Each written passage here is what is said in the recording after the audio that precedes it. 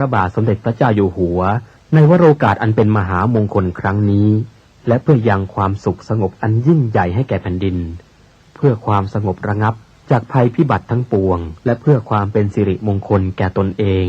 ครอบครัวหมู่คณะชาวไทยและชาวโลกทั้งมวลสรัจฉังสะเส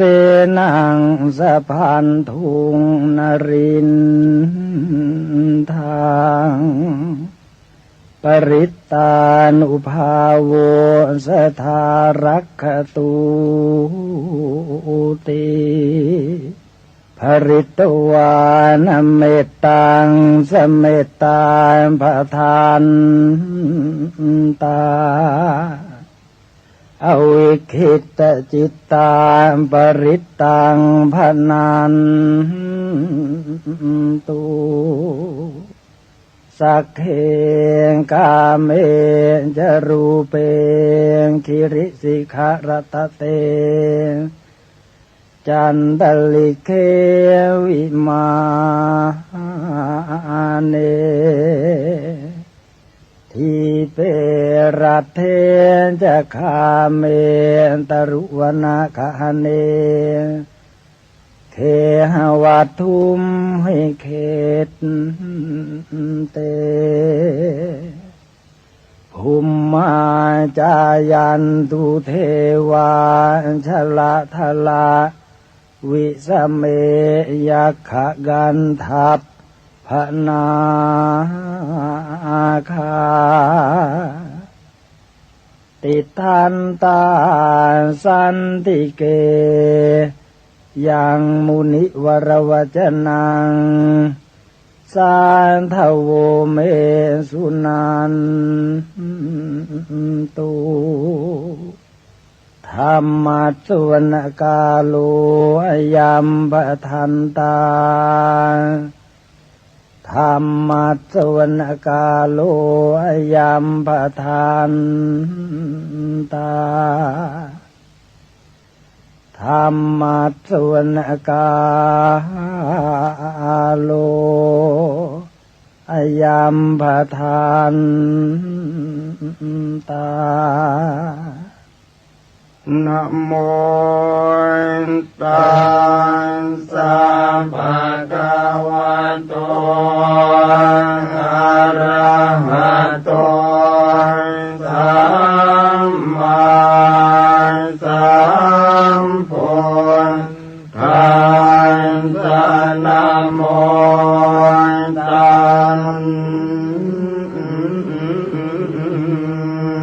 สสะภะคะวะโตอะระหะโตสัมมาสัมพุทธัส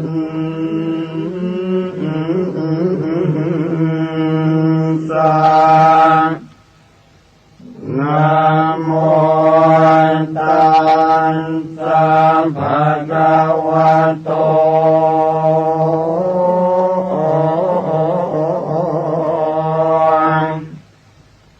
อะ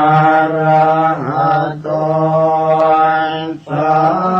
มมา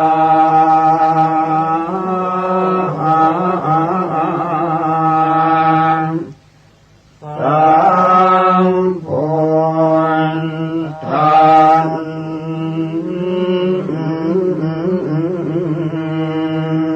สะสุตุทัสโสอายังธัมโมโลกัสสังขินาเทสิโตมหาสันติกโรโลเกสัมปสัมปันติตายโกสัมโพปันโตปัสสมโนโพตยังคานิวารโนอากา ลมันจุสมโนโสกโรกวินาสโนปราจังกัปปมันตโนรัญโยวิจยวันตโนสัมปันนิทหโรสันโตธรรมังวังคามิปุตตะโตวันตุตยานสโยยันตสังวันเนติคุณโนตเมตันสตันตสุขาโรกายโสติโยโหติสัมปทาตันหังกโรมหาวิโรสัมปโลกา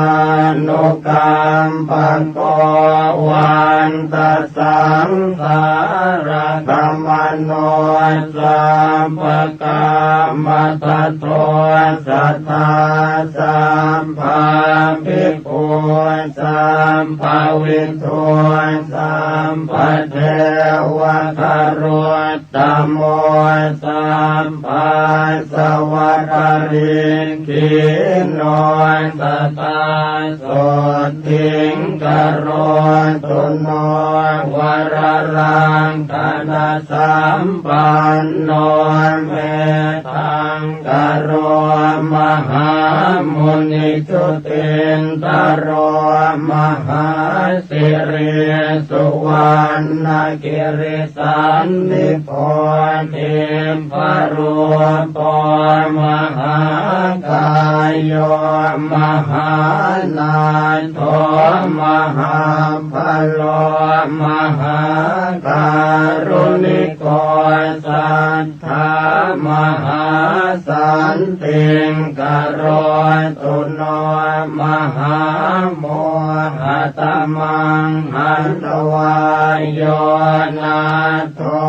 สรนังกโรเทวา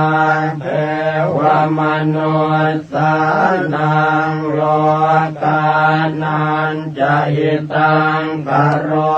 พยามาปภาภิรุจิตโตนิโครตปริมันทโลนิโครตปังกปิมพนโทสัทธาโสทิงกโรตุโนอาสิติรตโนเพโตติปังกโรมหามุนิปปานิทาวเตตันสถาเนทวันทัสโยจันเนวันสัตตะสหัสสานิตตวานโนเกวินายโกโลกาโลกตโรสันทาสัทธาโสติงกโรตุโนอัฏฐาสิติหันตุเปโตโกนทันโยนามนายโกสัมปธรรมเมหิอัสสมโมสัมภปารมิตาคัมโมวัสสัตตะสหัสสานิอายุตัสสมเหสิโนโมเจตุโตสัมภปยาสัทธาโสติงกโรตุโนอัฏฐาสิติรตนานิอาจุกโตจุตินทโรมังคโลนามาสัมพุทโธนาวุติสหัสสายุโกจัปปันนรังสิโยทัสสะหัสสะโลกธาตุโยภรันตาตาสัจจเท ติเอสะโสทิงกโรตุโนนาวุติรัตโนเพโตสุมโนนามนายโกกัญจนาจรสังกาโสนาวุติสหัสสายุโกอุเปโตปุณตะกุณเนหิสัมปสันตหิเตสะโกกโรตุโนมหาสันติงอารกยัญจะสุขังสตาอสิติรัตโนเพโทสัตติสหัสสะอายุโกเรวโตนามาสัมพุทโตสัมปโลกุตตโรมุนิตาสัสริเรเนพัตตาปภามาลาอนุตตราปรันตายโยชเนนิจังสัทธาโสทิงกโรตุโนโสภิโตนามาสัมพุทโตนาวุติสหัสสายุโกสังสารสังกเรสันเตภะหุโมเจติทุกขโตอันตปัญญาสารตนังอาจุกโตมหามุนิโอ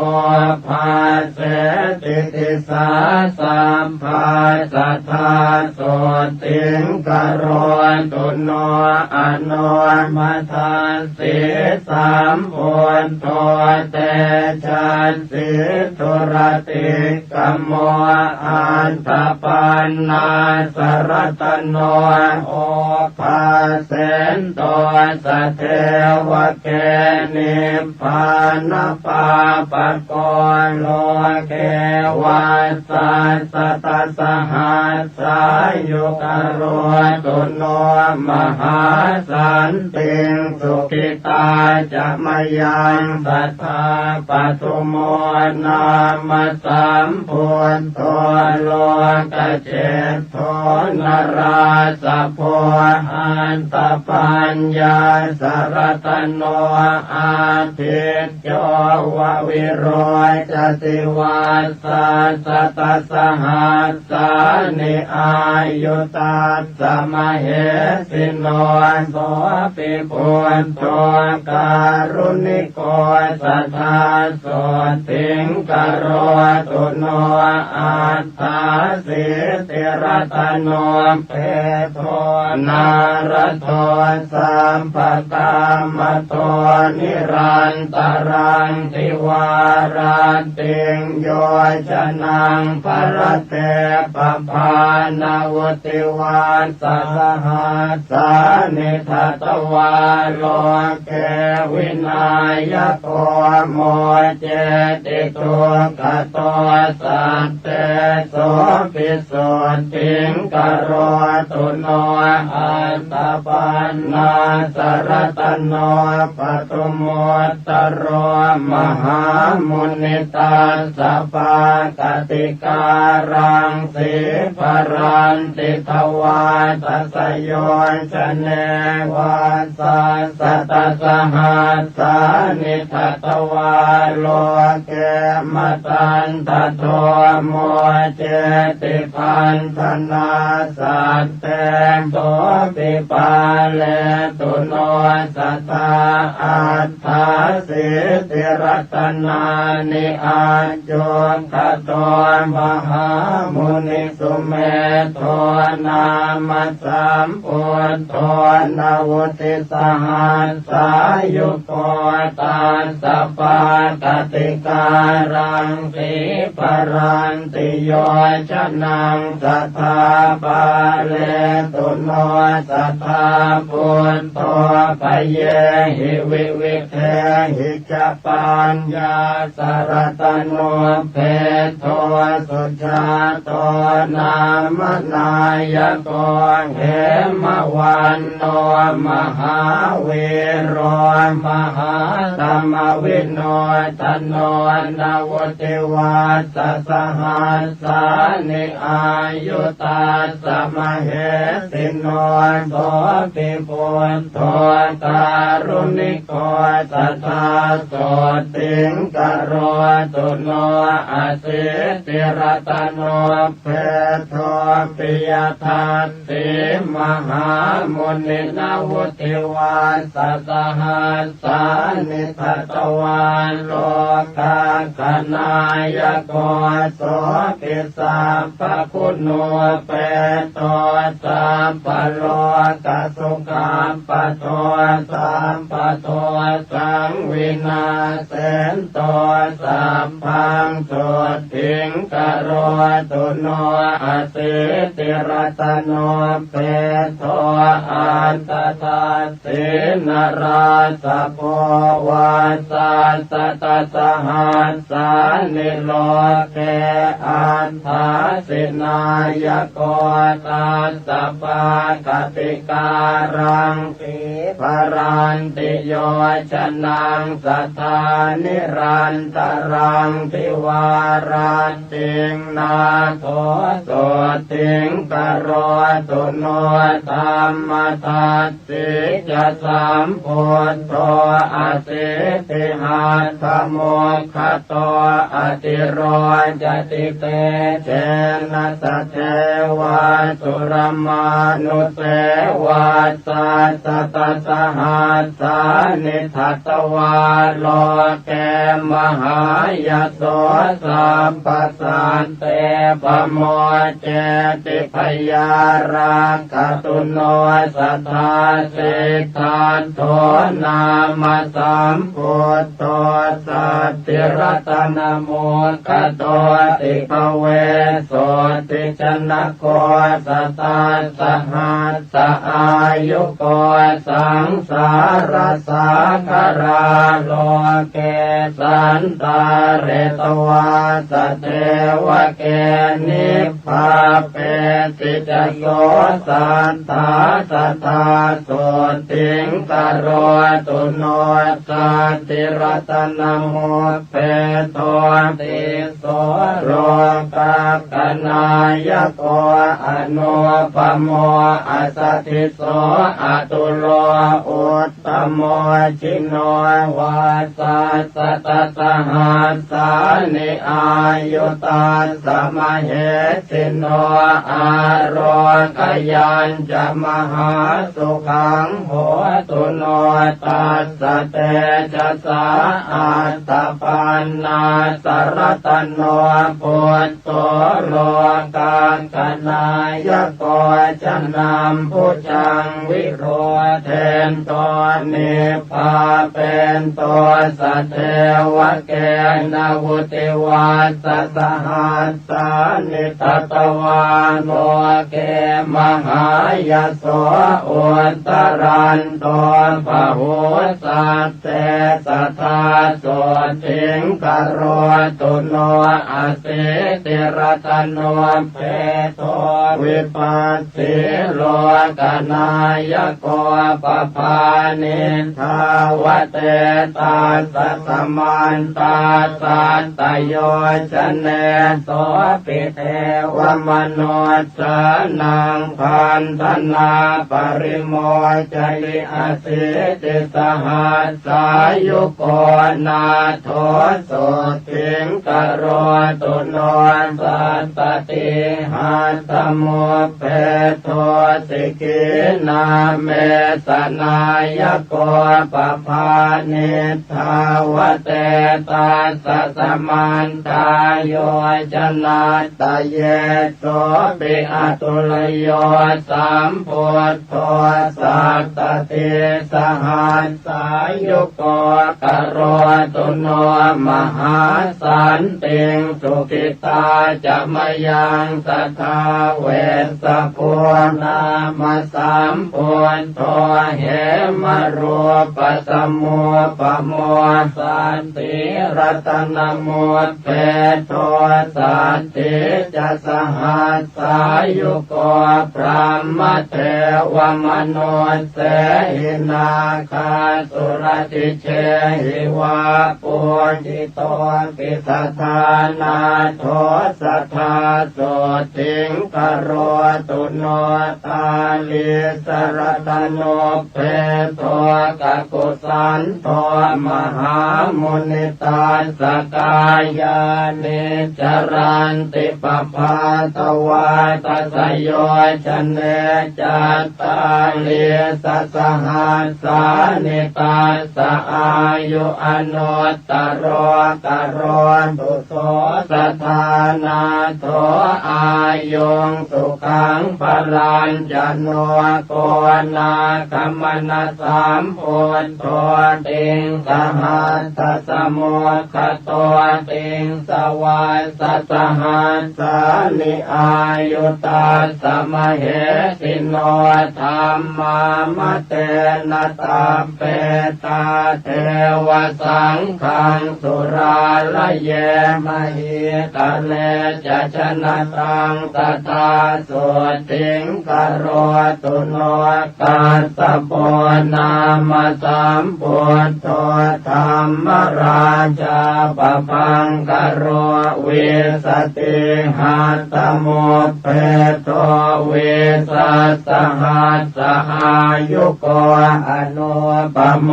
สมะสโมเทวสัทธาอนุตตรกโรตุโนมหาสันติงอโรกยัญจะชยังสัทธาอัฏฐารสหัสโทเปโตโคตโมสักกยวัตโนสัพพัญโยสัพพติลโกสัพพโลกสุขาปโตสัมพุทโธสัพพธัมมานังปะเกหิภากยวายุโตวิชชาจรณะสัมปันโนโสตยาโรกยังตถาตุโนอัปปาติตาจะสัมพุทธาอเนกสัตตโก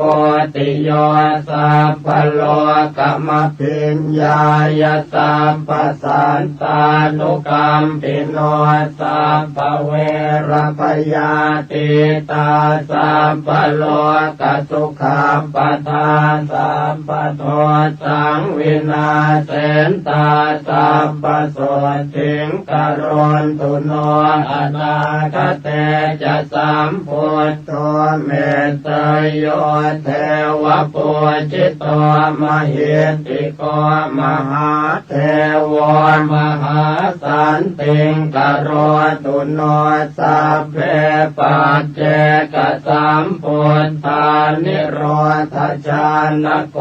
วิธานิราลยานิราสังฆาอัปปมัยยามเหสโยทุเรปิวินัยเยติสวาสัมปัตตาตังกเนนะเตสันติติกะปะเลกัตวาสัทธาสันติงกโรตุโนสวากขาตาติสัมปันโนธัมโมสัพปริยาติโกสังสารสากราโลเกตาเรติจินโคจโรกิเลสชาลวิทังสีวิสุทโธปุตตะเสวิโตนิพพานกัมมโนสันโตสัทธาโสติงกโรตุโนศีลาติคุณสัมปันโนสังโฆมัคคะภะเลติโตจิตตินทริโยจิตตปาปอนตากินัยโยอนุตตรอนาสวะปริสุทธโธนิราสาโสภวาภเวนิพพานโคจรสันโตสั สัทธาโสติงกโรตุโนอัญญาตะโกนทัญญาเถโรรัตตัญโยนังอะโกอาหุธรรมจักกาภิตมโยสัทธาโสติงกโรตุโนวาปัสเถโรมหาปัญโยมหาตมวิโนทโนมหาสันติกโรโลเกมหาสันติงกโรตุโนภัสสิโยภัสสติโลจตากินัยโยอนุตตโรโลกัสสจริโตเถโรสัทธาโสติงกโรตุโนมหานามโมมหาปัญโยมหาธรรมวิทูสุโตมหาขีนาสโวเถโรมหาสันติงกโรตุโนอันตจิตเถโรมหาปัญโยจิตตมาโรจิตินทริโยจิตตปัญจติโกโลเกสัทธาโสติงกโรตุโนอนุปปิกถังสุตวายโสเอกขมานะโสอาคธรรมมโนปัตโตโสทาโรคยังตถาตุโนจัตวาติกาจะปัญญาสเถรังกิสหายกาปัตตวานปรมังสันติงสัทธาโสติงกโรตุโนเยติงสัพพัทธวาคิยาโรเปนาตุระวันนิโน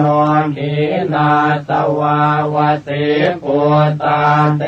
กโรตุอนามยังอุรุเวลกาสโปปิมหาปริสานโมตตโมตปิโตอาคาธานามิสัทธาโสติงกโรตุโนโยนะติกาสปัตเถโรปุญญาเกโตอนุตตโรตสังโฆศิรสัมปันโนตตาโสติงกโรตุโนธรรมปัจจลิโตสันโตโยเถโรขยากาสโพสังยุตโตภวนิเตเหสัทธาโสติงกโรตุโนโล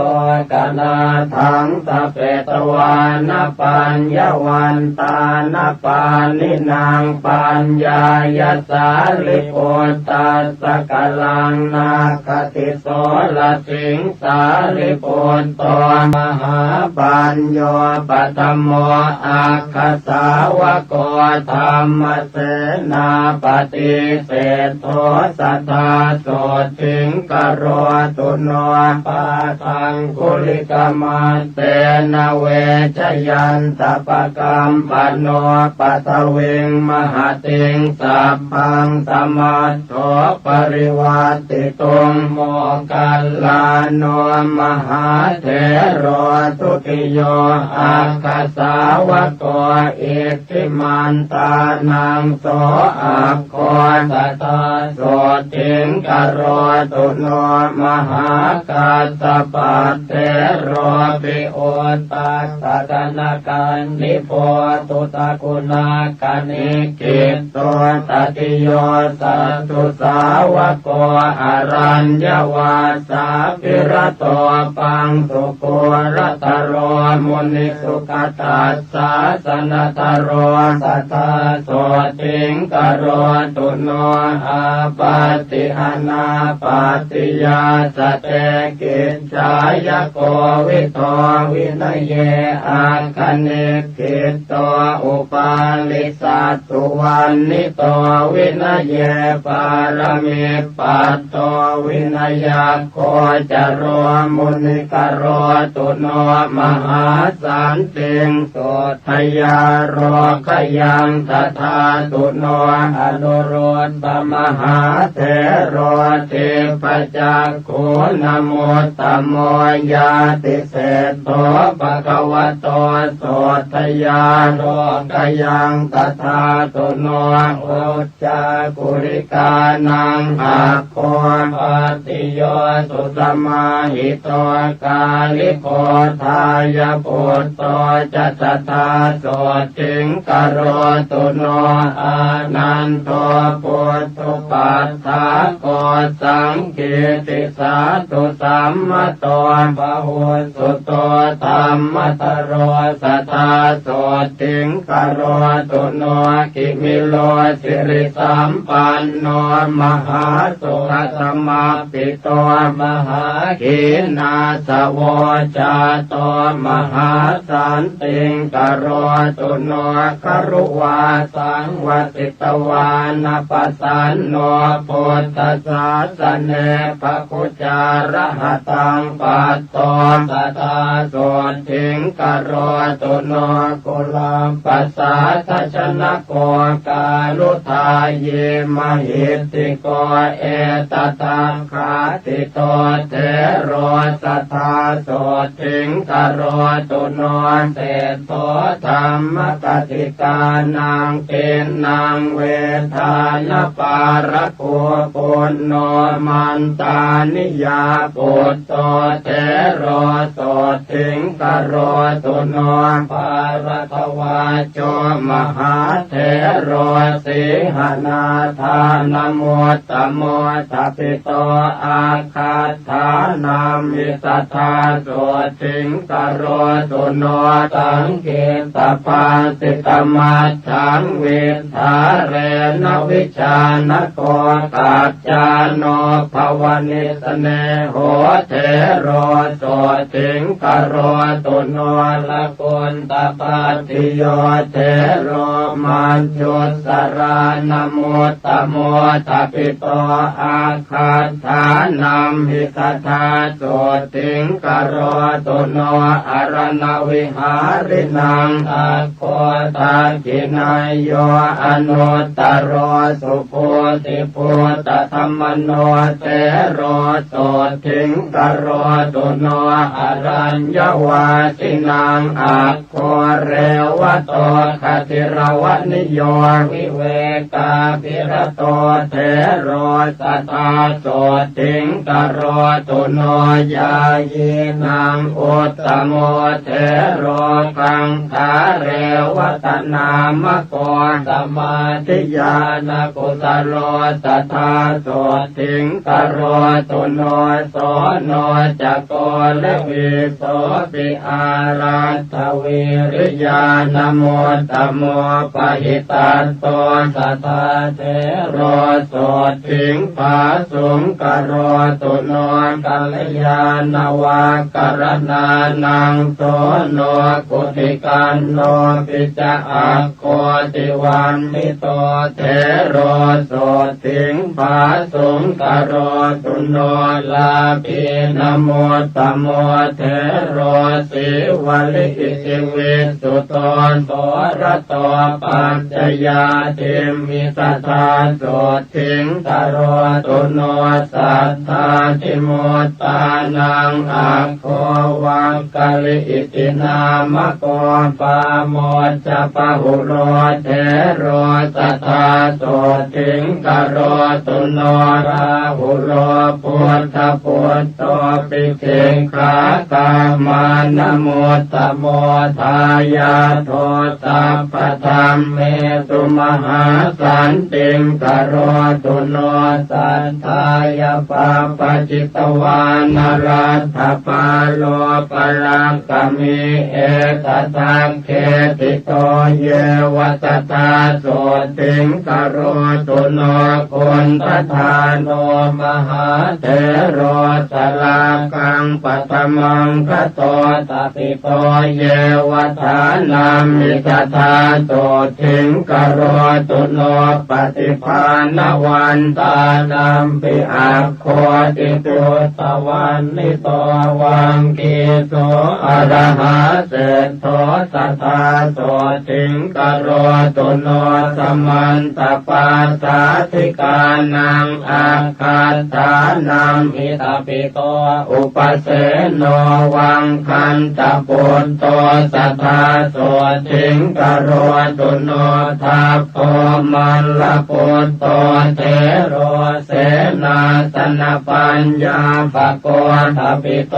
อาคาธานัมมิสัทธาโสถิงกโรตุโนปิลินทวัจจะสมโนเทวตานังปิโยอาหุทปิโตอาคาธานัมมิโสทยาโรกยังตถาตุโนภาหิโยทารุจิริโยขิปปาปิญญาณโมตตโมตโรตุโนมหาสันติงอาโรคยัญจะชยังสัทธากุมารกัสสปะเทโรจิตตกถินโมตตโมมิจาวิตากุปัจเจโตสัทธาโสถิงกโรตุโนปฏิสัมปิตาปัตตานังอาการตานัมหิตาปิโตโกติโตอะระหะเศธโตสัทธาโสถิงกโรตุโนอัปปาภาโทมหาเถโรอัปปาภาทานโมตตโมภากุโลอะระหะชาโตสัทธาโสถิงกโรตุโนปุพเพนิวาสเวทีนังอัคโคติพุทธวันนิโตโสติโตนามโสเทโรสัทธาโสถิงกโรตุโนมหากัปปินาเทโรปิภิกขุโอวาทโกอาหุกุตโลโอวาทธาเนสัทธาโสถิงกโรตุโนภิกขุโนวาทตานาโคนันทโกอิติวิสุโตปาเลตุโนสัทธาเทโรโสถิงภาสุงกโรตุโนอินทริเยสุปุตตะวารโรอาคาธาเนติโตอาหุนันทาเทโรวสิปัตโตสัทธาโสถิงกโรตุโนเตโชธาตุกุสลานังอาคาธานามิทาปิโตสาคโตนามโสเทโรโสถิงภาสุงกโรตุโนสัญญาวิวัตกุสโลปทานโนภาวนารโตปุตตสิโสมหาปันโทมหาสันติงกโรตุโนจุลปันตกันเทโรปิมโนมยาปินิมิโตทัปิโตอาคาธานัมหิสัทธาโสถิงกโรตุโนปฏิภาณยกานังตุอาคาธานัมหิทัปิโตราโทเทโรมหาโสถิงกโรตุโนอนามยังโลกจิวรัตรานังภิกขุนังอุตตโมอาหุโมกราชมหาเถโรมหาสันติงกโรตุโนวิมโลวิมลปัญโยสุโร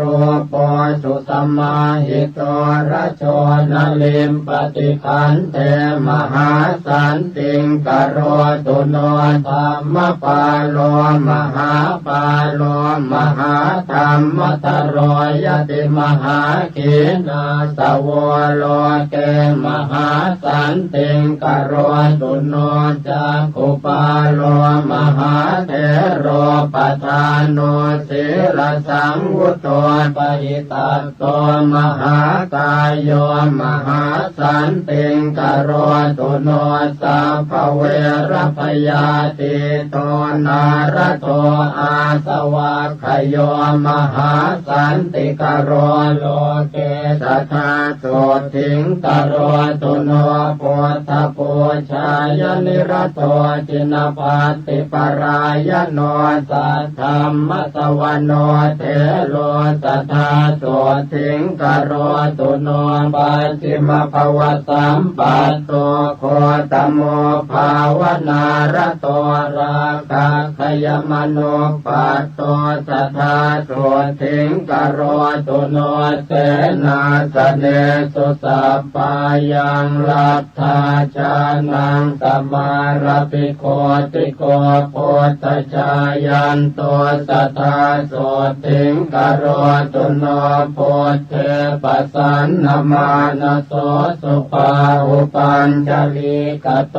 ขีนาสววติปุตโตมหาสันติงกโรตุโนวิปัสสนายปัสสุโตวันนิโยสุสมาหิโตสัตโตยาเยวเนวาสิสัทธาโสทิงกโรตุโนโอติโยวินัยตโรอติกันโตนรามเรธาเรนโตอันติมังเทหังสัทธาโสทิงกโรตุโนวิมโรวิรโชจันโลชาโตปันตระเกตุนาพิมพิสาราตโชเทโรสัทธาโสทิงกโรตุโนรัมมารัญเยวติตวานภาเวนโตกุสลังปะหุงโยกาเขมมโนปัตโตสัพพิโยสันติงกโรตุโนปุพเพนิวาสังชานันโตเทปจักขุวิโสทโนนาคิโตระระหังปัตโตโสทยาโรขยังตถาตุโนปาติโมกขมโนปัตโตวิจโยรัญญโคจโรลาภาลาภิตถาสังสีสัทธาโสทิงกโรตุโนตัณหาชตังวิชเตตวาวัตเตตวานวิปัสสนังสังกราคิโตมหาเถโรมหาสันติงกโรตุโนอรัญญวาสาภิรโตภวเนติสมุหโตธัมมานังปารมิปัตโตอุตตโรปาตุโนพยาปุเปปุญญานิกัตวานปุปโยคังสมารปิอุตโพระหตังปัตโตสัทธาโสทิงกโรตุโนสมาปันติสมาปันโนจรพินโยมหิติโกสิวโกพุทธชายันโตสัทธาโสทิงกโรตุโนสัตตาริยธโนเทโรตนิโยธัมมสาคโรวันตสังสารคมโนสัทธาโสทิงกโรตุโนปัญจขันเตปริญญายภาวยิตวานเนปุติงปัตตวานปรมังสันติงโพธิโยปาตุโนพยาอุปนิสยสัมปันโนอุจจโยปุตตมามะโกโลกาตปัสสุโตเทโรสัทธาโสทิงกโรตุโนปุตตปัสสะทสัมปันโนปัปปเจกินัสสาสเนสัญจโยนามโสเทโรสัทธาโสทิงกโรตุโนมารัญจโยมหาเทโรรามเนยโยมหิตติโกนิพพานนินนจิตโตโสสัทธาโสทิงกโรตุโนอุปปาปัญจปุญญัญจเวติวัตโตอนาสวเวรัตเถโรระหัปปัตโตสัทธาโสทิงกโรตุโนปุณณมาสมหาเถโรปังสุโกรตโร ยติปุปปกิจจวิติงกัตตวามหาสันติงกโรตุโนปัญจทินโนปัญจชโหปัญจจุตตริภาวโนปัญจสังฆาติโคเทโรสัทธาโสติงกโรตุโนโพเปราคังวิจาเรนโตจินปันติปรายโนเมลันทสิโสวังสัทธโรสัทธาโสติงกโรตุโนปัญจุปันนานิอภโยนิกันตินาติชีวิเตอจิโตโสมหาเถโรมหาสันติงกโรตุโนวิวัตเนสเยปุญเยกัตวาสัมพุทธปฏิมากุลาเถโรระหัปปัตโตมหาสันติงกโรตุโนวิปัสสิธรรมทายาโทเถโรนิโครธนามโกนิปานากรรมสันติโทสัทธาสันติงกโรตุโนติโสวิจจาอนุปัตโตสุขันโทนามโสระหาสัพพปะปะปริขีโนสัทธาโสติงกโรตุโนนันติโยสัทธาสัมปันโนจิตกะเลโสมหาเถโรอภิญญาปารมิปัตโตสัทธาโสติงกโรตุโนกิเลสาชาปิตาเยนะจิตธรรมรเตนะโสธรรมาระปุตตวิมโรสัทธาโสติงกโรตุโนเทวโรกัมมโนเสสุอนุพุทธวาวิโพติโยติสัทเทโรมหาปุตโตมหาสันติงกโรตุโนสุวิมุตโตมหานาโคติหิวังเกหิมุตตะโกสุมังกโรมหาเถโรมหาสันติงกโรตุโนนิราคโรนิราสาโสมลคีระวิโสทโนวิเวกาปิรโตโคโตสัทธาโสติงกโรตุโนปวิเวกมโนปัตโตกิริมานันทนามโกภาเวนโตกุสเลธรรมเมสัทธาโสติงกโรตุโนโพธสาสนมารัตโตสมิติภาวนารัตโตสมิติคุณสัมปันโนสัทธาโสติงกโรตุโนอาราจิตจิโนสันโตโชติเถโรมหาระหาวิมุตโตสัพพสังสาราสัทธาโสติงกโรตุโนเสนาสนานิปันตานิเสวันโตชานมาระปิชรพิญโยมหาจุนโทสัทธาโสติงกโรตุโนชันนาเถโรสหชาโตสุนันโตจินสาสนังโย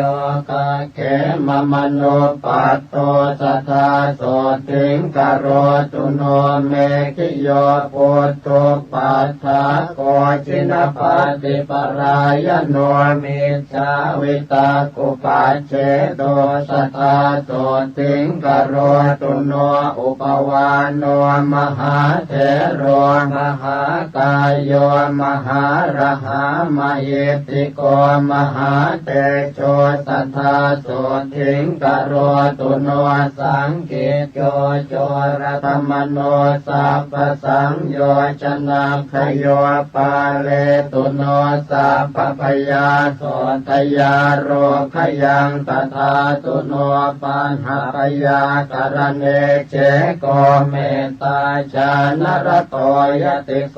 ปาโกปายสัมปันโนสัทธาโสติงกโรตุโนเขตสัมปัตติสัมปัตโตวัฏมาโนวโสตินา สุมโนอรหาชาโตสัทธาโสถิงกโรตุโนปิโยเทวมนุสสานังสานุเทโรปโหตุโตเมตตาญาญิตโม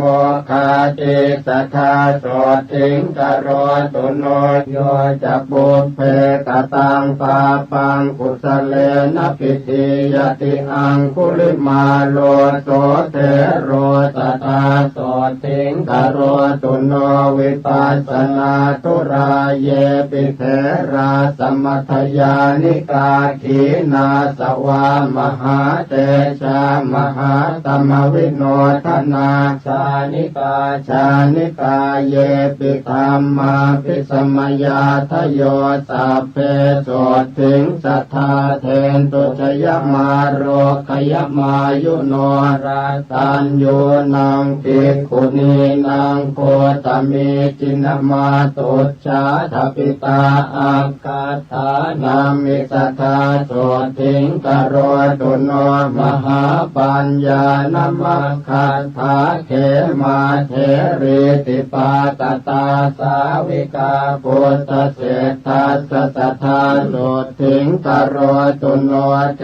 ริอุปรวันนาจะอิทธิมันเตนะมุตตมาสาวิกาปุตตเศรษฐาสัทธาโสถิงกโรตุโนวินัยทารีนังอัคคาปตาจาราติเวสุตาทปิตาอาคาธานามิสัทธาโสถิงกโรตุโนธรรมกติกปวราธรรมทินนาตินามิกาทปิตาอาคาธานามิสัทธาโสถิงกโรตุโนชายิกานังภิกขุนีนังนันทาเถริตินาเมสาอาคาธาเนติตาอหุจธาโสถิงกโรตุโนอาราทเวริยานังอาคาโสนาเถริตินามิกาทปิตาตาตถานามิสัทธาโสถิงกโรตุโนติปจักขุปานังอาคาภคุลาอิติวิสุตาวิสุตตนยนาสาปิสัทธาโสถิงกโรตุโนกุณฑลเกสีภิกขุนีจิปปาปิญญาณมุตตมาทปิตาเยวทานามิสัทธาโสถิงกโรตุโนเทรีภัตตกาปิลานิปุปปชาติมนุสสริตาสังเยวภิกขุนีนังอาคาโสถิงกโรตุโนเท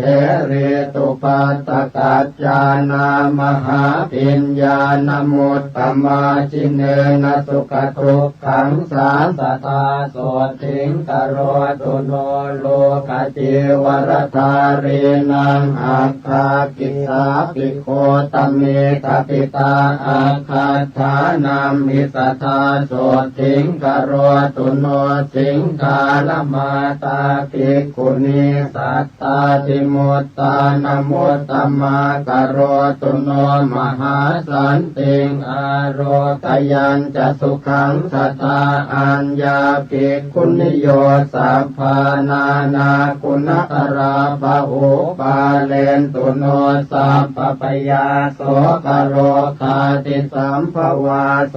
ตาปันนาทโยเสขาสัทธาปัญญาศีลาธิกาภาคโสกะเลสัทหนาสัทธาโสถิงกโรตุโนสุมโนสุมนัจโร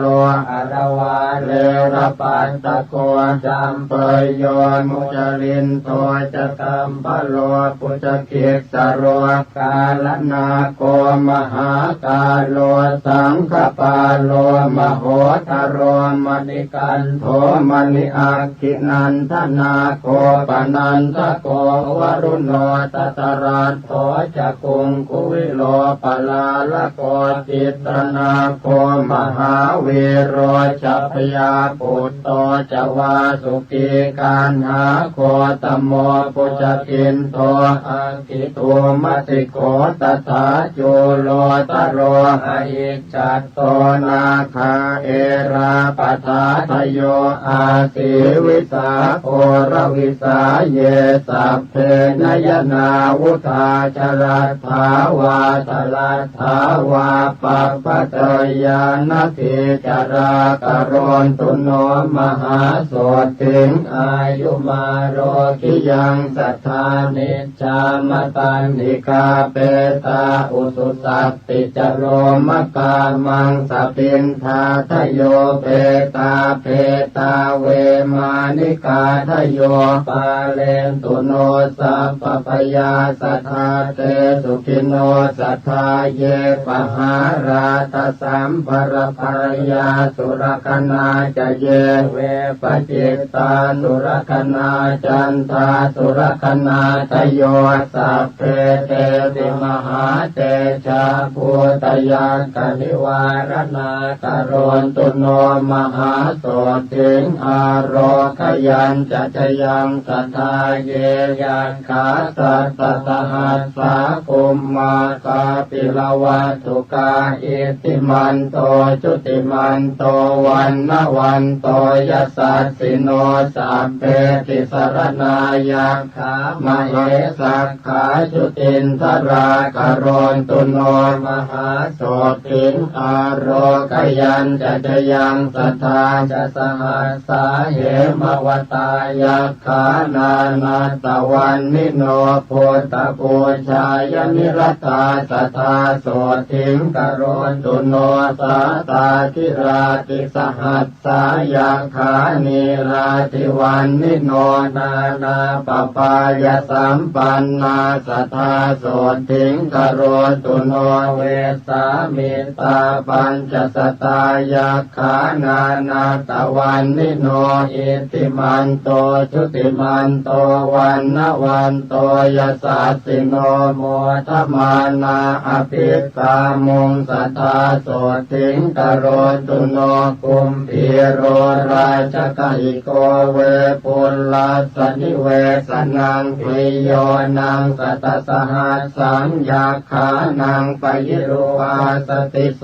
ยาเขหิปริวารโรสัทธาโสติงกรณตุโนปุริมันจติสังราชาทตรัสโสปัสสาสติคันทัพพานังอธิปติมหาราชายสัสติโสโพธาปิตาสปหาวอินทนามามหาพลาโส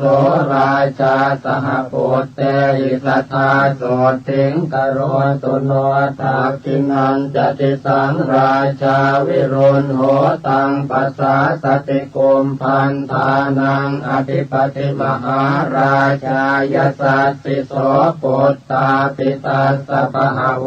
อินทนามามหาพลาวิรุณโหสหโพเตหิสัทธาโสติงกโรตุโนปัจฉิมันจติสังราชาวิโรปาโคปัสสาสตินาคานันจะอธิปติมหาราชายสัสสิโสโพธาปิตาสปหาวอินทนามามหาพลาวิโรปาโคสปุตเตหิสัทธาโสติงกโรตุโนอุตรัญจติสังราชากุเวโรตังปัสสาสติยักขานันจะอธิปติมหาราชายสัสสิโสปุตตาปิตาสปหาวอินทนามามหาพลากุเวโรสหปุตเตหิสัทธาโสติงกโรตุโนปุริมังติสังตตรัสโสทักขิเนนวิรุณหโกปัจฉิเมนวิโรปาโคกุเวโรอุตรังติสังจัตตารโรเต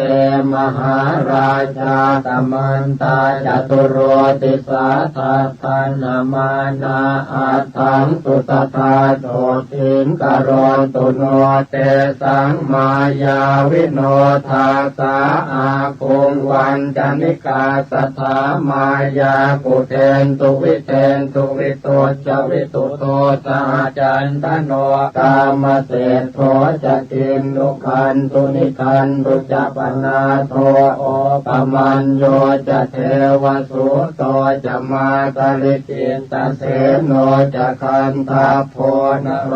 ราชาจะเนตโพวโรปัญจสิกโขเจวติมปรุสุริยวัชสาเอเตจันเยจราชาโนคันทัพพาจะมหาพลาโมทมานาสัทธาโสถิงโนกรณตุอนามยังมหันตานาคสานาคาเวสาลาสหตาชกากัมพลาสตลาจาปิเมรุปาตสิตาพลายามุนาตตราธาจะสัพเพนาคายสัสสิโนเอราวโนมหานาโคโนกรณตุอนามยังมหิตติกาสุปันนาเยนากราเจมหาภเลขเหตวาจินเกเตวะปะขันติงตุนเพปลาเตพุทธสรณาสัพเพโสติงกรณตุโนสัทธาปัทพยาโพจะเตโชจะวาโยเทวามหิตติกาอุปจาเรนนิพพัตตาสัทธาโสติงกรณตุโนวรุณาวารณาเทวาโสโมจยสัสสะสหเมตตาการุณิกาสัพเพสัทธาโสติงกรณตุโนปันนาสโยชนายาเมวิมาเนรัตนามะเยติโตตเมวิหันตวานาสุริโยโสติงกรณตุโนจันโทสีตกโรโลเกปปายุจริโตทโยมหันตการวิทังสีสัทธาโสติงกรณตุโนเวนตุจัสหัสสีเทวาอัตมาจตุเวยมาจันทาสุปนิสาเทวาเทวาสุริยนิสิตาพุทธสมามกาสัพเพสัทธาโสติงกรณตุโน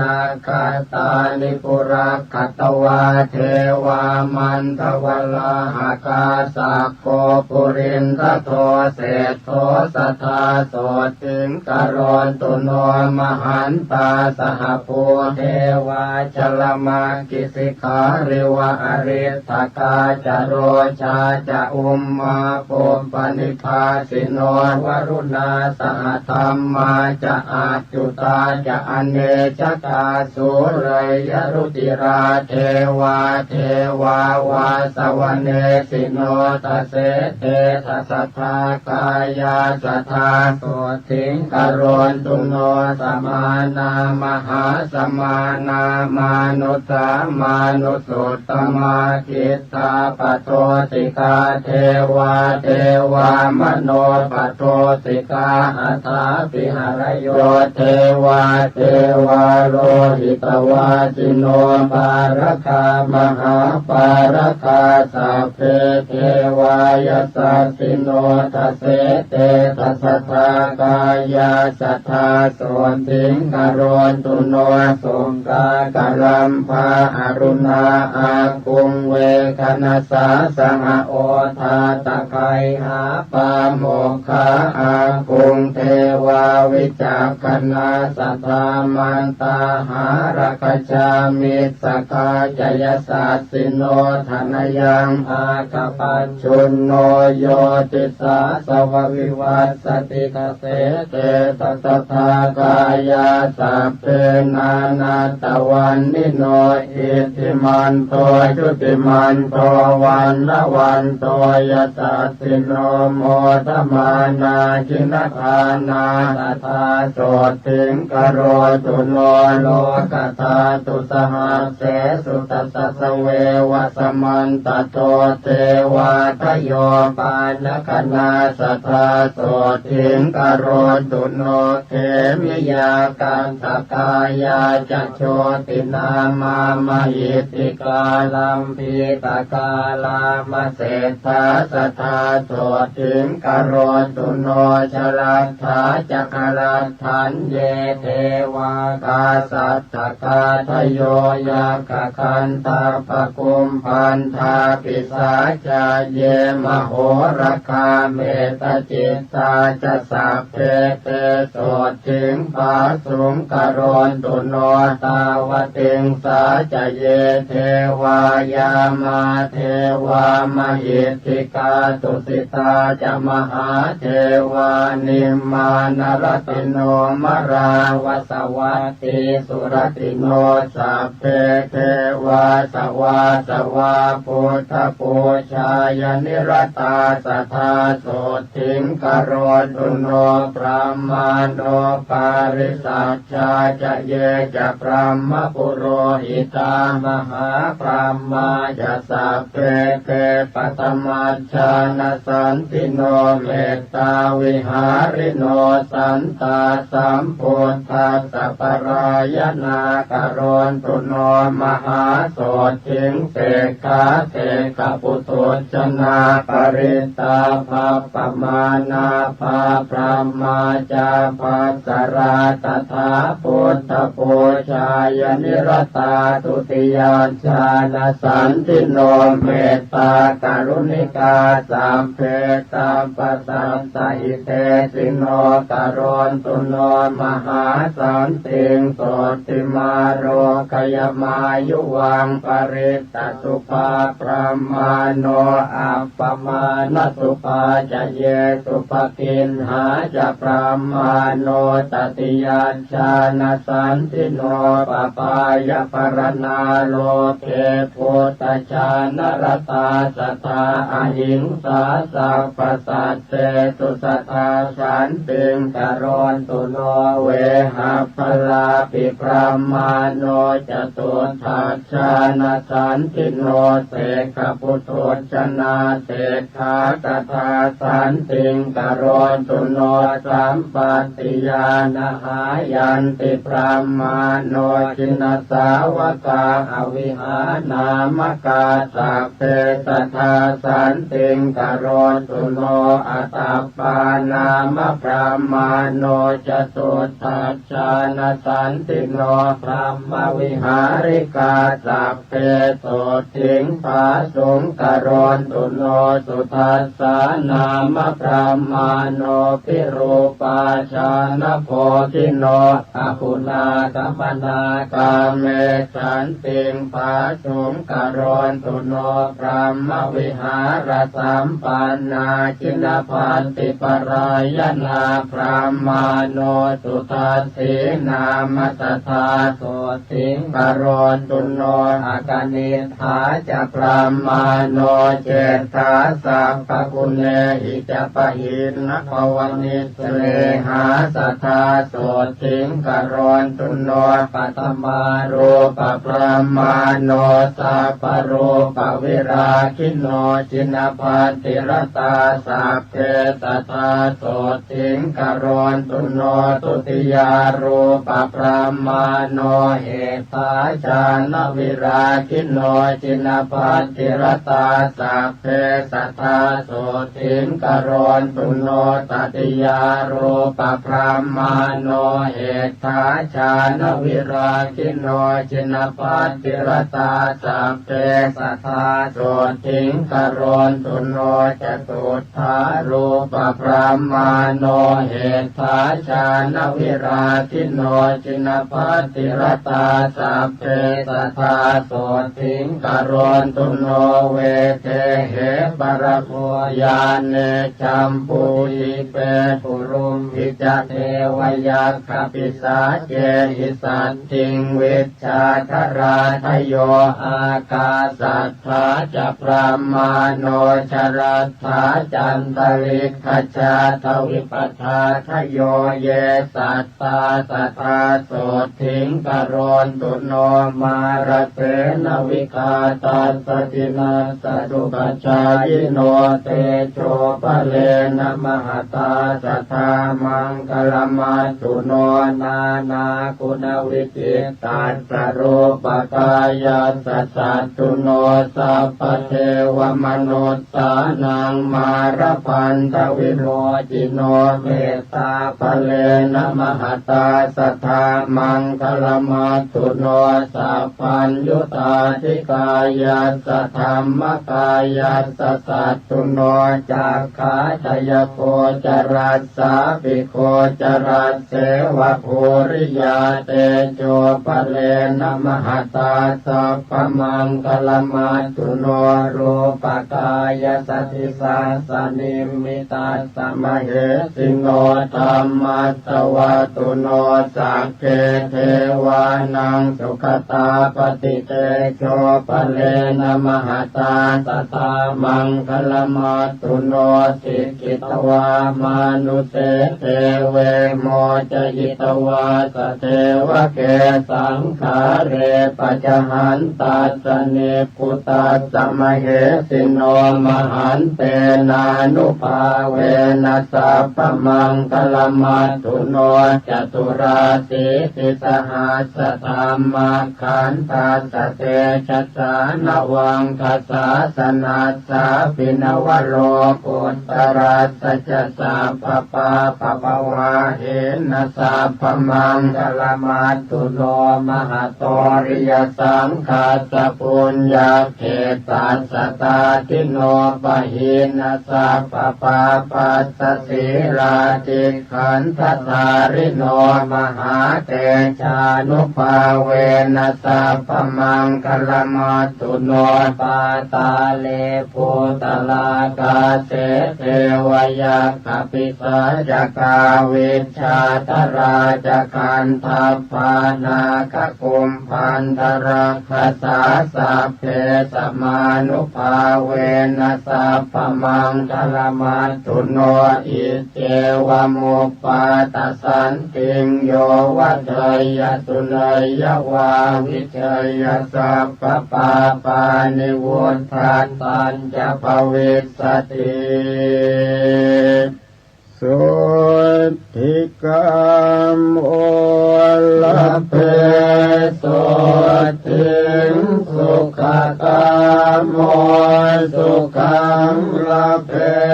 อายุกามโมลเพยายมปุนตกามโมลเพสุเตนะตัสสะโรธามาเทนติวาตาปิตาทิสัมภวะอาการมรณังนันตินาเทววิสมโมสเรนะโจปัสสะปยังตัสสะโนปิปัสสะปยังตถานาสันติทุนนิมิตตานิปาปะตัมมาติตานิจติขมายุมหาโสติงอารทยัญจะสัทธาภเวโยสุตวาปิมหาสันติงสังฆามังปวิเสนโรวิจเยเวริโนสัพเพนัสสัจเจหยปิโก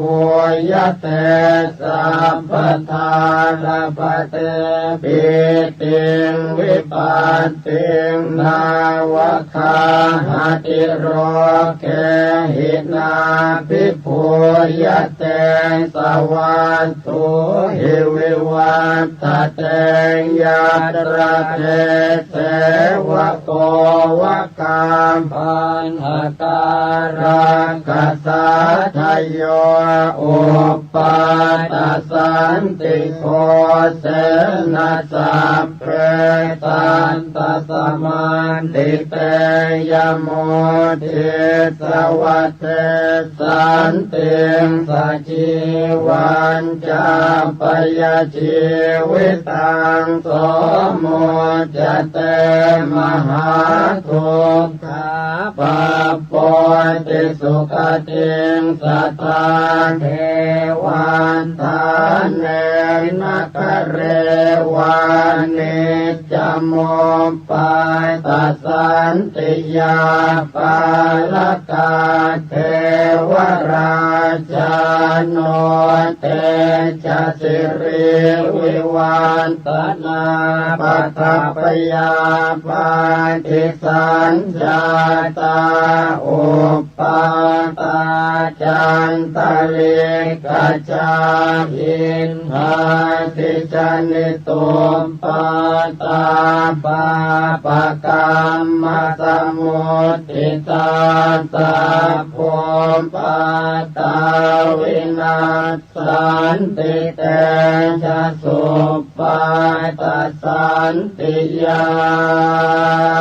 นติทุกขปัฏฐานเนทุกขพยาปัฏฐานเนพยาโสกปัฏฐานเนโสกโหนตุสัพเพติปานิโนเอตาวตาจะอัมเหหิสัมปตังปุญญสัมปทังสัพเพเทวานุโมทันตุสัพพสัมปันติสิทธิยาทานังตถานตุสัพพายสิรังรักขันตุสัมปทาภาวนาภิรตาโหนตุกัจจันตุเทวตาคตาสัพเพพุทธาภลัมปัตตาปัจเจกานันจะยังภลังอรหันตานันจะเตเชนรักขังพันธามิสัพพโสภวตุสัพพมังคลังรักขันตุสัพพเทวตาสัพพพุทธานุภาเวนัสสัทธาโสติภวันตุเตภวตุสัพพมังคลังรักขันตุสัพพเทวตาสัพพธรรมานุภาเวนัสสัทธาโสติภวันตุเตภวตุสัพพมังคลังรักขันตุสัพพเทวตาสัพพสังฆานุภาเวนัสสัทธาโสติภวันตุเตอานุภาพของอุปปาตสันติผู้ใดสวดหรือฟังอุปปาตสันติอันกล่าวแล้วด้วยประการฉะนี้บุคคลนั้นจะพึงชนะจากสิ่งชั่วร้ายทั้งปวงจักเจริญด้วยคุณ5ประการคืออายุวรรณะสุขะพละและปฏิภาณความวิบัติย่อมไม่มาแผ่วพานย่อมได้รับความอิ่มใจในการทุกเมื่อยาพิษและศาสตราวุธย่อมไม่กล้ำกลายย่อมชนะข้าศึกทั้งมวลโรคาพยาธิย่อมไม่เบียดเบียนย่อมเจริญด้วยทรัพย์สินคารภัยจากมนุษย์อมนุษย์และสัตว์ร้ายน้อยใหญ่ย่อมสงบไปด้วยเสียงแห่งการสวดอุปาทสันติผู้ที่สวดอุปาทสันติแล้วอุทิศให้ผู้ที่ล่วงลับไปก็ดีที่ยังมีชีวิตอยู่ก็ดีจะช่วยให้เขาเหล่านั้นพ้นจากมหันตทุกข์ย่อมเข้าถึงสุขในการทุกเมื่อทวยเทพเทวดาทั้งหลายท้าวพระยามหากษัตริย์ทั้งหลายจักเป็นผู้เจริญด้วยเดชและสิริมงคลด้วยกฤตยานุภาพแห่งพระคาถาอุปปาตสันติเหตุร้ายอันเกิดจากภัยธรรมชาติมีแผ่นดินไหวและน้ำท่วมเป็นต้น เหตุร้ายอันเกิดจากฟากฟ้าเหตุร้ายอันเกิดจากสุริยุปราคาจันทรุปราคาเหตุร้ายอันเกิดจากบาปกรรมเหตุร้ายทั้งปวงจักพินาศไปด้วยเดชแห่งอุปปาตสันติ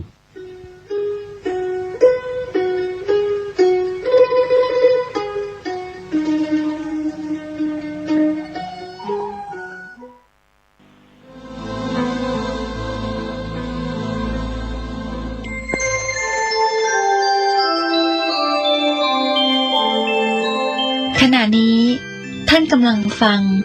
สถานีวิทยุกระจายเสียง FM 104.5 เมกะเฮิรตซ์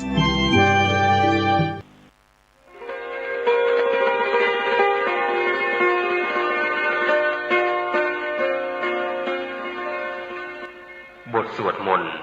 มหาเมตตาครอบจักรวาลเมตตาพรหมวิหารภาวนาหรือเมตตาใหญ่จัดทำโดยพุทโธโลยีสำนักพิมพ์พระพุทธศาสนาประกาศ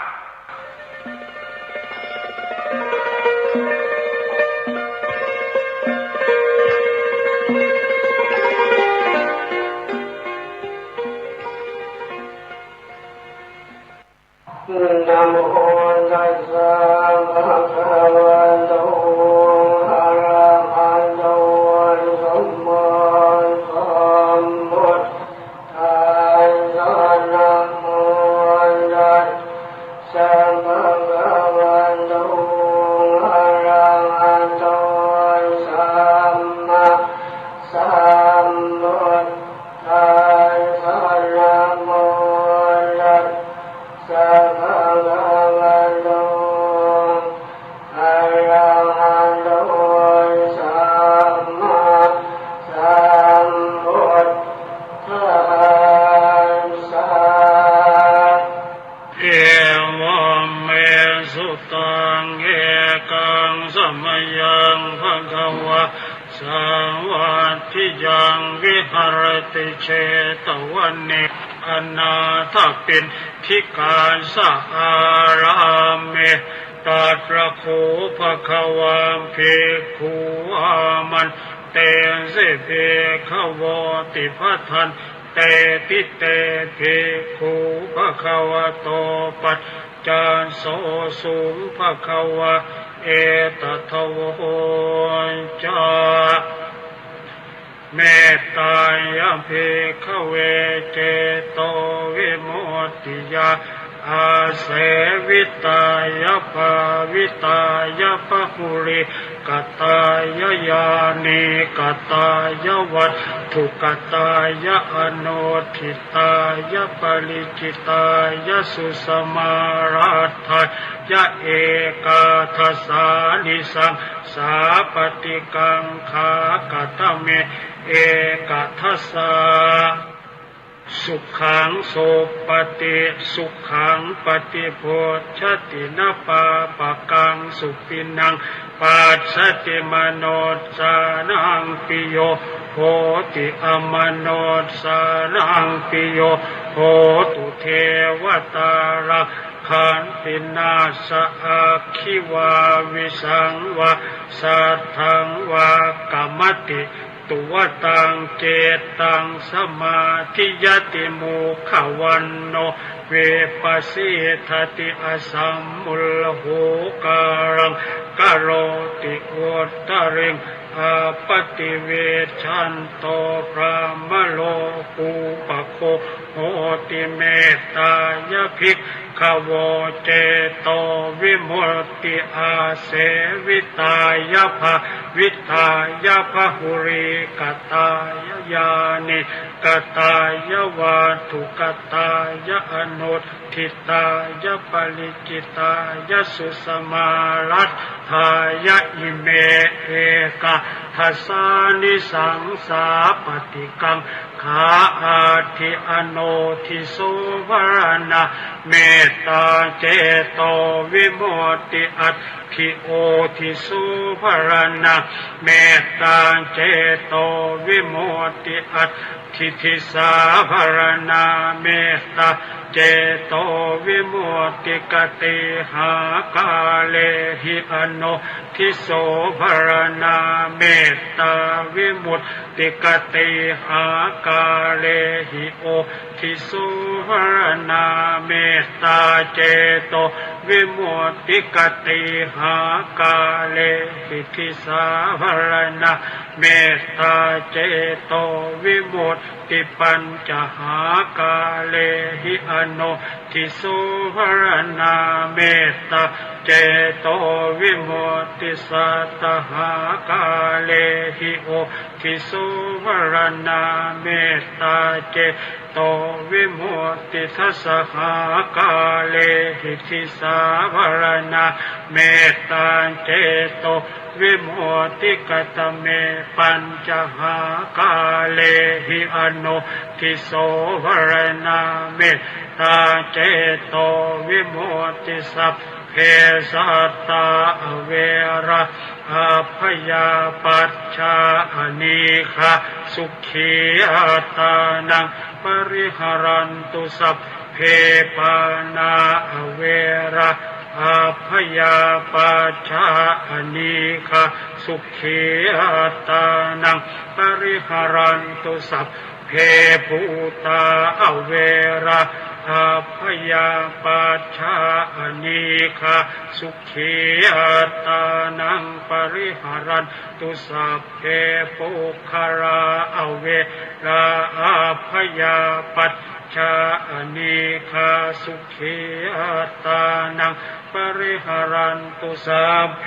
อัตตภาวะปริยาปันนาเวระอัพพยา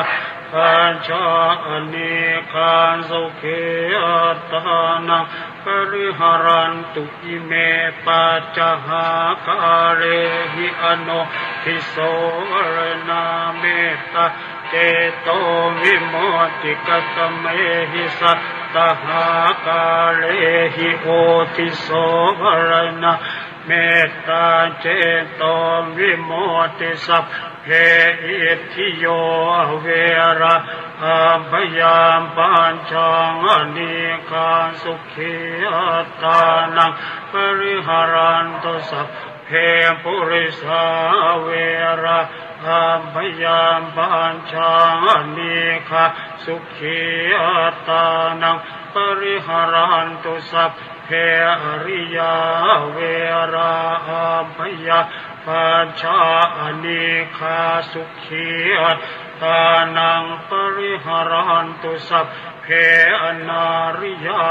เวระอัพพยาปัญชาอนีฆะสุขีอัตตานังปริหารันตุสัพเพเทวะเวระอัพพยาปัญชาอนีฆะสุขีอัตตานังปริหารันตุสัพเพมนุสสาเว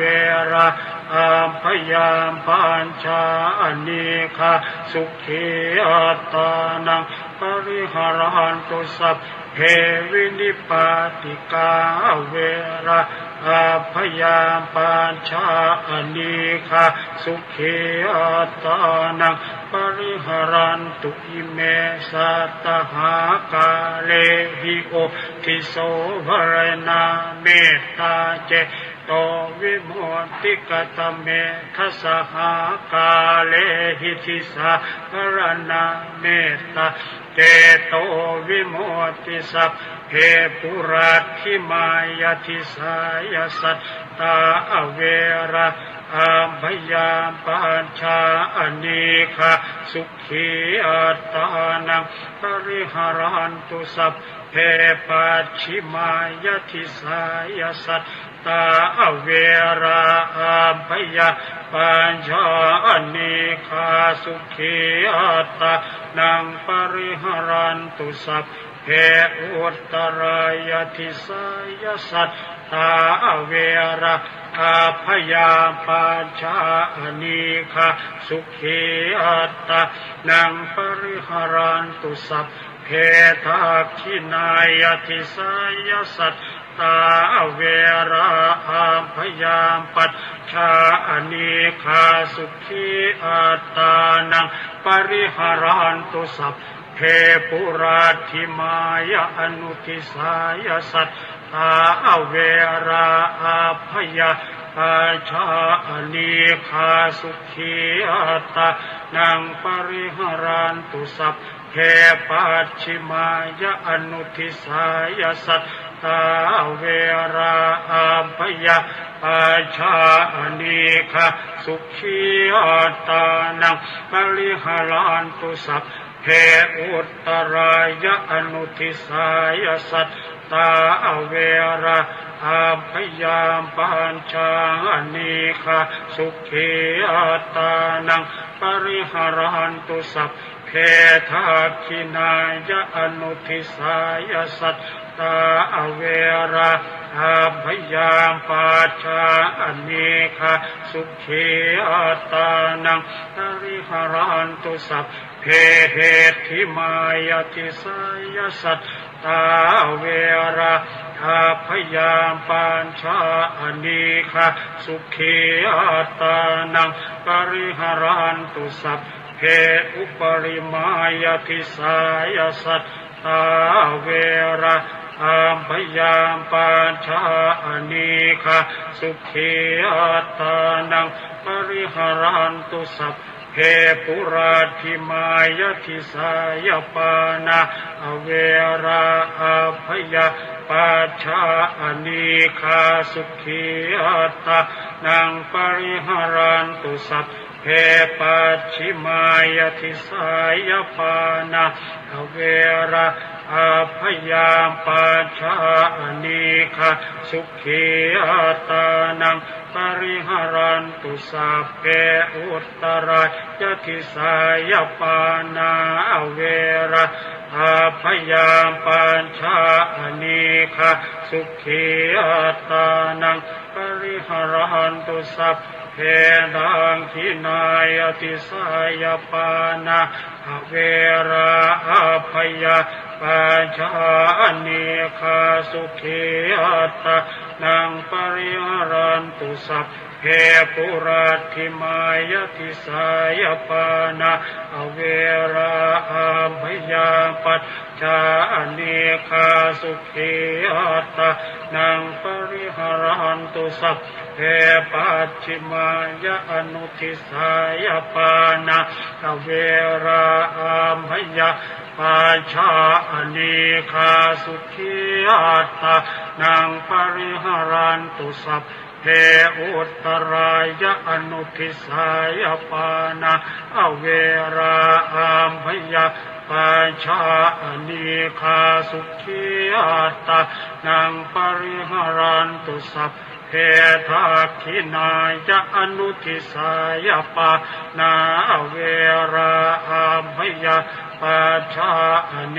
คาสุขีอัตตานังปริหารันตุสัพเพเหติมายติสายปานาเวราอาภยาปัจฉาอเนคาสุขีอัตตานังปริหารันตุสัพเพอุปริมายติสายปานาเวราอาภยาปัญชาอเนคาสุขีอัตตานังปริหารันตุสัพเพปุรัตถิมายติสายภูตาเวราอาภยาปัญชาอเนคาสุขีอัตตานังปริหารันตุสัพเพปัจฉิมายติสายภูตาเวราอาภยาปัญชาอเนคาสุขีอัตตานังปริหารันตุสัพเพอุตตรายติสายภูตาเวราอาภยาปัญชาอเนคาสุขีอัตตานังปริหารันตุสัพเพทักขินายติสายภูตาเวราอาภยาปัจฉ ชาอเนคาสุขีอัตตานังปริหารันตุสัพเพปุรัตถิมายาอนุทิสายภูตาอเวระอาภยาปัจชาอเนคาสุขีอัตตานังปริหารันตุสัพเพปัจฉิมายะอนุทิสายภูตาอเวระอาภยาปัจชาอเน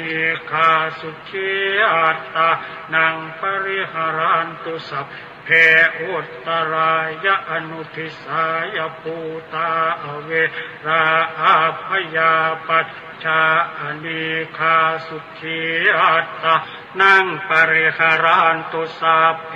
ทักขินายะอนุทิสายภูตาอเวระอาภยาปัจชาอเนคาสุขีอัตตานังปริหารันตุสัพเพเหติมายะทิสายภูตาอเวราอาภยาปัจชาอเนคาสุขีอัตตานังปริหารันตุสัพเพอุปริมายทิสายภูตาอเวราอาภยาปัจชาอเนคาสุขีอัตตานังปริหารันตุสัพเพปุรัตถิมายทิสายปุคขลาอเว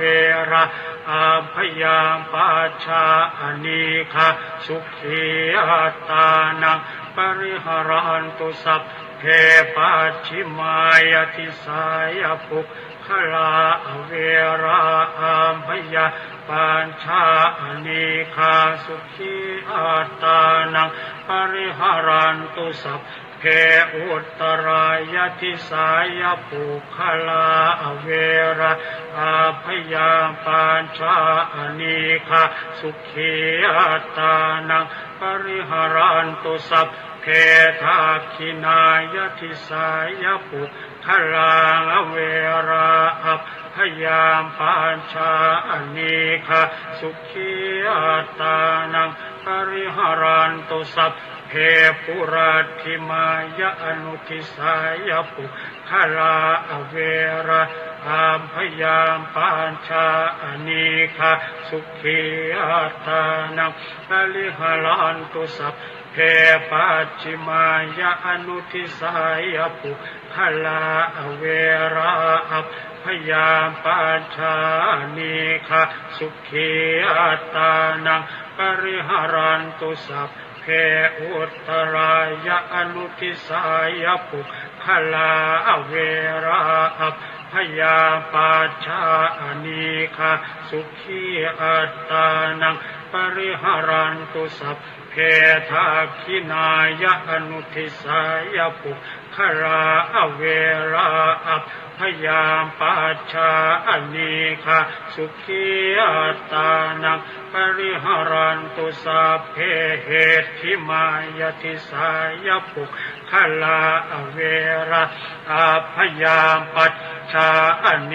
คาสุขีอัตตานังปริหารันตุสัพเพอุปริมายทิสายปุคขลาอเวราอาภยาปัญชาอเนคาสุขีอัตตานังปริหารันตุสัพเพปุรัตถิมายทิสายอัตตภาวะปริยาปันนาอเวราอาภยาปัจชาอเนคาสุขีอัตตานังปริหารันตุสัพเพปัจฉิมายทิสายอัตตภาวะปริยาปันนาอเวราอัพยามปัญชาอเนคาสุขีอัตตานังปริหารันตุอุตสัพเพอุตตรายทิสายอัตตภาวะปริยาปันนาอเวราอัพยาปัจชาอเนคาสุขีอัตตานังปริหารันตุสัพเพทักขินายทิสายอัตตภาวะปริยาปันนาอเวราอาภยาปัจชาอเนคาสุขีอัตตานังป ริหารันตุสัพเพปุราธิมายะอนุทิสายะอัตตภาวะปริยาปันนาอเวระธรรมยาปัจฉาอนิคาสุขีอัตตานังปริหารันตุสัพเพปัจฉิมายะอนุทิสายะอัตตภาวะปริยาปันนาอเวระธรรมยาปัจฉาอนิคาสุขีอัตตานังปริหารันตุสัพเพอุตตรายะอนุทิสายะอัตตภาวะปริยาปันนาอเวระอาภยาปัจฉาอนิคาสุขีอัตตานังปริหารันตุสัพเพทักขินายะอนุทิสายะอัตตภาวะปริยาปันนาอเวระอาภยาปัจฉาอนิคาสุขีอัตตานังปริหารันตุสัพเพเหติมายะทิสายะอัตตภาวะปริยาปันนาอเวระอาภยาปัจฉาอนิคาสุขีอัตตานังปริหารันตุสัพเพอุปริมายะทิสายะอัตตภาวะปริยาปันนาอเวระอาภยาปัจฉาอนิคาสุขีอัตตานังปริหารันตุสัพพะปุราธิมายะทิสายะเอนทิโยอเวรังอัมพยาปัญชาอนิคาสุขีอัตตานังปริหารันตุสัพพะปัญชิมายะทิสายะเอนทิโยอเวรังอัมพยาปัญชาอนิคาสุขีอัตตานังปริหารันตุสัพพะอุนตรายะทิสายะอิทธิโยอเวรังอัมพยาปัจฉาอนิคาสุขีอัตตานังปริหารันตุสัพพะทักขินายะทิสายะอิทธิโยอเวรังอัมพยาปัจฉาอนิคาสุขีอัตตานังปริหารันตุสัพพะปุรัติมายะอนุทิสายะเอทิโยอเวราอัมพยาปัญชาอนิคาสุขีอัตตานังปริหารันตุสัพพะปัญชิมายะอนุทิสายะอิทธิโยอเวราอัมพยาปัญชาอนิคาสุขีอัตตานังปริหารันตุสัพพะอุตตรายะอนุทิสายะเอทิโยอเวราอัมพยาปัจฉาอนิคาสุขีอัตตานังปริหารันตุสัพพะทักขินายะอนุทิสายะอิทธิโยอเวราอัมพยาปัจฉาอนิคาสุขีอัตตานังปริหารันตุสัพพะเหติมายะทิสายะอิทธิโยอเวราอัมพยาปัจฉาอนิคาสุขีอัตตานังปริหารันตุสัพพะอุปริมายะทิสายะอิทธิโยอเวราอัมพยาปัจฉาอนิคาสุขีอัตตานังปริหารันตุสัพเพปุราธิมายะทิสายะปุริสาอเวระอัมพยาปัญชาอนิคาสุขีอัตตานังปริหารันตุสัพเพปัจฉิมายะทิสายะปุริสาอเวระอัมพยาปัจฉาอนิคาสุขีอัตตานังปริหารันตุสัพเพอุตตรายะทิสายะปุริสาอเว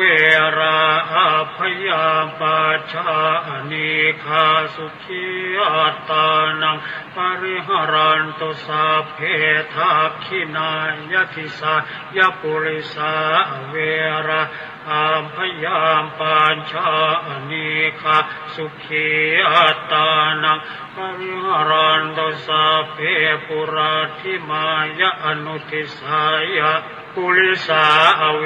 ราอาพยามปัญชาสุขีอัตตานังปริหารันตุสัพเพปัจฉิมายะอนุทิสายะปุริสาอเวราอาพยาปัจฉาอเนคาสุขีอัตตานังปริหารันตุสัพเพอุตตรายะอนุทิสายะปุริสาเว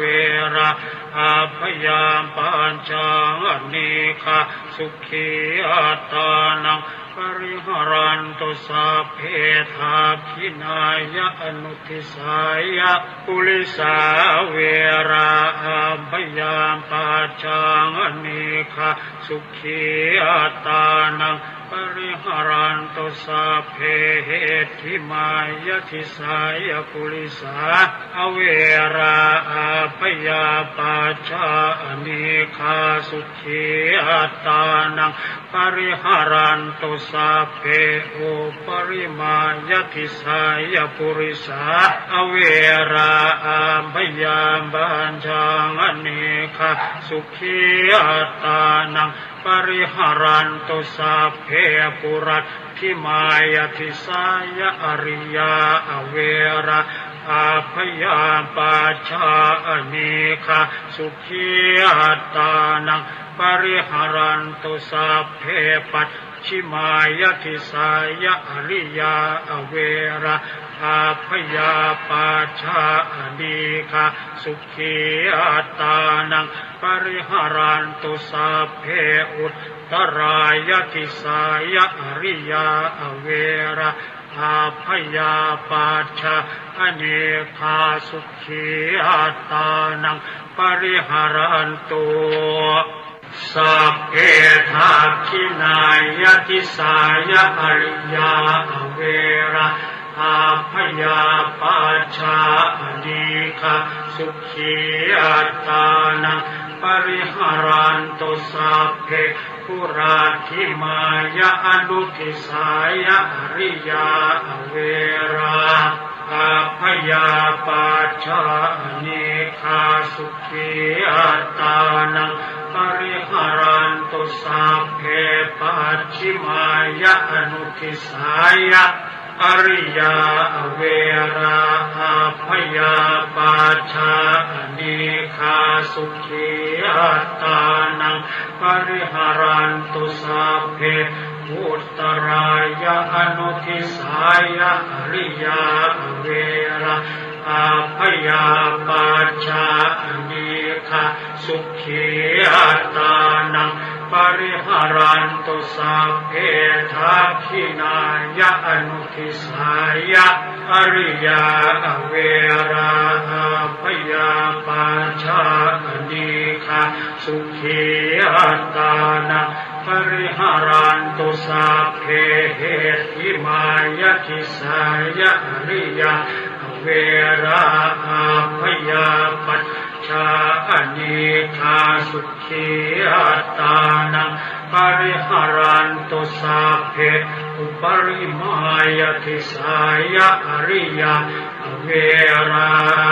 พยาปัจฉาอเนคาสุขีอัตตานังปริหารันตุสัพเพปุราธิมายะทิสายะอริยาอเว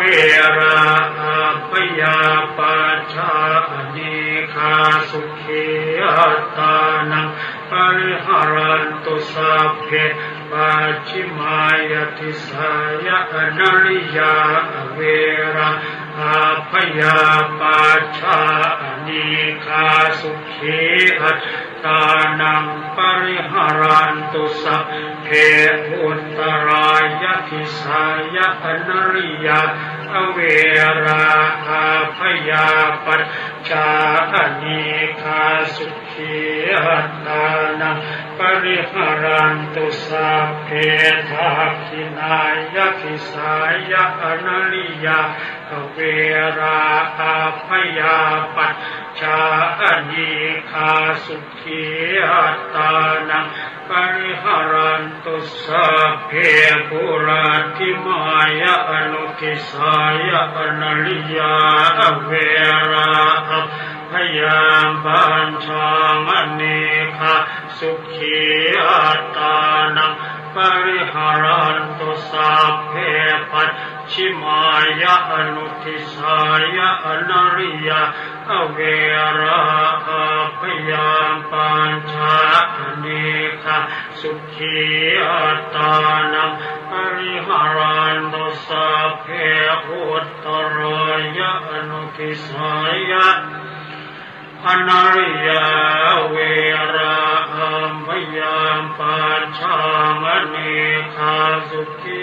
อัตตานังปริหารันตุสัพเพทักขินายะอนุทิสายะอนัลลิยาเวราอาพยามปัญชามณีคาสุขีอัตตานังปริหารันตุสัพเพเหทิมายะทิสายะอนัลลิยาเวราอาพยามปัจจานิคาสุขีอัตตานังปริหารันตุสัพเพอุปริมายะทิสายะอนัลลิยาเวราอัมพยามปัญชามณีคาสุขีอัตตานังปริหารันตุสัพเพ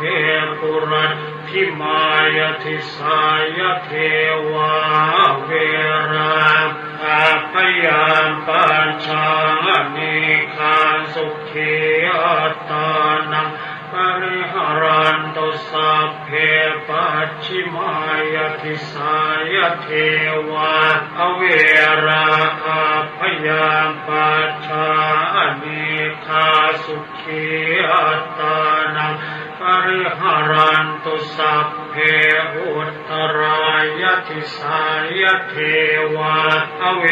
ราอาพยามปัจจานิคาสุขีอัตตานังปริหารันตุสัพเพทักขินายะทิสายะเทวาเวราอาพยามปัจจานิคาสุขีอัตตานังปริหารันตุสัพเพปุราธิมายะอนุทิสายะเทวาเวราอาพยาปัจจานิคาสุขีอัตตานังปริหารันตุสัพเพปัจฉิมายะอนุทิสายะเทวาเวราอาพยาปัจจานิคาสุขีอัตตานังปริหารันตุสัพเพอุตตรายะอนุทิสายะเทวาเวราอาพยาปัจจานิคาสุขีอัตตานังปริหารันตุสัพเพทักขินายะอนุทิสายะเทวาเวราอาพยาปัจจานิคาสุขีอัตตานังปริหารันตุสัพเพเหทิมายะทิสายะเทวาเวราอาพยามปัญชานิคาสุขีอัตตานังปริหารันตุสัพเพอุปริมายะทิสายะเทวาเวราอาพยามปัญชานิคาสุขีอัตตานังปริหารันตุสัพเพปุราธิมายะทิสายะมนุษสาเวราอาพยาปัจจานิคาสุขีอัตตานังปริหารันตุสัพเพปัจฉิมายะทิสายะมนุษสาเวราอาพยาปัจจ านิคาสุขีอัตตานังปริหารันตุสัพเพอุตตรายติสายมนุษย์สาเวราอาพยาปัจชานิคาสุขีอัตตานังปริหารันตุสัพเพทักขินายติสายมนุษย์สาเวราอาพยาปัจชานิคาสุขีอัตตานังปริหารันตุสัพเพปุรัตถิมายะอนุทิสายมนุษย์สาเวราอาพยาปัจชานิคาสุขีอัตตานังปริหารันตุสัพเพปัจฉิมายะอนุทิสายมนุษย์สาเวราอาพยาปัจชานิคาสุขีอัตตานังปริหารันตุสัพเพอุตตรายะอนุทิสายมนุษย์สาเวราอาพยาปัจชานิคาสุขีอัตตานังปริหารันตุสัพเพทักขินายะอนุทิสายมนุษย์สาเวราอาพยาปัจชานิคาสุขีอัตตานังปริหารันตุสัพเพเหติมายติสายะมนุษย์สาเวราอาพยาปัจชานิคาสุขีอัตตานังปริหารันตุสัพเพอุปริมายติสายมนุษย์สาเวราอาพยาปัจชานิคาสุขีอัตตานังปริหารันตุสัพเพปุราทิพายติสายวินิปาติกาเวราอาพยาปัจชานิคาสุขีอัตตานังปริหารันตุสัพเพปัจฉิมายติสายวินิปาติกาเวราอาพยาปัจชานิคาสุขีอัตตานังปริหารันตุสัพเพอุตตรายติสายวินิปาติกาเวราอาพยาปัจชานิคาสุขีอัตตานังปริหารันตุสัพเพทักขินายติสายวินิปาติกาเวราอาพยาปัจชานิคาสุขีอัตตานังปริหารันตุสัพเพทักขินายติสายวินิปาติกาเวราอาพยาปัจชานิคาสุขีอัตตานังปริหารันตุสัพเพปุราทิมายะอนุทิสายวินิปาติกาเวราอาพยาปัจชานิคาสุขีอัตตานังปริหารันตุสัพเพ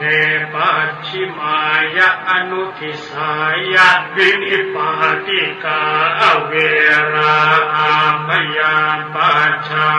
นิคาสุขีอัตตานังปริหารันตุสัพเพอุตตรายะอนุทิสายวินิปาติกาเวราอาพยาปัจชานิคาสุขีอัตตานังปริหารันตุสัพเพทักขินายะอนุทิสายวินิปาติกาเวราอาพยาปัจชานิคาสุขีอัตตานังปริหารันตุสัพเพเหติมายติสายวินิปาติกาเวราอาพยาปัจชานิคาสุขีอัตตานังป ปริหารันตุสัพเพอุปริมายติสายวินิปันติกาอเวราอัพพยาปัจจานิคาสุขีอัตตานังปริหารันตุติอิเมหิทัสหาภาเลหิทิสาภารณะเมตตาเจโตวิมุตติสัพเพสังสัตตานังปีรนังวัจเจตวะอภิรณายัปปคาตังวัจเจตวะอนุปคาเตนะสันตาปังวัจเจตวะอสันตาเปนะปริยาคานังวัจเจตวะอปริยาทาเนนะวิเหสังเวเชตวะอวิเหสายสัพเพสัตตาอเวริโนโหนตุมาเวริโนสุขิโนโหนตุมาทุขิโนสุขิตาตาโหนตุมาทุขิตาติเมหิอัตถหาคาเลหิสัพเพสัตเตเมตายติติเมตตาตังธัมมังเจตยติติเจโตสัพพพยาปาทัปปริโยธาเน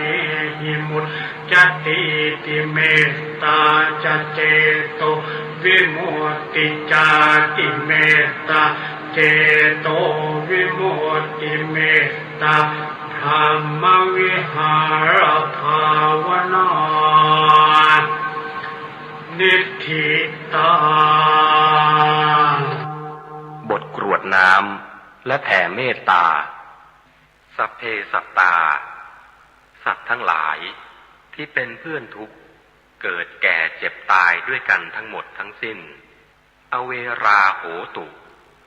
จงเป็นสุขเถิดอย่าได้มีเวรแก่กันและกันเลยอัพพยาปชาโหตุจงเป็นสุขเถิดอย่าได้พยาบาทเบียดเบียนซึ่งกันและกันเลยอนีคาโหตุจงเป็นสุขเถิดอย่าได้มีความทุกข์กายทุกข์ใจเลยสุขีอัตตานังปริหารันตุจงมีความสุขกายสุขใจรักษาตนให้พ้นจากทุกภัยทั้งสิ้นเถิดบทกรวดน้ำอุทิศส่วนกุศลอิทังเมมาตาปิตูนังโหตุสุขิตาโหนตุมาตาปิตโรขอส่วนบุญนี้จงสำเร็จแก่มารดาบิดาของข้าพเจ้าขอให้มารดาบิดาของข้าพเจ้าจงมีความสุขอิทังเมยาตินังโหตุสุขิตาโหนตุยาตโยขอส่วนบุญนี้จงสำเร็จแก่ญาติทั้งหลายของข้าพเจ้าขอให้ญาติทั้งหลายของข้าพเจ้าจงมีความสุขอิทังเมคุรุปปัชชายาจริยานังโหตุสุขิตาโหนตุคุรุปปัชชายาจริยาขอส่วนบุญนี้จงสำเร็จแก่ครูอุปชาอาจารย์ของข้าพเจ้าขอให้ครูอุปชาอาจารย์จงมีความสุขอิทัง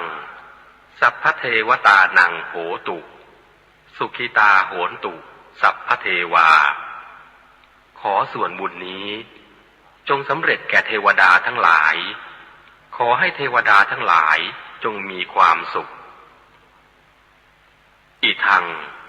สัพพเปตานังโหตุสุขิตาโหนตุสัพพเปตาขอส่วนบุญนี้จงสำเร็จแก่เปรตทั้งหลายขอให้เปรตทั้งหลายจงมีความสุขอิทัง สัพพเวรีนังโหตุสุขิตาโหนตุสัพพเวรีขอส่วนบุญนี้จงสำเร็จแก่เจ้ากรรมนายเวรทั้งหลายขอให้เจ้ากรรมนายเวรทั้งหลายจงมีความสุขอิทังสัพพสัตตานังโหตุสุขิตาโหนตุสัพเพสัตตาขอส่วนบุญนี้จงสำเร็จแก่สัตว์ทั้งหลายทั้งปวงขอให้สัตว์ทั้งหลายทั้งปวงจงมีความสุข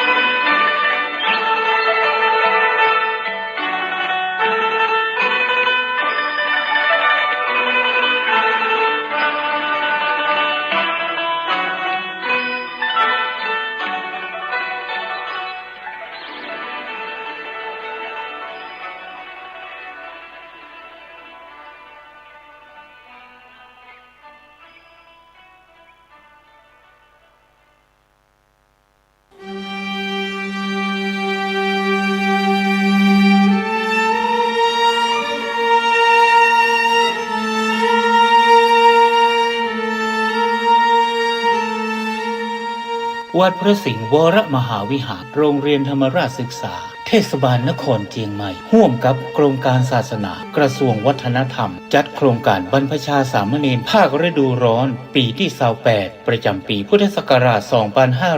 2569น้อมอุทิศถวายเป็นพระราชกุศลแด่สมเด็จพระนางเจ้าสิริกิติ์พระบรมราชินีนาถพระบรมราชชนนีพันปีหลวงเฉลิมพระเกียรติสมเด็จพระกนิษฐาธิราชเจ้ากรมสมเด็จพระเทพรัตนราชสุดาสยามบรมราชกุมารีในวโรกาสเจริญพระชนมายุ71 พรรษาณวัดพระสิงห์วรมหาวิหารตำบลพระสิงห์อำเภอเมืองจังหวัดเชียงใหม่วันที่2ถึง13เมษายนพุทธศักราช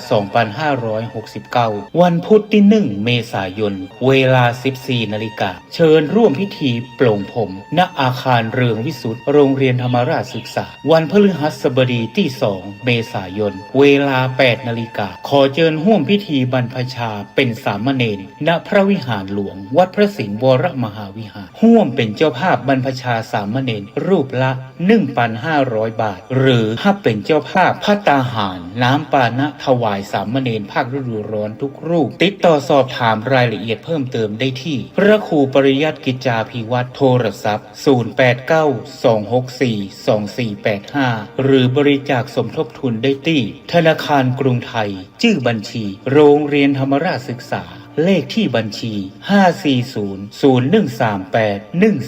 54001381136 ได้ตั้งแต่วันนี้เป็นต้นไป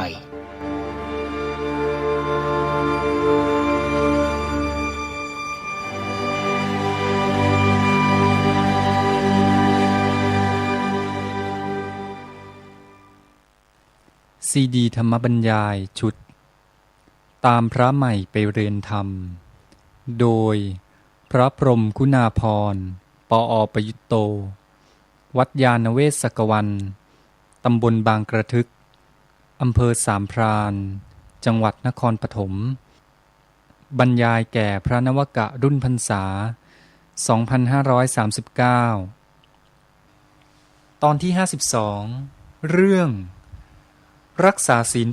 8 อย่าพูดแค่ว่าได้บุญต้องรู้ว่าศีล 8 มาหนุนให้ก้าวไปสู่การพัฒนาจิตใจและปัญญาอย่างไรเมื่อวานพูดเรื่องทานศีลภาวนา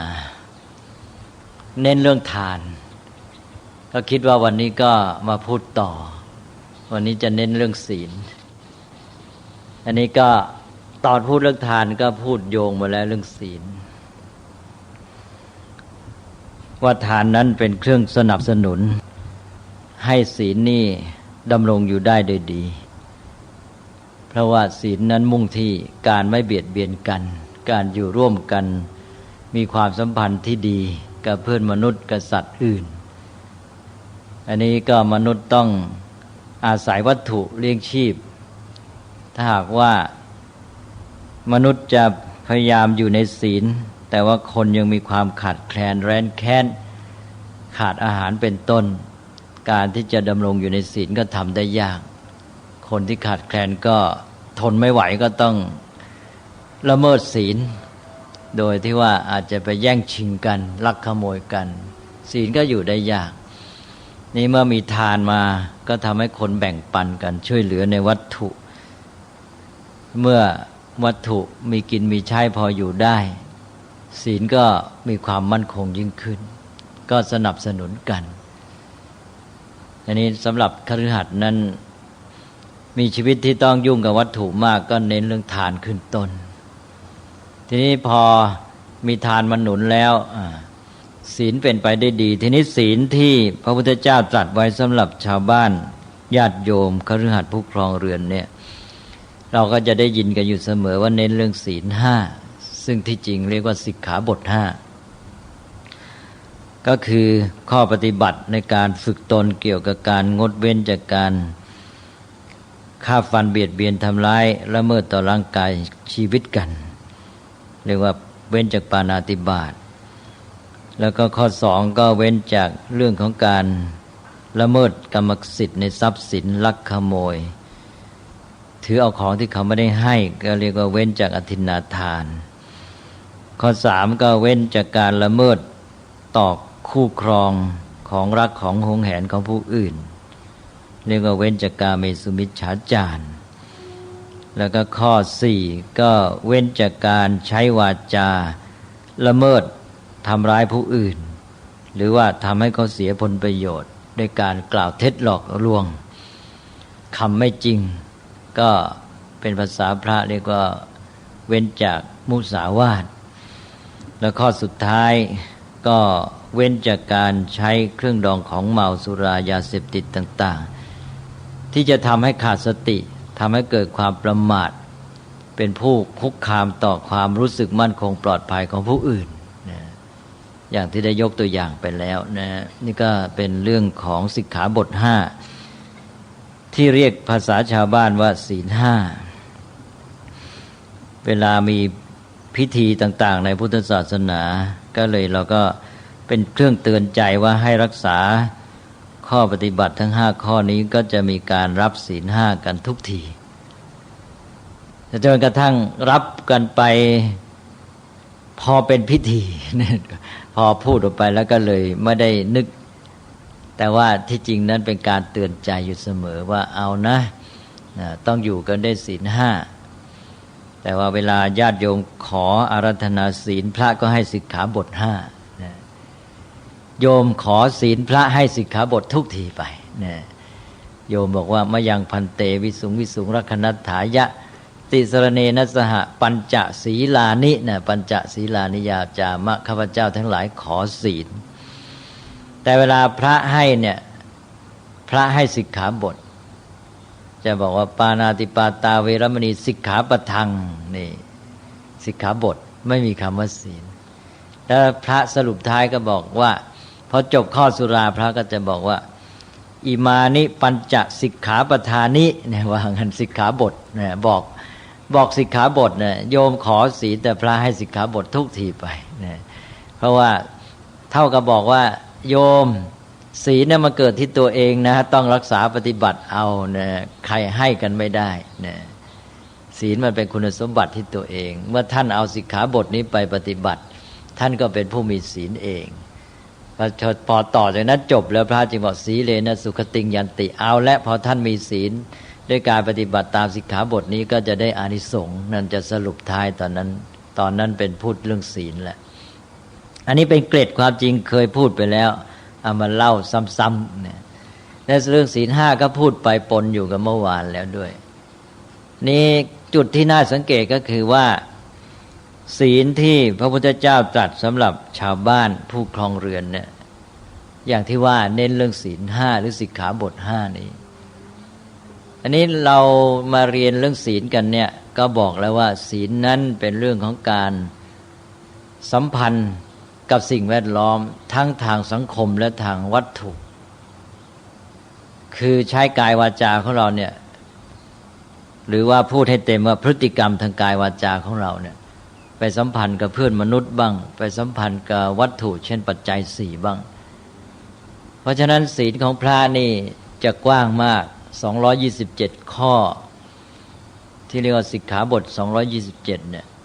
จะไม่ใช่เฉพาะเรื่องของการสัมพันธ์กับคนอื่นเท่านั้นนะจะมีศีลหรือสิกขาบทที่เกี่ยวข้องกับเรื่องปัจจัยสี่เรื่องอาหารเครื่องนุ่งห่มที่อยู่อาศัยเนี่ยเยอะหมดเลยเข้าไปตั้งไม่รู้เท่าไหร่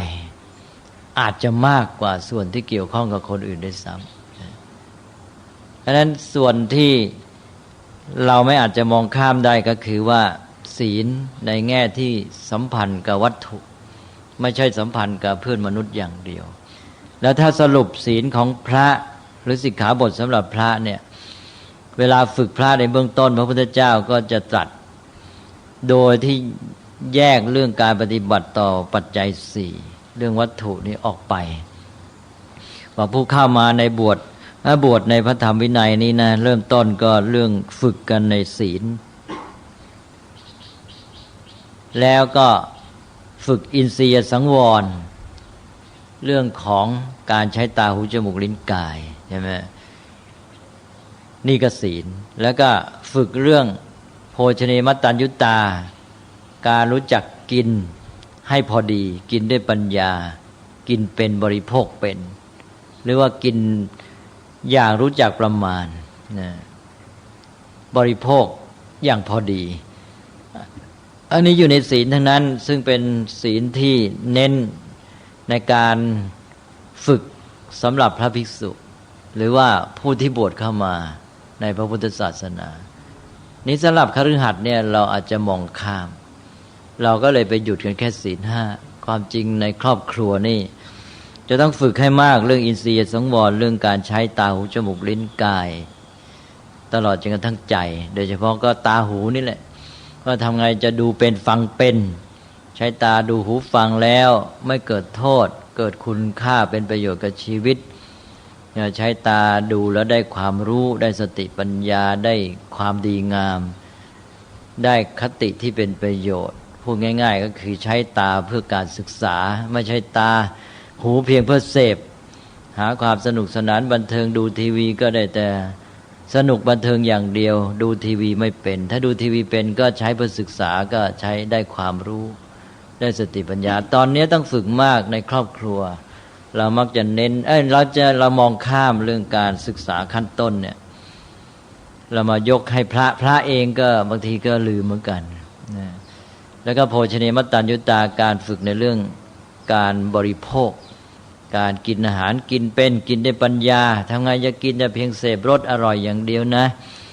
ให้กินด้วยปัญญาเข้าใจความมุ่งหมายของการกินว่าที่แท้แล้วมันกินเพื่อร่างกายแข็งแรงมีสุขภาพดีไม่มีโรคภัยไข้เจ็บเนี่ยต้องกินเพื่ออันนี้ต้องกินโดยพอดีโดยปริมาณพอดีโดยประเภทอาหารที่มีคุณค่าเนี่ยเป็นการศึกษาเบื้องต้นเท่านั้นเลยดังนั้นสำหรับคฤหัสถ์นี่ก็จะต้องพยายามเน้นเรื่องศีลในแง่ของความสัมพันธ์กับพวกวัตถุโดยเฉพาะปัจจัยเครื่องเลี้ยงชีพมิฉะนั้นเด็กก็ติดนิสัยเวลาอยู่ในบ้านไปไหนไปโรงเรียนอะไรก็ไม่ได้ฝึกเรื่องนี้ก็จะมุ่งกินก็เพื่อเสพรสนะไม่รู้จักประมาณในการกินได้ตัณหาไม่ได้กินได้ปัญญาใช้ตาหูจมูกลิ้นก็ใช้ไม่เป็นดูไม่เป็นฟังไม่เป็นนะเพราะนั้นไปทำอะไรมันก็ออกไปในเรื่องตัณหาหมดไม่ออกมาทางปัญญาเลยมันก็ไม่ก้าวจากความเป็นนักเสพไปสู่ความเป็นนักศึกษาและสร้างสรรค์ใช่ไหมมันก็อยู่แค่เสพอันนี้พอเราฝึกศีลเอาแล้วนะอันนี้เรามาดูของคฤหัสถ์อีกทีหนึ่งเป็นอันว่า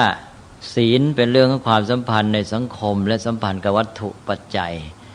ในแง่ความสัมพันธ์กับสังคมก็ได้แก่สิกขาบท5หรือศีล5เอาละไม่เบียดเบียนกันแล้วยังมีทานมาหนุนอีกทำให้เผื่อแผ่แบ่งปันกันคนอยู่กันไม่ขาดแคลนเกินไปไม่ต้องมาล่วงละเมิดกันก็สังคมก็อยู่กันได้เรียบร้อยพอประมาณแต่พระพุทธเจ้าก็บอกว่าเอานะท่านมีศีล5หรือสิกขาบท5เนี่ย ก็พออยู่กันได้นะแต่ยังไม่เป็นหลักประกันว่าจะมีความสุขจริงนะเพราะว่าศีลห้านี่เรายังไม่พูดถึงเรื่องโภชเนมัตตัญญุตาและอินทรีย์สังวรนะไม่พูดถึงการฝึกอินทรีย์ตาหูแล้วก็ไม่พูดถึงการฝึกในเรื่องการบริโภคเอาแค่ศีลห้าก่อนศีลห้าไม่เบียดเบียนกันในทางสังคมแล้วเราก็บอกว่าถ้าท่านอยู่ในศีลห้าหรือสิกขาบทห้าเนี่ยสังคมพออยู่กันได้ไม่เบียดเบียนกันแต่ว่าต่างคนต่างก็ยังคิดหาวัตถุมากเอาละท่านจะหาเท่าไรหาไปแต่ขออย่าให้ละเมิด5 ข้อเนี่ยเพราะถ้าขืนละเมิด5 ข้อนี้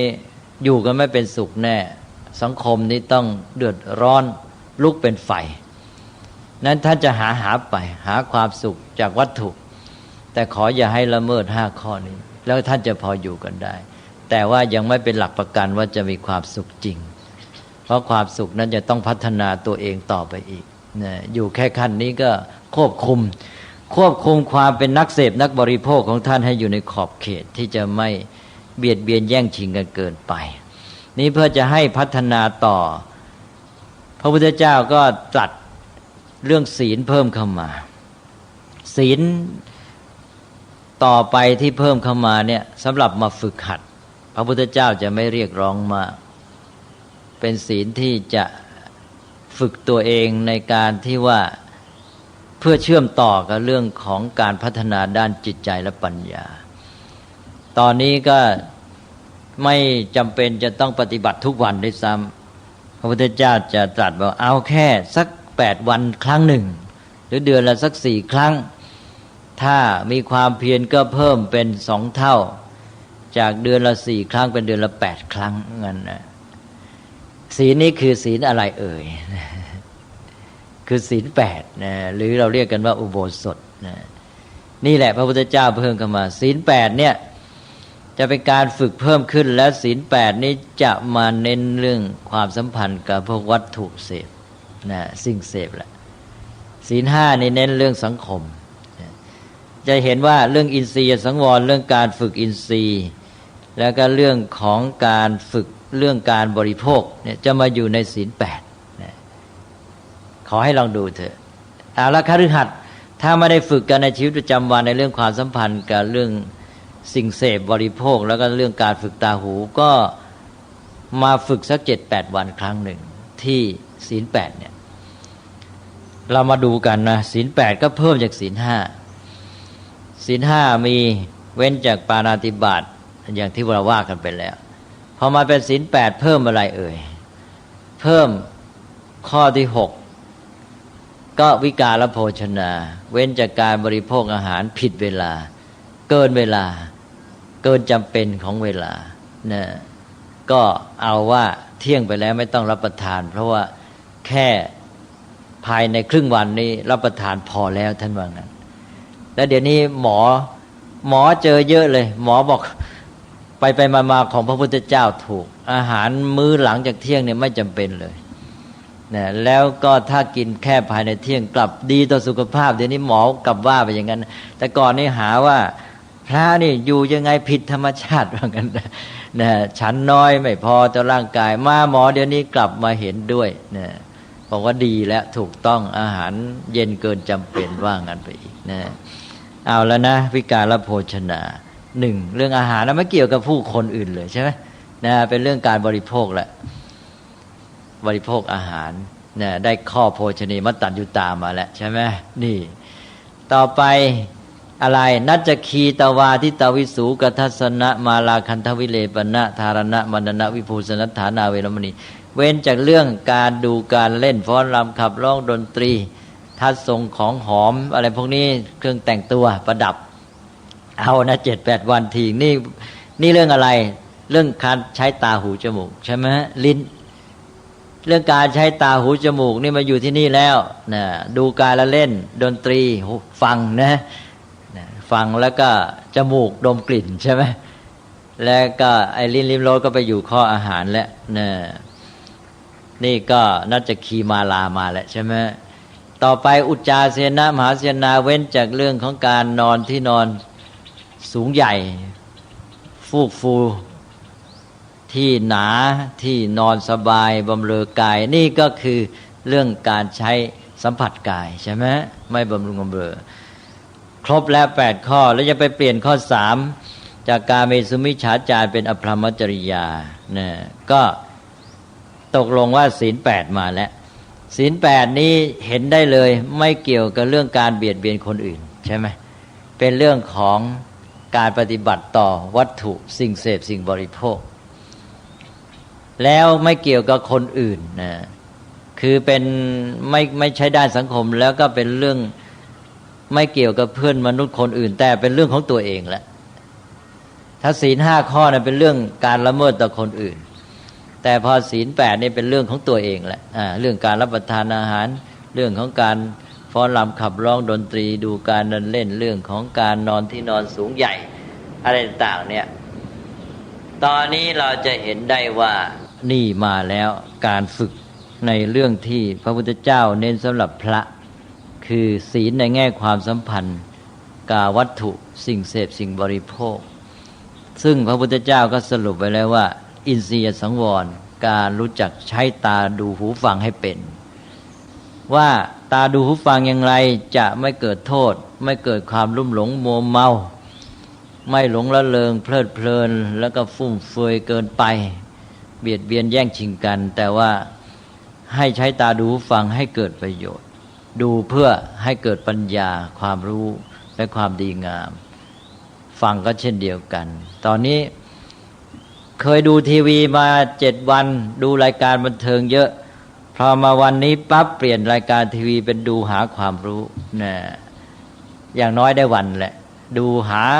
เตรียมไว้เลยว่าวันที่7วันที่8นี่ต้องดูรายการที่เป็นประโยชน์ตั้งใจไว้นะอย่างเด็กก็เหมือนกันฝึกเด็กก็บอกว่าเอาแล้วตามใจหนูมา7 วันและวันนี้มาเปลี่ยนสักทีขอวันหนึ่งมาดูรายการที่เป็นความรู้นะดูเพื่อการศึกษาวันหนึ่งนะนี่ก็ถือศีลอุโบสถและสำหรับเด็กไม่ใช่ต้องไปนั่งงดเว้นไม่ต้องทำอะไรใช่ไหมเปลี่ยนรายการทีวีเท่านั้นเองเปลี่ยนจากรายการบันเทิงสนุกสนานไม่เข้าเรื่องมาเป็นรายการที่มีสาระเป็นประโยชน์สวรรค์ก็เปลี่ยนหมดแหละพอถึงวันที่8ก็เอาให้เข้ากับศีล8ข้อเนี่ยนะนี่ก็คือฝึกศีลในแง่ที่สัมพันธ์กับวัตถุสิ่งแวดล้อมทางด้านกายภาพซึ่งทางพระเคยบอกแล้วว่าเรียกชื่ออีกอย่างหนึ่งว่ากายภาวนาใช่ไหมนี่ได้กายภาวนาเข้ามาทีนี้ของเรานี่เราไม่ค่อยได้ฝึกกันเรามองศีลก็แค่ศีล5ไม่ได้มองเรื่องการฝึกด้านชีวิตด้านวัตถุสิ่งเสพบริโภคได้แล้วครับเข้ามาแล้วอันนี้จะได้อะไรขึ้นมาอีกบ้างก็แปลว่าฝึกด้านนี้ก็ได้1ก็ชีวิตก็จะไม่หลงมัวเมาในสิ่งเสพเกินไปสิ่งเบื่อบริโภคแล้วก็ไม่ได้รับโทษภัยจากสิ่งเสพเหล่านั้นที่บริโภคด้วยตัณหาไม่ได้บริโภคด้วยปัญญาลุ่มหลงมัวเมาแล้วเบียดเบียนซึ่งกันและกันนะซึ่งเสียทั้งแก่ตนเองและแก่สังคมแล้วก็ฟุ่มเฟือยโดยใช่เหตุตัดไปเลยทำให้ประหยัดไปด้วยอันนี้ก็ความเป็นนักเสพก็ถูกจำกัดแหละถ้าเราเอาแค่ศีล5นี่ยังไม่เป็นหลักประกันใช่ไหมเรายังได้แค่ไม่เบียดเบียนกับเพื่อนมนุษย์อยู่ร่วมกันได้ดีแต่ว่าอาจจะยังมัวเมาลุ่มหลงกับเรื่องวัตถุเสพบริโภคอยู่ความเป็นนักเสพยังมากอยู่พอศีล8มาช่วยกำกับก็ทำให้ความเป็นนักเสพนักบริโภคนั้นอยู่ในขอบเขตทีนี้พอใช้ตาดูหูฟังเป็นนะต่อไปก็พัฒนาความเป็นนักศึกษาละทีนี้ความเป็นนักศึกษาก็คือการใช้ตาดูหูฟังเพื่อความรู้เพื่อสติปัญญาเพื่อความดีงามนะใช้ตาดูหูฟังเพื่อสนองความใฝ่รู้ใช้เพื่อเรียนรู้ใช้เพื่อศึกษาใช่ไหมก็พัฒนาความเป็นนักศึกษาแล้วต่อจากนั้นก็ตามมาด้วยอย่างที่อธิบายไปแล้วว่าพอความเป็นนักศึกษาการใช้ตาดูหูฟังเพื่อการเรียนรู้ตามมาแล้วก็จะก้าวไปสู่ความใฝ่ดีไปสู่การสร้างสรรค์ก็จะพัฒนาความเป็นนักสร้างสรรค์ตอนนี้การศึกษาก็จะก้าวไปเลยนะก็แปลว่าไม่อยู่แค่เป็นนักเสพนักบริโภคมาเป็นนักศึกษาแล้วก็เป็นนักสร้างสรรค์ แล้วเรามีทานไปแล้วนี่ที่พูดเมื่อวานก็เป็นนักให้อีกใช่ไหม ถ้าคนเราได้ครบหนึ่งเป็นนักเสพแต่อยู่พอประมาณสองเป็นนักศึกษาด้วยสามเป็นนักสร้างสรรค์สี่เป็นนักให้ด้วยพอแล้วสังคมอยู่ได้สบายใช่ไหมเพราะฉะนั้นหลักพระพุทธเจ้านี่ครบบริบูรณ์ทีนี้ได้อะไรอีกก็ได้ความมีอิสรภาพพอเรามาเพิ่มเรื่องศีลแปดนี่เป็นการฝึกตัวเองให้ขึ้นต่อวัตถุเสพบริโภคน้อยลงคนเรานี่ตอนแรกเราก็มุ่งหาความสุขจากวัตถุเสพบริโภคอาหารอร่อยลิ้นสิ่งที่มาบำรุงตาหูจมูกลิ้นหามาให้มากต้องเสพให้มากจึงจะมีความสุขก็บำรุงบำเรอหามาต่อมาปรากฏว่าความสุขของตนเองนี่ไปขึ้นต่อวัตถุภายนอกหมดเลยยิ่งหามามากยิ่งเสพมากต่อไปนะมันต้องเพิ่มปริมาณต้องเพิ่มดีกรีของสิ่งเสพเคยมีปริมาณเท่านี้สุขต่อมาปริมาณเท่านั้นไม่พอต้องเพิ่มปริมาณเพิ่มไปให้ความสุขในตัวลดลงความสุขของตัวนี้ไปขึ้นต่อวัตถุเสพหมดเลยถ้าขาดวัตถุเสพเหล่านั้นยิ่งสมัยนี้เทคโนโลยีพัฒนาขาดเทคโนโลยีขาดทีวีขาดอะไรอยู่ไม่ได้มีแต่ความทุกข์แล้วคนสมัยก่อนไม่มีทีวีดูอยู่ได้ยังไงใช่ไหมทำไมคนสมัยนี้พอขาดแล้วทุรนทุรายเนี่ยเพราะว่าเอาชีวิตเอาความสุขของตัวเองเนี่ยไปฝากไปพึ่งพาไปขึ้นแต่วัตถุเสพหมดนั่นเป็นชีวิตที่หมดอิสรภาพนึกว่าตัวเองเก่งหาได้มากปรากฏว่าเป็นคนที่ไม่มีความสามารถในตัวเองในการที่จะสร้างสรรค์ความสุขเอาความสุขและชีวิตไปขึ้นต่อวัตถุเสพบริโภคหมดเพราะนั้นก็กลายเป็นผู้ที่พึ่งพาดังนั้นลักษณะพึ่งพาต่อเทคโนโลยีก็เกิดขึ้น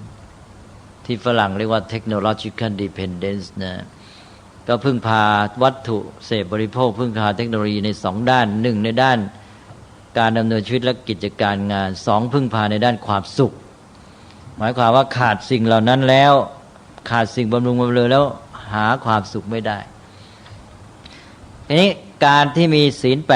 8หรือสิกขาบท8อุโบสถนี่ก็มาเตือนตัวเองไว้ให้ระวังตัวไม่ให้เอาชีวิตเอาความสุขไปขึ้นต่อวัตถุเสพเกินไป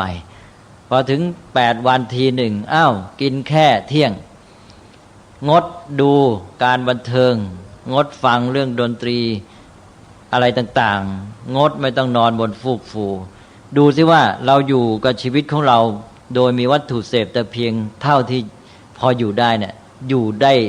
ดีมีความสุขไหมเนี่ยไม่ต้องไปขึ้นต่อมันเราเป็นอิสระสักวันหนึ่งก็ปรากฏว่าอยู่ได้เนี่ยทีนี้มันยิ่งกันนั้นก็คือว่าพอเราเป็นอิสระจากมันเราสงวนเวลาไอ้เวลาที่เคยไปทุ่มเทในการหาความสุขจากสิ่งเหล่านี้เรามีเวลาขึ้นแล้วเอาเวลาไปดูทีวีบันเทิงซะเสียเวลาไปเยอะวันนั้นนี่เราเป็นวันที่ปลอดโปร่งวันหนึ่งเราเอาเวลานั้นไปทำกิจกรรมที่ดีงามกิจกรรมที่พัฒนาสติปัญญาจิตใจของตัวเองใช่ไหมอย่างบางคนก็ไปนั่งสมาธิหรือบางคนก็ไปดูหนังสือไปหาความรู้เอาเวลานั้นน่ะอย่างครึ่งวันหลังนี่ก็โปร่งหมดก็ไปหาความรู้หรือไปทำกิจกรรมช่วยเหลือสังคมไปช่วยเหลือเพื่อนมนุษย์เวลานั้นก็เป็นประโยชน์ท่านเรียกว่าทำอนวัชกรรมนะอุโบสถนี่ก็เป็นอนวัชกรรมอยู่ในมงคล38ประการในคาถาที่เท่าไหร่ที่5ใช่ไหม1อาเสวนาจะพาลานังจุดที่2ปฏิรูปเทสวาโสจุดที่3เรียกพาหุสัจจัญจะชุดที่4มาตาปิตุปทานังคาถาที่5ก็ทานันจะธรรมจริยาจะยาตกานันจะสังฆโหอนวัชชานิกรรมมานี่อนวัชกรรมเนี่ยได้แก่อุโบสถและกิจกรรมสร้างสรรค์บำเพ็ญประโยชน์กับเพื่อนมนุษย์ไปสร้างสะพานไปปลูกต้นไม้ไปทำอะไรต่างๆแล้วเนี่ยท่านบรรยายไว้เลยก็พอเรารักษาอุโบสถเวลาเราเหลือเฟือ1ชีวิตเราก็เป็นอิสระจากวัตถุความสุขของเราไม่ขึ้นต่อมันเราเวลานี้มาใช้ในการพัฒนาชีวิตด้านจิตใจด้านปัญญาแสวงหาความรู้แล้วด้านบำเพ็ญประโยชน์ต่อเพื่อนมนุษย์สบายไปเลยวันหนึ่งนี่ แต่เพราะนั้นพระพุทธเจ้าไม่เรียกร้องมากว่าเอาแล้วคุณจะหาวัตถุเสพหาไป7 วันแต่วันที่8ขอวันหนึ่งใช่ไหมแล้วคุณเองก็จะมีชีวิตที่เป็นอิสระมากขึ้นด้วยแล้วเสร็จแล้วเวลาก็เป็นประโยชน์ในการพัฒนาตัวเองแล้วก็ช่วยเหลือสังคมเพื่อนมนุษย์ทั้งในเวลาเดียวกันด้านหนึ่งก็เสพบริโภคน้อยก็เบียดเบียนกันน้อยลงทำลายทรัพยากรธรรมชาติน้อยลงด้วยข้อปฏิบัติแค่นี้เมืองไทยก็ทำไม่ได้ทำไม่เป็นอย่างนั้นใช่ไหมเนี่ยถ้าทำได้หลักนี่มันดีเหลือเกินแก้ปัญหาสังคมได้หมดเลยแปลกนะเมืองไทยนี่นะเป็นเมืองที่นับถือพุทธศาสนาแล้วในครอบครัวนี้ต้องถือหลักนี้เลยถ้าฝึกลูกไว้อย่างนี้นะสบายเลยแก้ปัญหาได้ถ้าให้ตามใจลูกเป็นนักเสพนักบริโภคเตรียมรับปัญหาได้เลยต่อไปพ่อแม่จะต้องเดือดร้อนตามใจลูกไม่มีที่สิ้นสุด ลูกจะเอาโน่นเอานี่พัฒนาเขาให้เป็นนักเสพนี่อยู่ด้วยตัณหาตลอดเวลาโตขึ้นมาก็เรียกร้องจะเอาโน่นเอานี่ความสุขอยู่ที่วัตถุจิตใจความสุขไปขึ้นเป็นธาตุเป็นอะไรเป็นเมืองขึ้นของวัตถุหมดเลยไม่เป็นอิสรภาพคราวนี้พอเราฝึกอย่างนี้ปั๊บนี่เด็กมีอิสรภาพมากขึ้นเป็นนักศึกษานักสร้างสรรค์หาความสุขจากการเรียนรู้หาความสุขจากการอ่านหนังสือจากการพัฒนาปัญญาจากการสร้างสรรค์ชอบประดิษฐ์คิดค้นทำโน่นทำนี่แล้วก็อยู่กับเพื่อนมนุษย์ได้ดีเนี่ยดีไปหมดเลยก็ไม่ต้องไปหาหลักการศึกษาอะไรมากอยู่ที่นี่หมดแล้วนะฮะอันนั้นศีล8เนี่ยได้ไปมองแค่ว่าญาติโยมก็มองไปว่าโอ้ไปวัดทำบุญได้บุญไปรักษาศีล8มองแค่นี้ไม่ได้มองว่าที่แท้นี่ศีล8นี่ตัวสำคัญเลยเป็นสิกขาบทข้อฝึกนี่ใช่ไหมข้อฝึกเพื่อให้ชีวิตของเราเนี่ยมีอิสรภาพมากขึ้นแต่วัตถุเสพน้อยลงพอเป็นอิสระมากขึ้นคราวนี้เราสามารถอยู่ดีมีสุขได้โดยไม่ต้องขึ้นแต่วัตถุเกินไปเพราะนั้นเราเคยนอนถ้าไม่มีฟูกมีฟูนอนไม่ได้นอนเบาะนอนเมาะนอนอะไรอย่างสบายแล้วไม่มีความสุขพอเราฝึกเรื่องศีล8 วันทีเรานอนพื้นนอนกระดานนอนเสื่อก็ได้เราเป็นอิสระจะไปไหนก็สบายแล้วแถมไม่ปวดหลังอีกใช่ไหม แก้โรคปวดหลังบางคนนอนเบาะนอนเมาะจนกลายเป็นโรคปวดหลังเพราะต้องมานอนพื้นนอนเสื่อหายนอนกระดานสบายนี้ต่อไปเราก็บอกว่าฉันนอนพื้นนอนเสื่อฉันนอนกระดานฉันก็สบายไม่เห็นเป็นทุกข์อะไรใช่ไหมนอนได้นี้ถ้าคนที่ไม่ฝึกเนี่ยขาดไม่ได้ถ้านอนพื้นนอนเสื่อแล้วทุรนทุรายนอนไม่หลับนี่เราฝึกไว้แล้วนี่ต่อไปเราก็จะเป็นอิสระมากขึ้นถ้าคนที่เป็นนักเสพบริโภคนี่มันต้องมีวัตถุเสพถ้าไม่มีแล้วมันอยู่ไม่ได้มันกลายเป็นว่าวัตถุเสพเทคโนโลยีเหล่านั้นต้องมีฉันจึงจะอยู่ได้ถ้าไม่มีฉันตายเลยว่างั้นนะทีนี้พอฝึกแล้วนะพอฝึกให้เป็นอิสระต่อไปก็จะพูดว่าวัตถุสิ่งเสพเหล่านั้นมีก็ดีไม่มีก็ได้ว่างั้นนะให้มันพูดได้อย่างนี้แล้วยังมีอิสรภาพอยู่นะถ้าวัตถุสิ่งเสพถ้าเราพูดได้อย่างนี้นะบอกมีก็ดีไม่มีก็ได้แสดงว่าเรายังมีอิสรภาพมีก็ดีก็ใช้มันไปแต่ไม่มีฉันก็อยู่ได้นะนี่เรียกว่ารักษาอิสรภาพขั้นที่ 1ต่อไปวัตถุเสพบางชนิดเนี่ยเราจะเห็นว่ามันไม่จำเป็นมันเกะกะมันรกรุงรังมันทำให้เราวุ่นวายเป็นภาระเราก็พูดว่ามีก็ได้ไม่มีก็ดีว่างั้นมีก็ได้ไม่มีก็ดีแสดงว่าก้าวไปขั้นใช่ไหมเนี่ยแต่ก่อนนี้ต้องมีจึงอยู่ได้ตอนนี้บอกว่ามีก็ได้ฉันก็ไม่ว่าอะไรฉันก็ใช้ไปแต่ไม่มีก็ดีไม่มีฉันจะได้สบายโล่งโปร่งไปไหนก็ได้อย่างที่พระพุทธเจ้าตรัสบอกว่าถ้าเราฝึกดีแล้วนะจะเป็นเหมือนนกที่มีปีก2 ปีกคิดจะไปไหนก็ไปได้เลยใช่ไหมไม่ต้องห่วงถ้าคนนี่มันไม่เป็นอิสระนี่มันไปไหนไม่ได้แหละนะมันไม่ใช่มีแค่2 ปีกมันมีอะไรต่ออะไรพลังหมดเลยนะตัวมันก็ยกปีกบินไม่ขึ้นนะอันนั้นนี่แหละนะการฝึกในเรื่องของศีล8นี่มีประโยชน์มากรักษาอิสรภาพนี่ก็จะเป็นตัวเชื่อมเราเข้าสู่การพัฒนาจิตใจได้เต็มที่ก็อย่างที่บอกแล้วว่าตอนนี้เราไม่ต้องเอาเวลาไปวุ่นวายทุ่มเทกับเรื่องของการหาวัตถุเสพใช่ไหมเรามีเวลาของเรามีแรงงานเหลือเฟือเราความคิดความอ่านเราก็ไม่ต้องไปวุ่นกับเรื่องเหล่านั้นแรงงานเวลาความคิดของเรานี่เอามาใช้ในสิ่งที่ดีงาม ในการคิดสร้างสรรค์ในการพัฒนาชีวิตจิตใจและปัญญาของตนเองก็เป็นการก้าวไปสู่ด้านจิตใจปัญญานี่ถ้าคนมายุ่งกับเรื่องวัตถุเสพมากเนี่ยมันอยู่แค่ขั้นกายเท่านั้นนะไปไหนไม่ได้พัฒนาจิตใจพัฒนาปัญญาได้ยากนะเพราะนั้นศีล 8เป็นตัวเชื่อมเพื่อจะให้ชาวบ้านเนี่ยได้ก้าวไปสู่การพัฒนาที่สูงขึ้นไปมีความเป็นอิสระจากวัตถุมากขึ้นเราก็มาดูรายละเอียดนิดหน่อยแปลว่าหลักการได้แล้วนี่รายละเอียดก็คือว่าเรื่องศีล 5กับศีล 8จะเห็นได้ว่าตอนที่อยู่ในศีล 5เนี่ยจะไม่มีเรื่องของการห้ามเรื่องดนตรีฟ้อนรำขับร้องเชิญตามสบายใช่ไหมแต่ว่าท่านก็มีอันหนึ่งก็คือว่าในขณะที่ยังใช้เพลงเรื่องดนตรีเรื่องการละเล่นสนุกสนานบันเทิงนี้ถ้าจะให้ดีขอให้เป็นเรื่องน้อมนำมาสู่กุศลเราก็เลยใช้สำหรับชาวบ้านเนี่ยดนตรีเพลงอะไรต้นเนี่ยใช้ได้ในระดับศีล 5ไม่ได้ผิดอะไรนี่ใช่ไหมอย่าไปเป็นปฏิปักษ์อย่าไปขัดไปอะไรให้วุ่นไปหมดนะคือพุทธศาสนานี่มองคนแบบพัฒนาเจริญขึ้นไปไม่ใช่มองตายตัวเด็ดขาดต้องเอาอย่างนี้ถ้าเป็นชาวพุทธเราต้องอยู่อย่างนี้ถ้ามาอยู่อย่างนี้ผิดนี่อย่างเงี้ยเนี่ยมันทำให้เกิดปัญหาเถียงกันด้วยแล้วก็ไม่เข้าหลักเข้าการไม่เข้าสู่หลักการศึกษาพัฒนาคนเราต้องมองคนว่าเขาก็ต้องค่อยๆศึกษาพัฒนาชีวิตขึ้นไปนะนี่เขาอยู่ในระดับชาวบ้านธรรมดาเอาละโดยเชื่อไปชีวิตเขาเอาศีล 5กับพอไม่ให้เบียดเบียนกันทีนี้ในแง่ของการจะฟ้อนรำขับร้องการละเล่นดนตรีก็ปล่อยเขาแต่ว่าเราเข้าไปเกี่ยวคือว่าทำไงจะใช้สิ่งเหล่านี้มาเป็นเครื่องมือดึงเขาไปสู่สิ่งดีงามอันนั้นก็อย่าให้เป็นดนตรีเพลงอะไรต่างๆการละเล่นมันที่มันเสียหายไร้ศีลธรรมที่มันชักจูงจิตใจให้หมกมุ่นมัวเมาหลงละเลงไปใช้มันในทางที่พัฒนาจิตใจเขาให้ประณีตยิ่งขึ้นนั้นเราก็หาทางทำให้เพลงเนี่ยเป็นเพลงที่ชักจูงจิตใจมาสู่ความดีงามอย่างบทสวดมนต์เนี่ยถ้าเรียกภาษาบาลีก็เรียกว่าเพลงเหมือนกันการสวดของพระนี่ภาษาบาลีก็ใช้คำเดียวกับคำว่าเพลงนะถ้าการสวดใช้ภาษาบาลีว่าคายนาหรือคีตะใช่ไหมคีตะสังคีตนี่เป็นเรื่องดนตรีการละร้องการร้องพวกนี้เป็นเรื่องของคีตะคีตคายนะและการสวดมนต์ก็เช่นเดียวกันใช้ศัพท์เดียวกันนั่นก็หมายความว่าเราเอาการ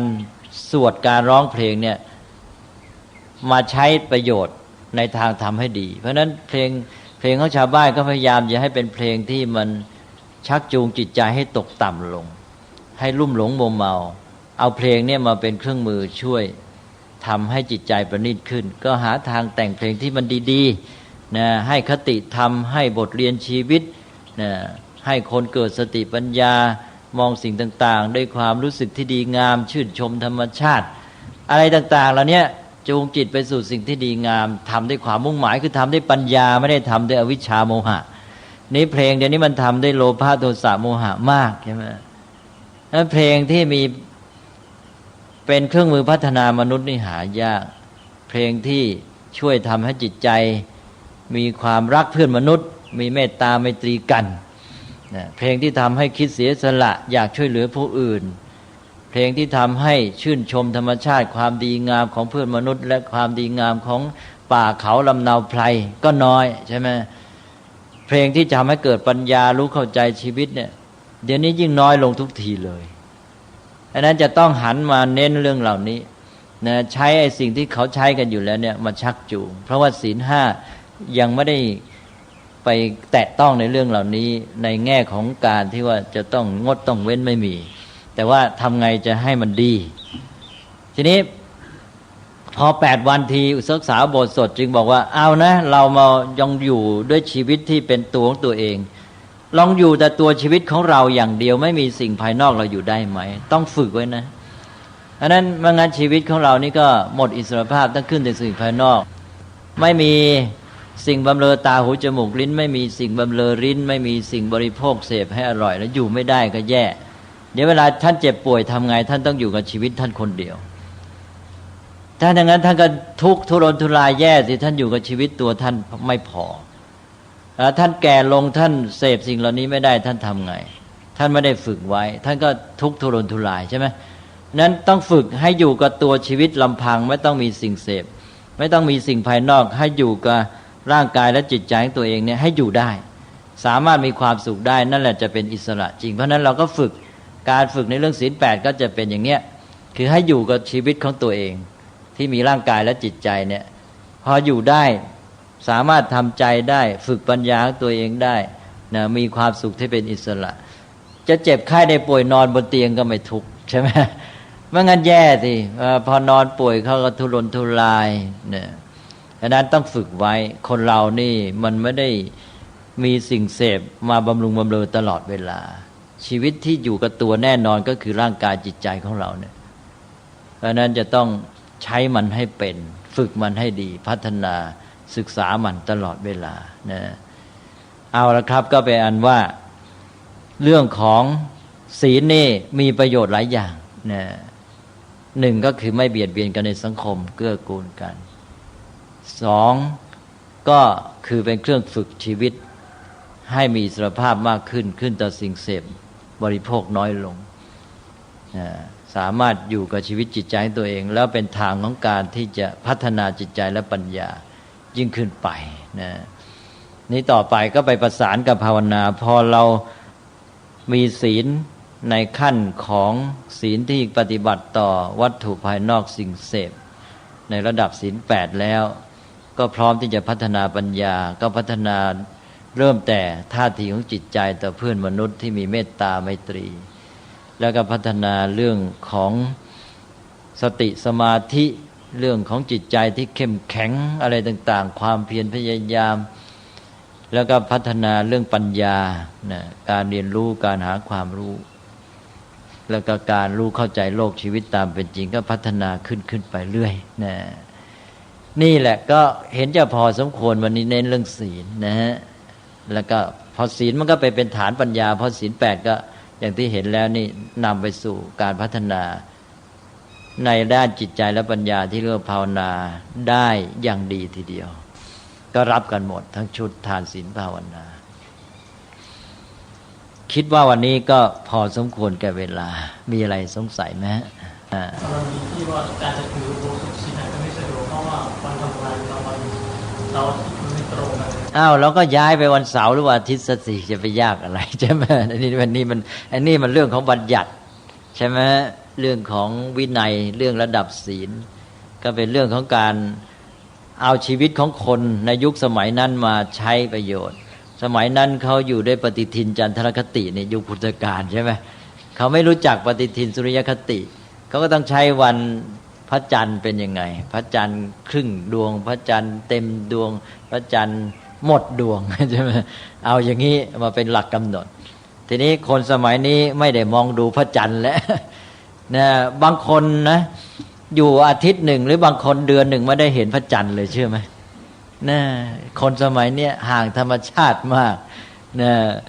พระอาทิตย์บางทีก็เห็นแต่แสงพระอาทิตย์แต่ว่าไม่ได้ดูดวงอาทิตย์บางทีก็เห็นโดยบังเอิญขับรถไปนะไม่ได้มีโอกาสดูธรรมชาติละบางคนอยู่ในกรุงเทพเนี่ยเช้าออกจากบ้านออกจากห้องแอร์ขึ้นรถไปแล้วก็ไปติดแอร์อีกรถไปถึงที่ทำงานก็เข้าห้องแอร์ต่อออกจากห้องแอร์เข้าห้องแอร์เข้ารถแอร์มานอนในห้องแอร์ไม่ได้เจออะไรเลยธรรมชาติชีวิตก็อยู่กับเทคโนโลยีเนี่ยก็เลยไม่ได้สัมผัสกับความเป็นจริงของโลกและชีวิตอันนี้เรามาอยู่ในโลกสมัยปัจจุบันนี้ก็เราก็จะใช้ปฏิทินสุริยคติก็ใช้เสาร์อาทิตย์ก็ปฏิบัติไปตามหลักการเนี่ยนะก็คือว่าเอายังไงก็ได้ให้มันได้ตามที่ว่ามันเนี่ยแปลว่าอย่างน้อยก็ 7-8 วันทีก็ฝึกในเรื่องของการที่จะให้มีชีวิตที่เป็นอิสระขึ้นต่อวัตถุเสพบริโภคให้มันน้อยหน่อยแล้วเอาเวลานั้นไปใช้ประโยชน์อย่างอื่นมาพัฒนาเรื่องจิตใจและปัญญาให้ยิ่งขึ้นไปถ้าคนไทยรู้จักใช้อุโบสถศีลนี้ให้เป็นประโยชน์นะสังคมจะได้ประโยชน์มาก แล้วเราจะมาพัฒนากันในเรื่องกิจกรรมว่าในเมื่อวันนี้เรางดเว้นรายการเรื่องเสพบริโภคบำรุงบำเรอความสุขด้านกายแล้วเนี่ยเราจะจัดสรรเวลาอย่างไรให้ดีในระดับสังคมเลยเป็นกิจกรรมร่วมกันแม้แต่ทีวีสื่อมวลชนเนี่ย8 วันครั้งหนึ่งวันที่8นี่เปลี่ยนเลยรายการใช่ไหมฮะรายการเพื่อศึกษาสร้างสรรค์หาความรู้สังคมมันจะได้มีหลักไม่งั้นก็เสพมา7 วันวันที่8เสพให้หนักเข้าไปอีกใช่ไหมเดี๋ยวนี้ถูกไหมนะวันที่8นี่ตัวร้ายเลยกลายเป็นวันแห่งความเสพความหลงระเริงความมัวเมาโดยสิ้นเชิงเลยแล้วก็สังคมไม่วิบัติแล้วจะไปรอเมื่อไหร่ใช่ไหมก็ต้องแย่แน่ๆนะเพราะฉะนั้นหนียากนะถ้าขืนอยู่กันอย่างนี้แต่ว่าสังคมอเมริกันมันก็จะไปไม่รอดอยู่แล้วเวลานี้ก็ครูอาจารย์ในโรงเรียนก็มาตั้งขบวนการทีวีฟรีอเมริกาเนี่ยนี่มีขบวนการนี้เพราะเห็นโทษภัยของทีวีมากเด็กเสียหมดไวโอเลนซ์ความรุนแรงอะไรต่างๆมากมายอันนี้พวกครูอาจารย์ก็ทนไม่ไหวตั้งขบวนการทีวีฟรีอเมริกาที่ปลอดทีวีว่างั้นนะบอกอย่างน้อยถ้าไม่ได้เลยก็ให้ได้สักสัปดาห์ให้เป็นสัปดาห์ปลอดทีวีแต่ก็ยังสู้กันอยู่แต่ต่อไปก็ยิ่งลำบากเข้าไปนะอย่างที่หนังสือ Telling the Truth ของคุณผู้หญิงคนหนึ่งแกเคยเป็นอะไรเป็นประธานสมาคมมนุษยศาสตร์แห่งชาตินะก็มีตำแหน่งสูงแกก็เขียนหนังสือชื่อ Telling the Truth ที่ว่าลักษณะการฆ่ากันตายในหมู่เด็กวัยรุ่นของอเมริกันเดี๋ยวนี้มันรุนแรงมากขึ้นอันนี้แกก็เล่าตัวอย่างอันนี้อาตมาเคยเล่าหลายแห่งนะแกเล่าบอกว่ามันไม่มีความรู้สึกในความเจ็บปวดความตายของผู้อื่นเลยก็เล่าถึงว่าคนขายไอศกรีมคนหนึ่งก็ขี่รถขายไอศกรีมเข้าไปที่ภาคใต้ของเมืองฟิลาเดลเฟียนะเมืองใหญ่เมืองหนึ่งเป็นเมืองหลวงแห่งแรกของอเมริกาทีนี้ก็เข้าไปในหมู่เด็กไปขายไอศกรีมไอเด็กคนหนึ่งเข้ามาขอตังค์แกนะเด็กวัยรุ่นอายุสัก16-17แกก็ไม่ให้มันก็โกรธก็ควักปืนมาเด็กวัยรุ่นอเมริกันนี่มีปืนใช้กันเกลือนะไปโรงเรียนยังเด็กประถมเอาปืนไปยิงกันที่โรงเรียนเลยนะนี่อเมริกาอันนี้ไอ้เจ้าเด็กวัยรุ่นคนนี้พอคนขายไอศกรีมไม่ให้ตังค์มันโกรธมันก็ควักปืนมายิงเลยยิงแล้วคนขายไอศกรีมก็ลงไปนอนกลิ้งจะตายไอ้เด็กวัยรุ่นคนอื่นอีกเยอะเลยคงได้ยินเสียงปืนก็มากันพอมาแล้วแทนที่จะไปช่วยหรือมีความรู้สึกสงสารอะไรไม่มีหรอกมายืนล้อมกันแล้วดูคนจะตายแล้วร้องเพลงแรปซองนี่คือเพลงที่พูดไปด้วยพูดไปร้องไปเป็นพูดเป็นคำธรรมดาเนี่ยร้องแรปซองสนุกสนานทีนี้คนขายไอศกรีมเป็นคนที่เป็นคนเล่าเรื่องเนี่ยก็ขับรถตามเข้ามาก็เห็นเหตุการณ์นี้แกก็ใจเสียหมดเลยนะก็ไอ้พวกเด็กนี้จะเข้ามาขอสตังค์แกอีกแหละนะฮะแล้วแกไม่ได้เล่าตรงนี้เขาไม่ได้เขียนไว้ว่าแกทำไงแต่ว่าแกพูดไว้ว่าคนพวกนี้เด็กพวกเนี้ยมันดูคนตายเหมือนกับดูแมวตายว่างั้นนี่คนที่เขียนนี่แกก็วิเคราะห์ว่าทำไมจึงเป็นอย่างนี้แกก็บอกว่าก็เพราะว่าพวกสื่อมวลชนทีวีเป็นต้นวิดีโออะไรต่างๆเนี่ยมันกล่อมเด็กตลอดเวลาให้เห็นแต่รายการรุนแรงจนกระทั่งเป็นธรรมดาเพราะนั้นเหตุการณ์ที่เห็นในชีวิตจริงเนี่ยมันจะเป็นเหมือนรายการเอนเตอร์เทนเมนต์หรือเป็นโชว์เท่านั้นหมายความว่าเด็กวัยรุ่นเหล่านี้เห็นการตายของคนขายไอศกรีมเนี่ยเหมือนเอนเตอร์เทนเมนต์เป็นรายการบันเทิงอันหนึ่งในทีวีหรือเหมือนกับโชว์อันหนึ่งเท่านั้น เพราะนั้นมันก็ไม่รู้สึกอะไรอันนั้นก็หนังสืออีกเล่มหนึ่งก็เขียนไว้ว่าเวลานี้การฆ่ากันตายในสังคมอเมริกันในหมู่เด็กวัยรุ่นนะนี่พูดถึงวัยรุ่นฆ่ากันตายเพิ่ม 400% ในช่วง30 ปี 400% ก็คือ 4 เท่าตัวนะเพิ่ม 400% การฆ่ากันตายในหมู่เด็กวัยรุ่นไม่ใช่หมายความว่าฆ่าเฉพาะวัยรุ่นด้วยกันนะหมายความเด็กวัยรุ่นเป็นตัวผู้ฆ่าอาจจะฆ่าคนโตคนเล็กกันแล้วแต่เพิ่ม 400% หนึ่งแล้วนะสองก็คือว่าสถิติฆ่ากันตายนี้สวนทางกับสถิติการเพิ่มประชากรเพราะว่าการเพิ่มประชากรของอเมริกันนี่จะเพิ่มที่คนแก่ส่วนเด็กจะลดในขณะที่ไอ้คนวัยรุ่นฆ่าตัวตายกลับเพิ่มสถิติทั้งที่สถิติการเกิดมันน้อยลงใช่ไหมก็แสดงว่าเพิ่มกำลังสองสามก็คือว่าฆ่าโดยไม่มีเหตุผลคือไม่จำเป็นยังต้องโกรธเกลียดแค้นกันไปแล้วก็ไปตามฆ่าคืออยู่คิดไม่พอใจขัดใจไม่สบายใจขึ้นมาอาจจะเอาปืนขึ้นไป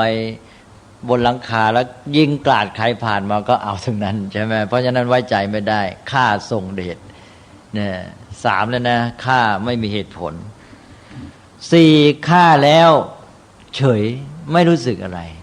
ไม่รู้สึกเดือดร้อนใจไม่รู้สึกว่าจะมีความผิดอะไรอย่างที่ว่ามันร้องเพลงแลบ200อีกใช่ไหมถ้าอย่างนี้แล้วอารยธรรมจะอยู่ได้ยังไงใช่ไหมแต่เมืองไทยนี่ไม่ช้านะถ้ายังขืนเป็นอย่างนี้เดี๋ยวนี้มันก็ชักจะเป็นอย่างนั้นแล้วใช่ไหมมีแต่รายการทีวีที่ฆ่ากันอย่างดุเดือดห้ำหั่นกันไม่มีความรู้สึกอะไรเลยนะเพราะฉะนั้นสังคมไทยเนี่ยเป็นสังคมที่มีโอกาสดีแต่ไม่ใช้โอกาสให้เป็นประโยชน์ในการที่จะได้บทเรียนจากสังคมอื่นแล้วก็แก้ปัญหากลับเอาแต่ตามเข้าไปนะนี่ก็เป็นเรื่องที่ว่าการศึกษามันไม่ถูกต้องการศึกษามันไม่ได้เข้าหลักการเลยการศึกษาที่เราจัดกันปัจจุบันนี้นะมันเป็นเพียงการเรียนชิ้นส่วนหนึ่งเรียนวิชาหนังสือเรียนอาชีพอะไรเท่านั้นเองการศึกษาอย่างที่เราพูดกันทั้งหมดเนี่ยมันเข้าไปมีส่วนอยู่เพียงนิดเดียวฉะนั้นตั้งแต่ในครอบครัวตั้งแต่เด็กเนี่ยต้องฝึกให้ถูกต้องถ้าให้การศึกษาอย่างที่พระพุทธเจ้าสอนเริ่มจากชีวิตประจำวันรู้จักกินเป็นบริโภคเป็นนะบริโภคด้วยปัญญากินพอดีนะกินด้วยความมุ่งหมายเพื่ออะไรต้องถามแล้วกินเพื่ออันนั้นใช้ตาหูฟังใช้ตาดูหูฟังให้เป็นดูทีวีให้เป็นและเนี่ยการฝึกการศึกษาเบื้องต้นนะตั้งแต่เด็กเกิดมาก็ต้องมีวิธีอบรมเลี้ยงดูนะให้เขาไม่ใช่มุ่งแต่ใช้ตาดูหูฟังเพื่อเสพเท่านั้นต้องใช้เพื่อศึกษาและสร้างสรรค์ใช่ไหมคนที่มีการศึกษาก็วัดด้วยการใช้ตาดูหูฟังให้เป็นชีวิตประจำวันเนี่ยการศึกษาไม่ใช่ไปดูไปเรียนในชั้นเรียนใช่ไหมก็เริ่มตั้งแต่คุณอยู่กับตาหูคุณเนี่ยคุณใช้มันเป็นไหมใช้เพื่อเสพจนเคยก็ใช้เพื่อศึกษาบ้างสิใช้เพื่อเรียนรู้หาความสุขจากการศึกษาหาความสุขจากการเรียนรู้พอคุณใช้ตาดูหูฟังเพื่อการศึกษาต่อไปคุณก็จะรู้จักใช้มือและสมองเพื่อสร้างสรรค์แต่ถ้าคุณใช้ตาดูหูฟังเพื่อเสพคุณก็จะใช้ตาดูใช้สมองและมือเพื่อแย่งชิงและทำร้ายผู้อื่นใช่ไหมนี่ถ้าตาดูหูฟังเพื่อศึกษาต่อไปมือและสมองก็สร้างสรรค์นั่นทางแยกมันอยู่ที่นี่แล้วเราให้การศึกษาเพื่อฝึกตาหูบ้างไหมใช่ไหมเรามีแต่ตามใจแล้วก็อย่างที่พูดเมื่อวานว่าการศึกษากลายเป็นการพัฒนาความสามารถเพื่อหาสิ่งเสพใช่ไหมก็สนองให้ความต้องการในการใช้ตาดูหูฟังเพื่อเสพก็จบเข้าแนวกันไปหมดเลยฉะนั้นการศึกษาอย่างนี้ไม่ใช่การศึกษาเรียกชื่อแต่การศึกษาแต่มันไม่ใช่การศึกษาใช่ไหมฮะมันจะศึกษาไงมันไม่ได้ทำให้คนได้เรียนรู้หรือพัฒนาขึ้นไปเลยมันจะเป็นว่าทำให้คน มีความสามารถในการสนองสัญชาตญาณเดิมเท่านั้นเองให้ยิ่งขึ้นก็หนักเรื่อง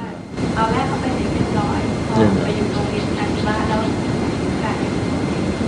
ก็เป็นข้อสิ่งแวดล้อมก็นั่นสิก็พุทธศาสนาก็บอกว่าทางเลือกระหว่างกัลยาณมิตรกับปาปมิตรใช่ไหมไม่เจอปาปมิตรก็ชักนำไปในทางร้ายต้องเจอกัลยาณมิตรชักจูงในทางพฤติกรรมดีงามในทางจิตใจดีงามในการทำให้เกิดปัญญาอันนี้มันไม่เกิดนะมันเกิดโลภะโทสะโมหะชักจูงกันไปหนักเข้าไปอีกรายการทีวีที่สัมภาษณ์นักการาที่นั่นสินั่นก็อันหนึ่งแต่อะไรอีกแล้วก็คือสาระสำคัญก็คือว่าเวลาเนี้ยเพราะเราให้การศึกษาแบบนี้ที่ไม่ใช่การศึกษาเนี่ยคนมันก็จะไม่คำนึงถึงใครอื่นละมันจะมุ่งหาความสนุกสนานของตัวเองไม่คำนึงใครเรื่องของฉันใครไม่เกี่ยวใช่ไหมเนี่ยดังนั้นไม่ต้องแคร์ใครฉันจะหาความสุขสำราญยังไงฉันจะดำเนินชีวิตยังไงเป็นเรื่องของฉันนะไม่ต้องรับผิดชอบต่อสังคมไม่ต้องคำนึงถึงความเดือดร้อนของใครทั้งสิ้นตอนนี้กำลังเป็นมากขึ้นนะอย่างอาจจะเป็นอย่างดาราที่ท่านเล่าเมื่อวานที่มาให้สัมภาษณ์ทางทีวีเป็นรายการสนุกสนานพูดถึงตัวเองไปทำสิ่งที่เรียกว่าเป็นความเหลวไหลเลอะเทอะ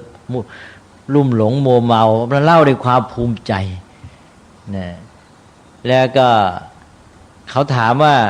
มาทำอย่างนี้จะเล่ามาไปทำมาแล้วมาเล่าอย่างนี้จะดีหรือก็บอกก็เรื่องของผมนี่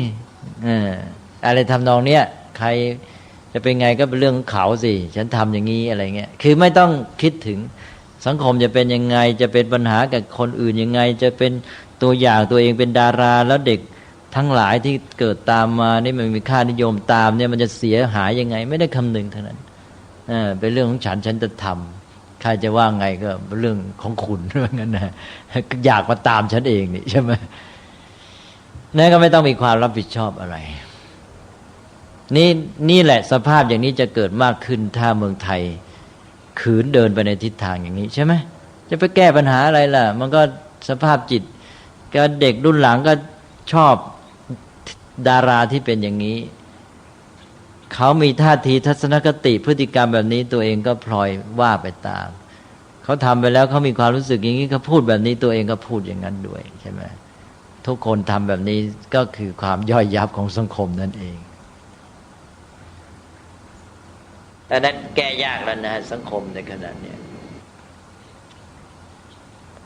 แต่ก็ต้องไปเริ่มมาในการแก้ปัญหาระยะยาวก็เริ่มตั้งแต่การเลี้ยงดูเด็กตั้งแต่อบรมในครอบครัวเนี่ยเพราะพ่อแม่พระพุทธเจ้าจัดไปแล้วเนี่ยเป็นบูรพาจารย์อาจารย์คนแรกอาจารย์คนแรกอยู่ที่บ้านถ้าอาจารย์คนแรกนี่ทำเสียแล้วก็อาจารย์คนที่สองที่โรงเรียนนี่แก้แทบไม่ไหวรับมือไม่ไหวไม่ต้องไปสร้างสรรค์ต่อถ้าอาจารย์คนแรกที่บ้านเตรียมพื้นฐานวางพื้นมาดีครูอาจารย์ที่โรงเรียนก็มาต่อมาเสริมเท่านั้นเองนี่ตอนนี้ครูอาจารย์ที่โรงเรียนหนึ่งก็ไปรบไปแก้ปัญหาจากบ้านไม่ไหวสองตัวเองก็ไม่มีกำลังสามดีไม่ดีตัวเองนั่นแหละกลับนำไปในทางที่ผิดก็มีใช่ไหมเนี่ยครูอาจารย์ที่ดีก็มีน้อยลงก็กำลังก็ไม่มีก็หมดแรงนั้นเวลานี้ยาเสพติดอะไรก็เข้าไปทุกสถาบันแม้แต่ในโรงเรียนใช่ไหมเนี่ยแล้วดีไม่ดีก็มีข่าวมาเดี๋ยวอาจารย์ใหญ่เป็นผู้ขายยาเสพติดซะเองอะไรอย่างเงี้ยก็มีใช่ไหมเนี่ยออกมาเป็นข่าวอะไรเลยพอ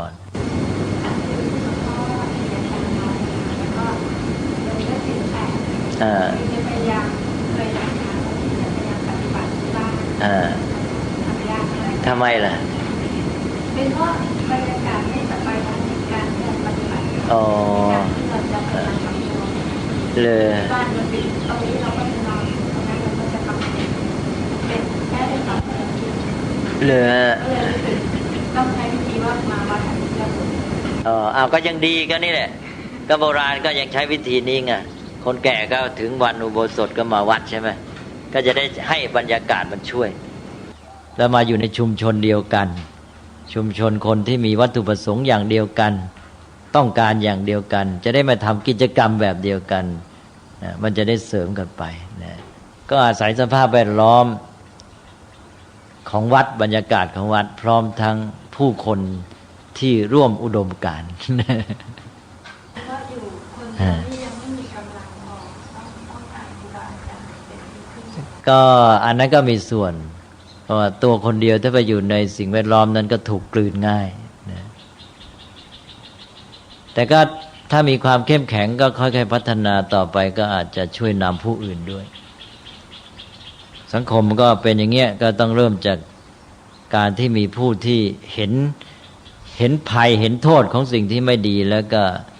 เห็นประโยชน์เห็นอานิสงส์สิ่งที่ดีงามแล้วก็ค่อยๆเริ่มจากตนเองไปแล้วก็ค่อยๆส่งอิทธิพลไปสู่คนที่แวดล้อมเอามั่งนะวันนี้นะก็คุยกันไปวันนี้มาถึงเรื่องศีล 8นะก็คงจะเข้าใจวัตถุประสงค์แนวความคิดความมุ่งหมายที่แท้จริงแล้วอันหนึ่งที่ต้องเตือนก็คืออย่าถือศีล 8สักแต่ว่าทำตามกันไปบางทีญาติโยมก็เพลินก็ได้รูปแบบก็เป็นประโยชน์ไปด้วยในตัวโดยแต่เป็นประโยชน์โดยไม่รู้ตัวถ้าเป็นประโยชน์ด้วยปัญญาที่เข้าใจโดยยิ่งดีเพราะนั้นญาติโยมบางทีท่านผู้สูงอายุเนี่ยก็สักแต่ว่าไปรักษาอุโบสถศีล 8ให้ได้บุญเท่านั้นเองคือเข้าใจแค่นั้นไม่ได้นึกว่ามันมีความหมายอีกเยอะแยะเป็นการฝึกมนุษย์เพราะเป็นสิกขาบทใช่ไหมเอาละครับวันนี้ก็ยุติเพียงเท่านี้ก่อนข่าวสารประการประชาสัมพันธ์ขอเชิญร่วมงานบุญมุทิตาจิตอายุวัฒนมงคลพระครูวินัยธรนันทวัฒน์อิสระยาโนผู้ช่วยเจ้าวาดวัดดอนตันอำเภอแม่ริมจังหวัดเชียงใหม่ฉลองสมโภชครบรอบวัดดอนตัน288ปีรับเป็นเจ้าภาพโรงทานเจ้าภาพจตุปัจจัยทายธรรมถวายสังฆทานรวมไปถึงถวายโรงศพติดต่อสอบถามได้ณวัดดอนตันตำบลเมืองแก้วอำเภอแม่ริมจังหวัดเชียงใหม่วันเสาร์ที่9พฤษภาคม2569ได้บุญได้กุศลได้ความดีโดยทั่วหน้ากันขอกราบถวายความนอบน้อมแด่พระรัตนตรัยถวายความเคารพพระมหาเถระพระเถรานุเถระทุกท่านขอเจริญสุขญาติโยมสาธุชนที่กำลังติดตามรับฟังรายการจากสถานีวิทยุแห่งนี้ทุกท่านขอนำท่านผู้ฟังเข้าสู่รายการคดีโลกคดีธรรมพบกันในวันนี้วันขึ้น3 ค่ำเดือน 5วันนี้ตรงกับวันเสาร์ที่21มีนาคมพระพุทธศักราช2569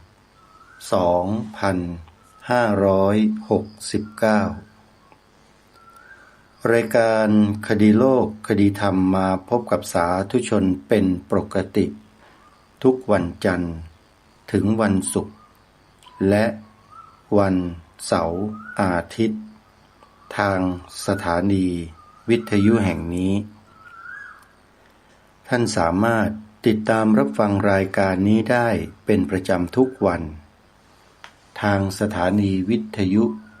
พระพุทธศาสนาแห่งชาติคลื่นต่าง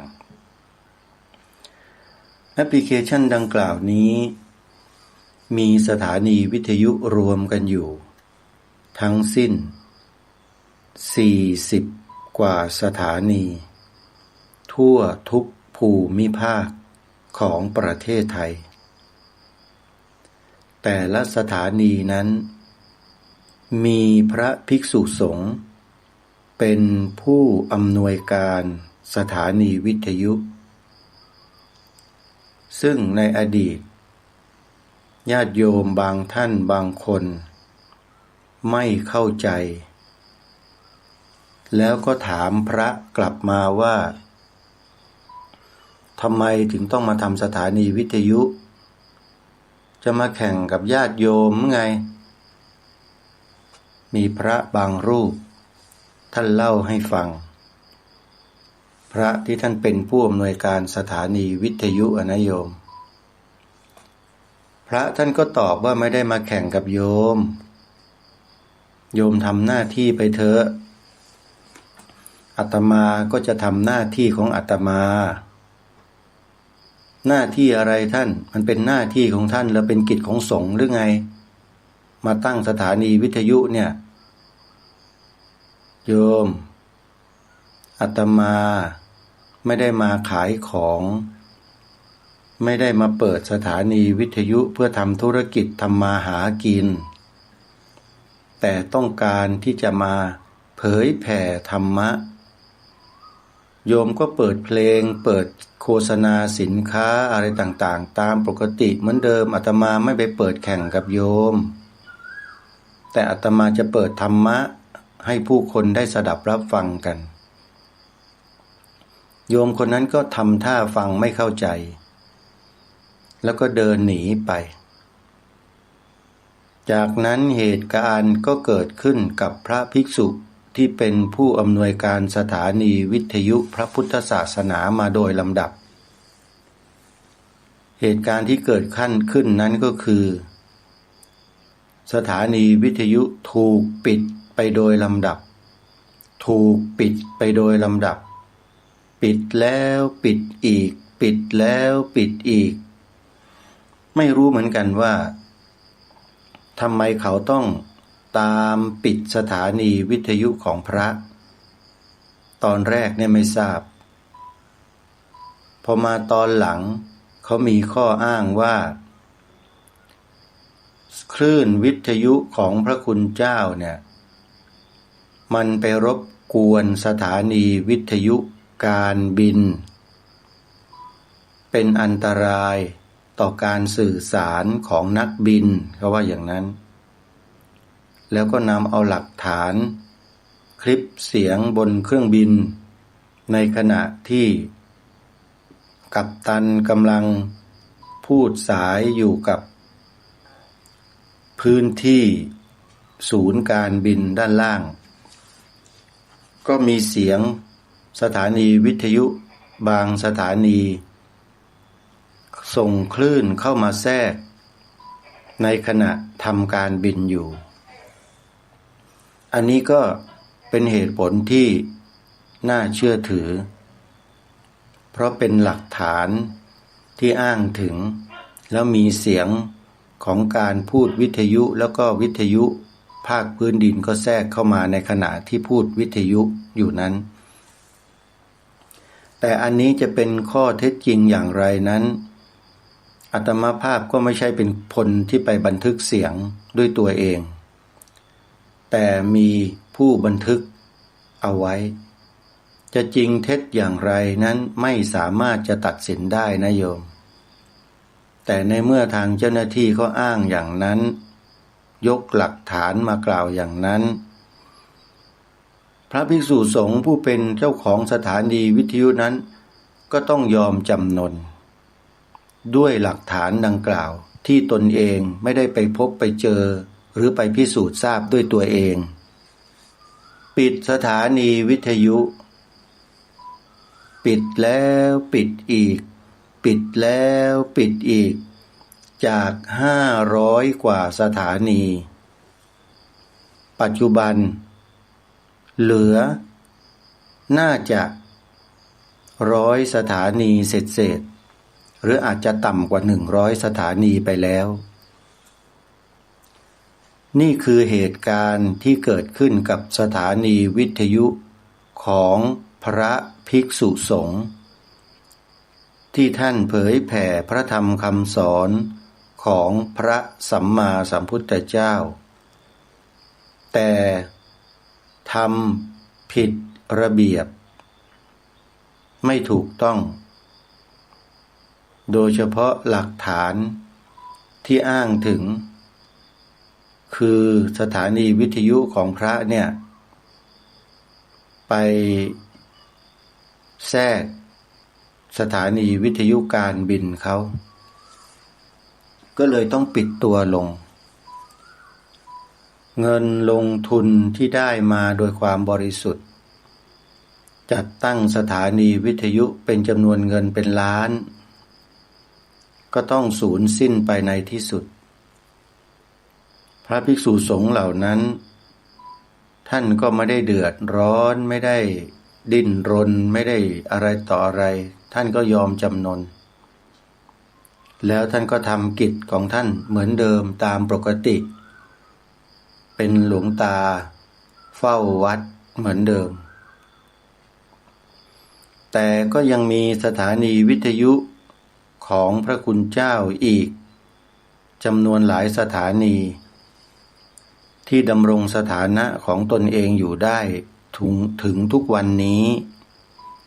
แล้วก็ทำหน้าที่ต่อมาจนถึงวันนี้ได้หนึ่งในนั้นก็คือสถานีวิทยุที่ท่านทั้งหลายกำลังสดับรับฟังอยู่นี้เองสาธุชนญาติโยมทุกท่านลองนึกลองคิดให้ละเอียดดูสักนิดหนึ่งเถอะว่ากว่าจะรักษาสถานีวิทยุพระพุทธศาสนาเอาไว้ให้กับญาติโยมได้สดับรับฟังธรรมะได้เนี่ยมันยากเย็นแสนเข็ญเพียงใดต้องต่อสู้ต้องปรับปรุงต้องพัฒนาต้องอะไรต่อไม่อะไรสถานีวิทยุเพื่อให้ดำรงอยู่ได้ถึงทุกวันนี้เนี่ยไม่ใช่เรื่องง่ายและเมื่อมาถึงวันนี้ทางผู้ดำเนินการรับผิดชอบผู้มีอำนาจหน้าที่เกี่ยวกับคลื่นวิทยุความถี่ต่างๆเนี่ยเขาต้องยอมพระภิกษุสงฆ์ที่เหลืออยู่ที่ทำสถานีวิทยุที่มีความมุ่งมั่นแบบสุดๆพยายามปรับปรุงพยายามเปลี่ยนแปลงปรับระบบต่างๆให้มันเข้ากันได้กับสภาพตามความเป็นจริงให้ถูกต้องใช้เวลาใช้งบประมาณต้องใช้ความสามารถอะไรต่อไม่อะไรเยอะแยะจะบอกว่าเป็นการต่อสู้กับกระแสที่มีอยู่ในสังคมอย่างเรียกว่าเหนื่อยก็ว่าได้เหนื่อยกับกระแสของโลกที่มันสาดซัดคนในสังคมให้เป็นไปในทางที่ตรงกันข้ามกับคำสอนของพระสัมมาสัมพุทธเจ้าของเราสิ่งที่ครูบาอาจารย์ทั้งหลายนำมาเปิดออกอากาศสถานีวิทยุของท่านเนี่ยส่วนใหญ่มันสวนกระแสกับชาวโลกสวนกระแสในที่นี้ไม่ได้หมายความว่ามาขัดขวางการทำมาหากินมาอะไรต่อไม่อะไรเขาในทางที่ไม่ถูกต้องไม่ใช่นะแต่ไอ้ที่ว่ามันขัดขวางทางโลกเขาก็หมายความว่าขัดความรู้สึกของเขาไอ้ความรู้สึกของเขานี่แหละคือตัวปัญหาของโลกไอ้ที่ว่าของเขาเนี่ยคือกิเลสตัณหามานะทิฏฐิและอีกหลายๆตัวที่อยู่ในใจของเขาแต่เขาเหล่านี้ไม่รู้จักไม่เข้าใจแล้วเขาก็เป็นไปตามกิเลสเหล่านั้น จนไม่สามารถจะรู้จักตัวเองว่าเกิดมาในโลกใบนี้เพื่ออะไร เขาก็ตามกระแสที่มีคนสร้างขึ้นในโลกอย่างที่เรียกว่าถือเป็นชีวิตของตนเองพอพระสงฆ์ท่านตั้งสถานีวิทยุขึ้นมาเท่านั้นแหละกิเลสของคนเหล่านี้สั่นไหวทันทีสั่นสะเทือนเลื่อนลั่นจนกระทั่งไปถึงเจ้าหน้าที่ของรัฐที่รับผิดชอบดูแลเรื่องคลื่นความถี่พอเรื่องไปถึงเจ้าหน้าที่เหล่านี้ไม่รู้เหมือนกันว่าเขาส่งข้อมูลให้กับเจ้าหน้าที่อย่างไร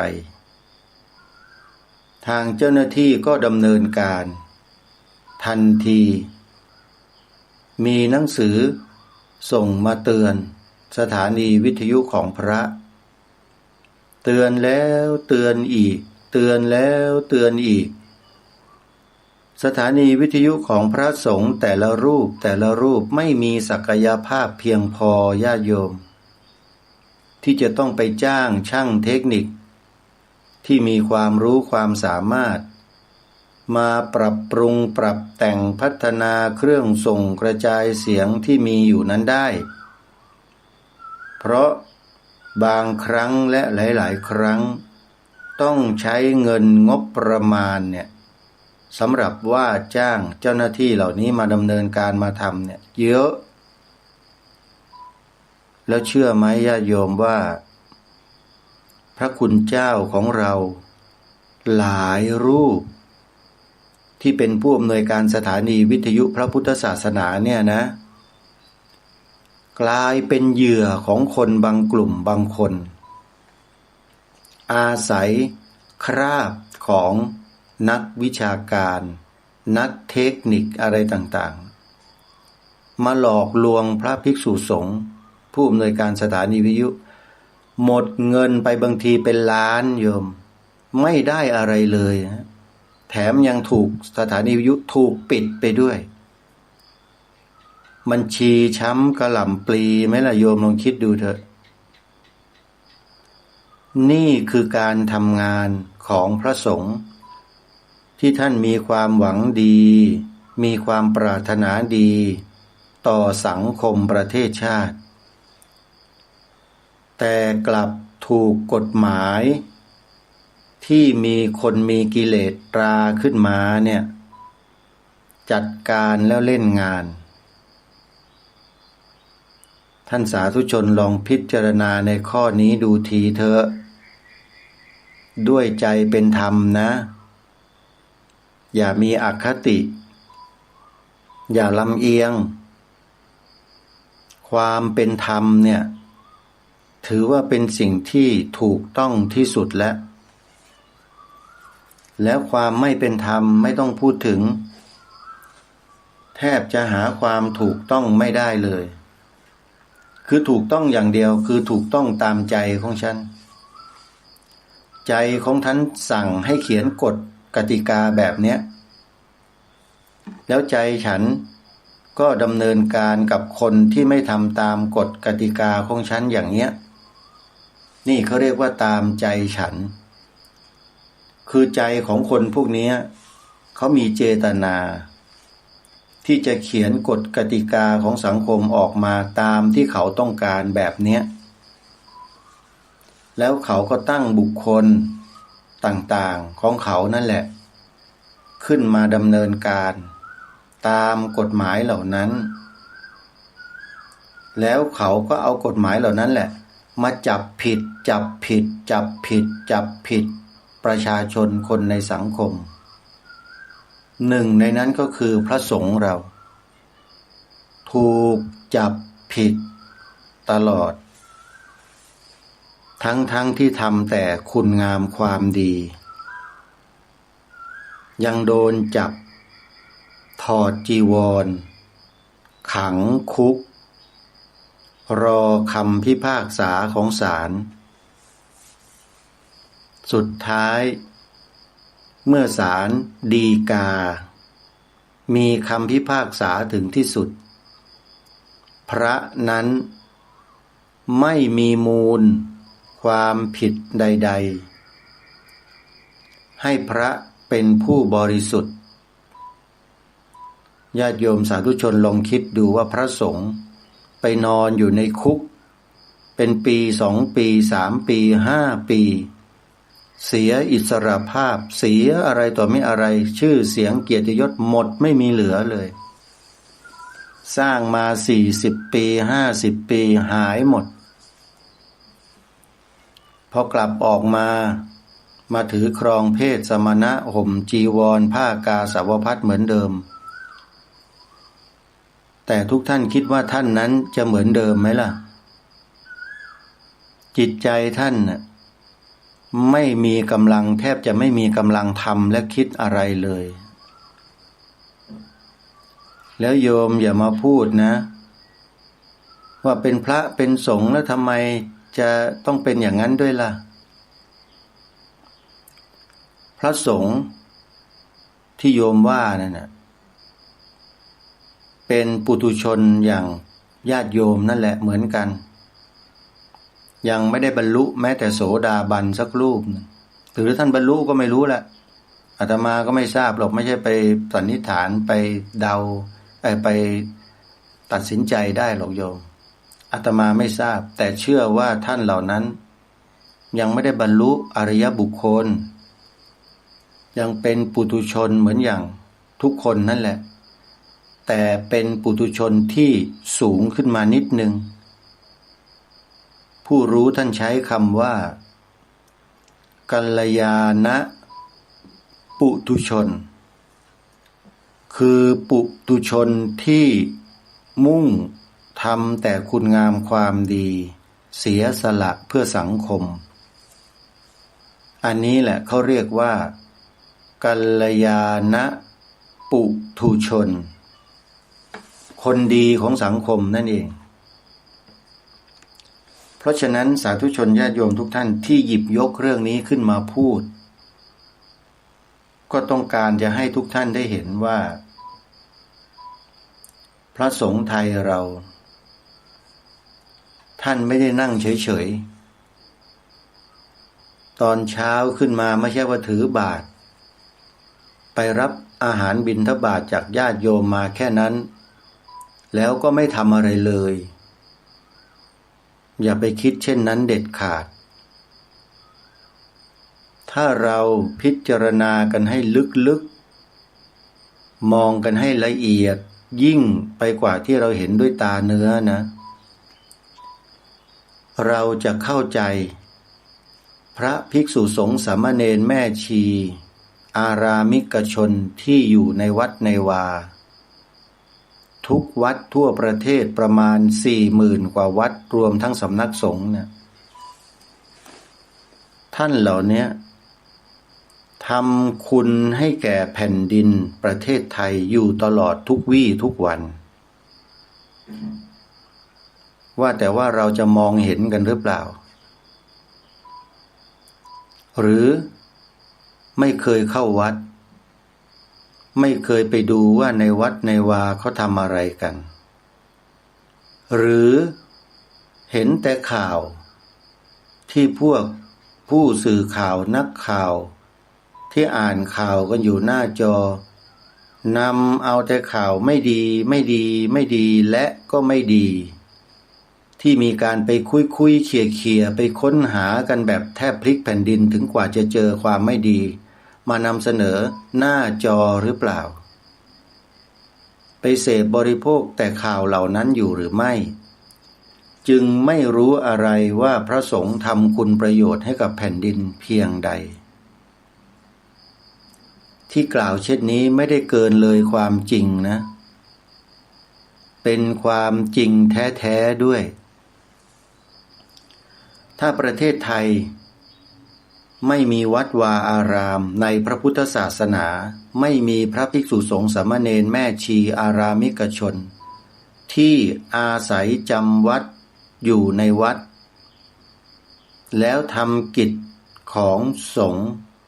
อยู่เป็นปกติถ้าไม่มีท่านเหล่านี้นะประเทศไทยจะเป็นยังไงญาติโยมลองนึกดูทีลองพิจารณาดูเถอะว่าบ้านเมืองนี้จะเป็นยังไงนี่ขนาดมีวัดวาอาราม 40,000 กว่าวัดทั่วประเทศมีพระสงฆ์ทำกิจของสงฆ์อยู่ทั่วประเทศสวดมนต์ทำวัดเช้าทำวัดเย็นสวดสูตรต่างๆบทพิเศษซึ่งเป็นคำสอนของพระสัมมาสัมพุทธเจ้าทั้งนั้นอยู่ทุกวั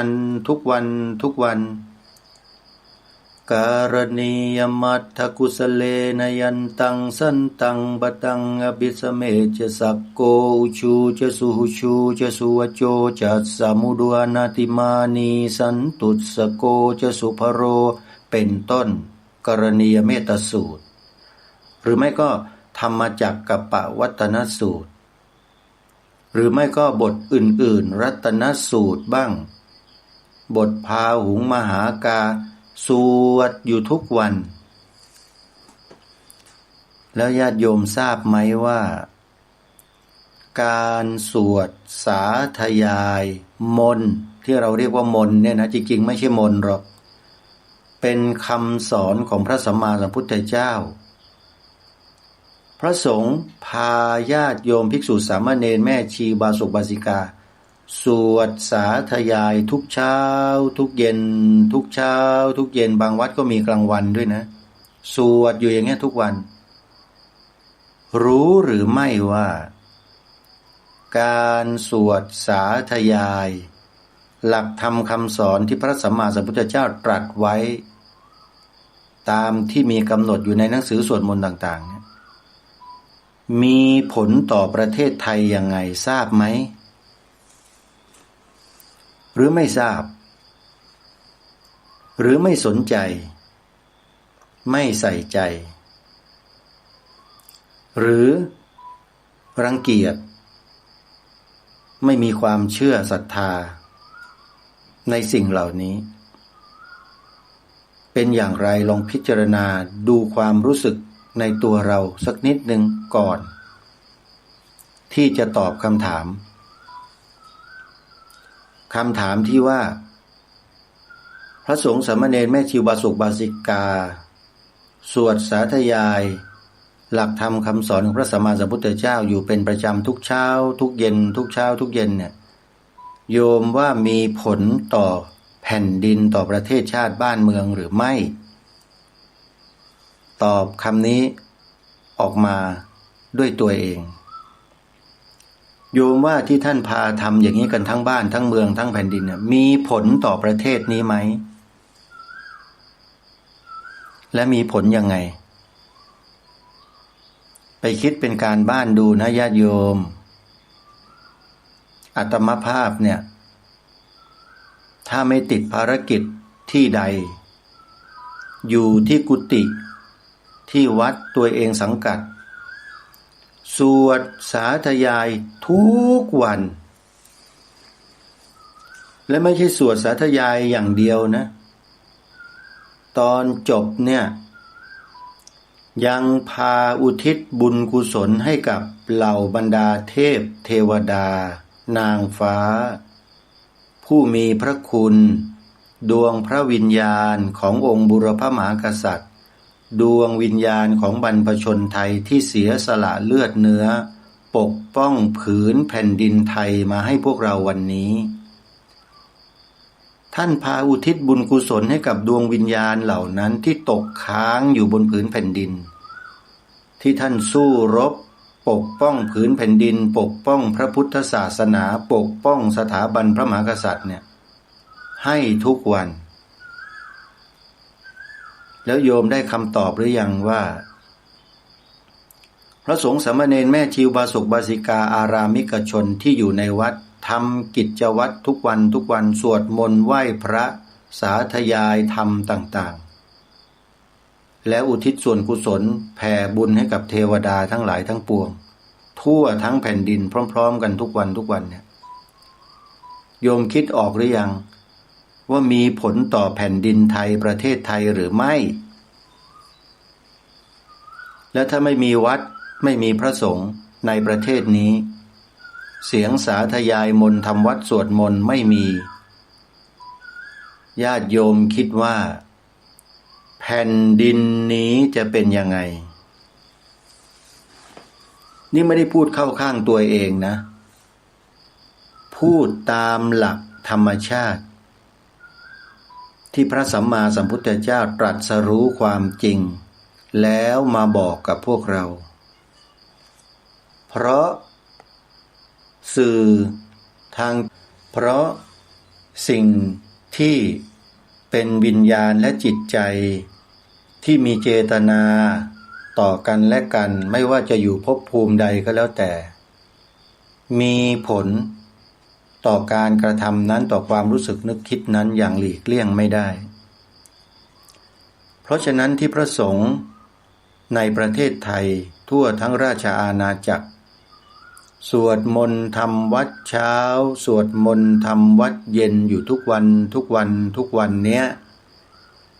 ส่งผลให้แผ่นดินนี้ประเทศนี้มีความมั่นคงตลอดมาแต่ในบางโอกาสบางขณะบางเวลาที่ผ่านมาเนี่ยความมั่นคงก็ถูกสั่นคลอนด้วยคนบางกลุ่มบางพวกเช่นเดียวกันแต่สั่นคลอนยังไงก็ขยับยากเพราะแผ่นดินนี้มีความมั่นคงมาช้านานแล้วโดยความเสียสละของบรรพบุรุษไทยของเราตลอดมาและลูกหลานไทยเราก็ถูกปลูกฝังให้มีความกตัญญูกตเวทีอยู่เป็นปกติให้มีสัมมาคารวะต่อบรรพชนของตนต่อบรรพบุรุษของตนต่อผู้มีพระคุณแก่ตนต่อผู้หลักผู้ใหญ่ในบ้านเมืองอันเป็นที่เคารพของตนอยู่เสมอสภาวะแบบนี้แหละที่ทำให้เหล่าบรรดาเทพเทวดาทั้งหลายทั้งปวงเจ้าที่เจ้าทางเจ้าวัดเจ้าวาเจ้าป่าเจ้าเขาท่านเมตตาแล้วช่วยปกป้องคุ้มครองรักษาผืนแผ่นดินนี้พร้อมทั้งประชาชนคนไทยมีชาวพุทธทั้งประเทศเป็นส่วนใหญ่ให้มีความเจริญมั่นคงมั่งคั่งอยู่อาศัยอยู่บนผืนแผ่นดินนี้อย่างสงบร่มเย็นตลอดมาโยมเห็นหรือยังว่าพระภิกษุสงฆ์มีคุณต่อแผ่นดินนี้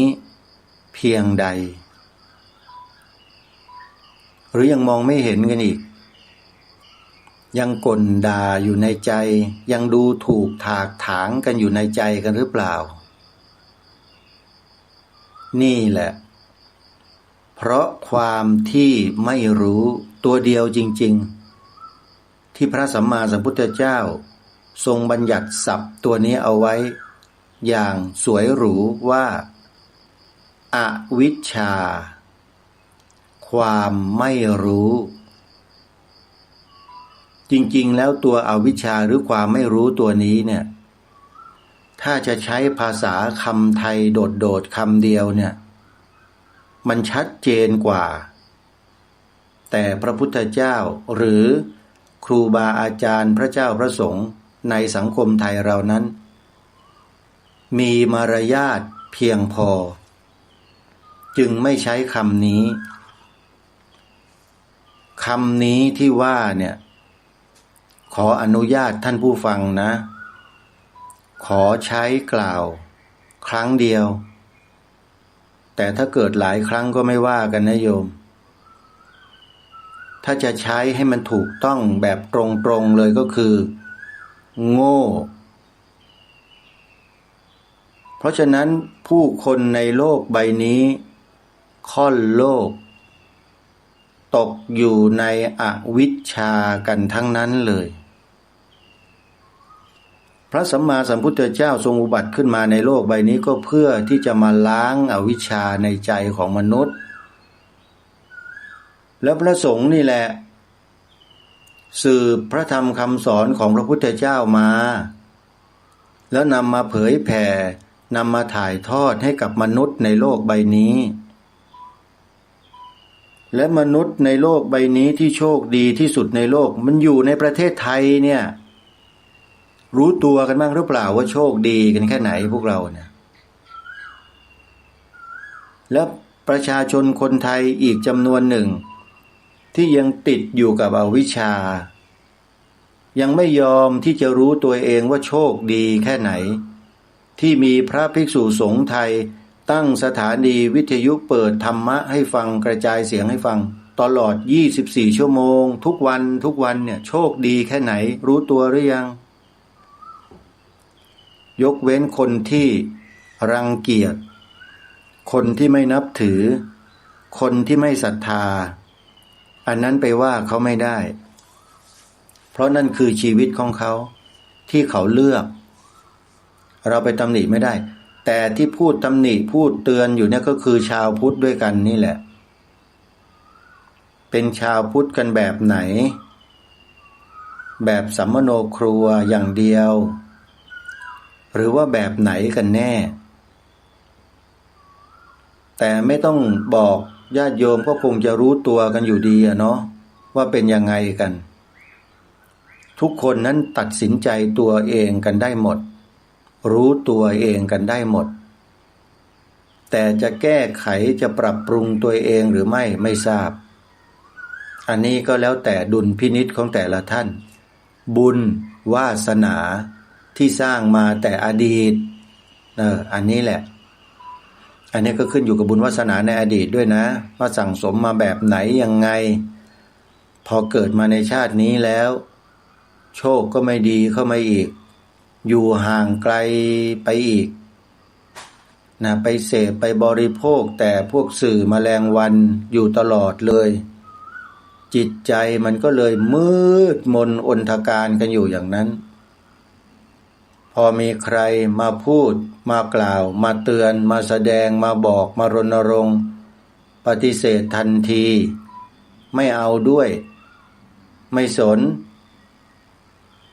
ขออภัยนะพูดภาษาวัยรุ่นมาเรื่องของมึงไม่ใช่เรื่องของกู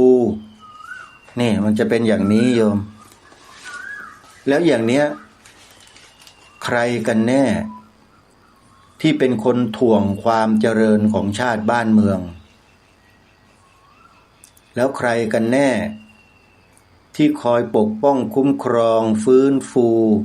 ความดีความงามความสงบร่มเย็นให้กับสังคมแล้วสองฝ่ายสองกลุ่มคนแบบเนี้ยกลุ่มคนแบบไหนที่ญาติโยมควรจะสนับสนุนส่งเสริมละโยมอันเนี้ยขอฝากเป็นข้อคิดเอาไว้นะโยมนะวันนี้พูดเรื่องของแอปพลิเคชันเรื่องสถานีวิทยุยาวมาถึง35นาทีกว่าได้ยังไงโยมก็ลองพิจารณากันดูแล้วกันคือพูดแล้วให้พวกเราเนี่ยคิดตามไปด้วยแล้วเราจะได้ปัญญาความรู้เพราะอาตมาภาพเวลาจะพูดอะไรแล้วเนี่ยจะไม่ข้ามขั้นจะค่อยๆไล่ลำดับไต่ลำดับขึ้นไปเรื่อยๆโยมก็จะเข้าใจถามจริงๆเธอโยมแม่จันทิพย์เข้าใจไหมเนี่ยที่อาตมาภาพพูดมาเนี่ยถ้าไม่เข้าใจโยมก็ฟังรายการนี้ได้อีกช่วงหนึ่งหรือหลายๆช่วงนะเพราะวันหนึ่งเนี่ยรายการคดีโลกคดีธรรมเนี่ยมีออกอากาศอยู่6ช่วงเวลาสาธุชนสามารถที่จะเลื่อนไปฟังในเวลาต่างๆได้ถ้าพลาดในเวลาอื่นๆพลาดเวลาเช้าไปฟังบ่ายพลาดเวลาบ่ายไม่ได้ฟังไปฟังตอนเย็นตอนเย็นไม่ได้ฟังไปฟังกลางดึกมีทั้ง6เวลา9 นาฬิกาครั้งหนึ่ง10 นาฬิกาครั้งหนึ่ง11 นาฬิกาครั้งหนึ่ง13 นาฬิกาอีกครั้งหนึ่ง 17 นาฬิกาอีกครั้งหนึ่งและเที่ยงคืนตี 1อีกครั้งหนึ่งโยมแต่โยมต้องมีแอปพลิเคชันนะในโทรศัพท์มือถือเท่านั้นนะถึงจะเลือกฟังตามเวลาดังกล่าวได้ทีนี้ญาติโยมก็จำสถานีวิทยุที่ออกอากาศรายการคดีโลกคดีธรรมไม่ได้อีกสถานีไหนล่ะจำบ่ได้จักเทือโยมว่านะก็โยมไม่จดนี้เวลาบอกเนี่ยโยมไม่เตรียมปากกากับกระดาษไว้บอกแล้วว่าฟังรายการคดีโลกคดีธรรมเนี่ยต้องมีสมุดมีปากกาสักชุดหนึ่งเอาไว้ข้างๆวิทยุเวลาครูบาอาจารย์ผู้จัดรายการธรรมะทางสถานีวิทยุท่านพูดอะไรที่สำคัญโยมจะได้หยิบปากกาจดเอาไว้อาตมาถ้าจะบอกอะไรให้ญาติโยมจดเนี่ยจะบอกช้าบอกละเอียดเพราะญาติโยมเราบางท่านบางคนนี่เขียนภาษาไทยบางทีสะกดกันยังไม่ค่อยออกก็ต้องค่อยๆสะกดทีละตัวให้ญาติโยมได้เขียนได้ทันไม่เช่นนั้นโยมก็จะผ่านไปเลยไม่สนใจมันอีกเป็นอย่างนั้นจริงไหมญาติโยมอาตมานี่เข้าใจดีผ่านสภาวะเหล่านี้มาเยอะไปสอนหนังสือสอนพระอภิธรรมอยู่ในโรงเรียนนี่แหละอาตมานี่เป็นอาจารย์สอนพระอภิธรรมนะโยมตั้งแต่พรรษาแรกนู่นนะพอบวชได้พรรษาเดียวเรียนอภิธรรมจบสอบได้สอนเลยเป็นอาจารย์เขาให้เป็นอาจารย์ไม่ได้ไปเป็นเองนะทางวัดตั้งให้เป็นพระอาจารย์สอนพระอภิธรรมชั้นจุลโทอาตมานี่สอนพระอภิธรรมนะโยมเนี่ยคุยเยอะเหลือเกินเนาะคือบอกไว้ก่อนเดี๋ยวจะหาว่าพระที่จัดรายการรูปนี้ไม่มีความรู้โยมบอกเอาไว้บ้างมีโยมไม่งั้นไม่เป็นอาจารย์สอนพระอภิธรรมไม่ได้หรอกนะฮะความรู้ทางธรรมอ่ะก็สอนอภิธรรมญาติโยมเนี่ยอาตมามีประสบการณ์บอกโยมถามโยมตอบกันไม่ได้งงไม่รู้อะไรเราก็มาทบทวนตัวเราเองว่าเราสอนเขายังไงเขาถึงฟังไม่เข้าใจวันพรุ่งนี้ปรับใหม่เริ่มกำหนดรู้ดูอาการของผู้ที่ฟังแล้วไม่เข้าใจซึ่งมีอยู่คนเดียวในห้องเรียนเนี่ยก็คือแม่ชีสมจิตแสงจันทร์เป็นพี่สาวของหัวหน้าแม่ชีจังหวัดฉะเชิงเทราคืออาจารย์แม่ชีสมใจแสงจันทร์เป็นผู้สอนจุลตรีของอาตมาแม่ชีนะสอนอาตมานะโยมสอนพระอภิธรรมเนี่ยสอนจนกระทั่งอาตมาสอบได้ที่6ของประเทศชั้นจุลตรีและจุลโทพอขึ้นจุลเอกก็เป็นอาจารย์สอนจุลโทไปด้วยเรียนจุลเอกไปด้วยในสมัยนั้นอันนี้บอกกล่าวให้ทุกท่านได้ทราบว่าผู้ดำเนินรายการคดีโลกคดีธรรมที่พูดเปล่าอยู่เนี่ยที่ญาติโยมเข้าใจเป็นอย่างโน้นเป็นอย่างนี้หรือพระสงฆ์รูปใดเข้าใจเป็นอย่างนี้เป็นอาจารย์สอนพระอภิธรรมนะครับครูบาอาจารย์เพราะฉะนั้นผมคงไม่ต้องสาธยายบอกนะครับว่าผมมีความรู้อะไรคิดว่าครูบาอาจารย์หลายๆท่านก็จะทราบอยู่ที่ผมจะพูดหรือไม่พูดเท่านั้นเองธรรมะเนี่ยแต่ผมเลือกไม่พูดเพราะเดี๋ยวจะไปแย่งครูบาอาจารย์ซะทั้งหมดผมสอนอภิธรรมแม่ชีสมจิตเล่าให้ฟังนิดหนึ่งญาติโยมแกเรียนชั้นจุลโทมาตั้งหลายปีสอบไม่ผ่านสักทีอาตมาภาพเวลาสอนหนังสือแกเนี่ยก็คอยสังเกตว่าแม่ชีนี่แกมีจุดอ่อนตรงไหนก็พยายามยิงคำถามไปคำถามเกี่ยวกับข้อนี้นะโยมเข้าใจไหมนี่ตรงนี้จับจุดอ่อนแกเป็นอย่างนี้แล้วก็ค่อยๆแก้ด้วยวิธีการที่เรามีประสบการณ์มาก่อน ปรากฏว่าปีนั้นแม่ชีสมจิตแสงจันทร์สอบได้จุลโทเป็นครั้งแรกในชีวิตแกดีใจแทบตายแกบอกว่าตั้งแต่เรียนมาเนี่ยมีพระอาจารย์นี่แหละที่สอนและอธิบายได้เข้าใจว่างั้นเห็นไหมโยม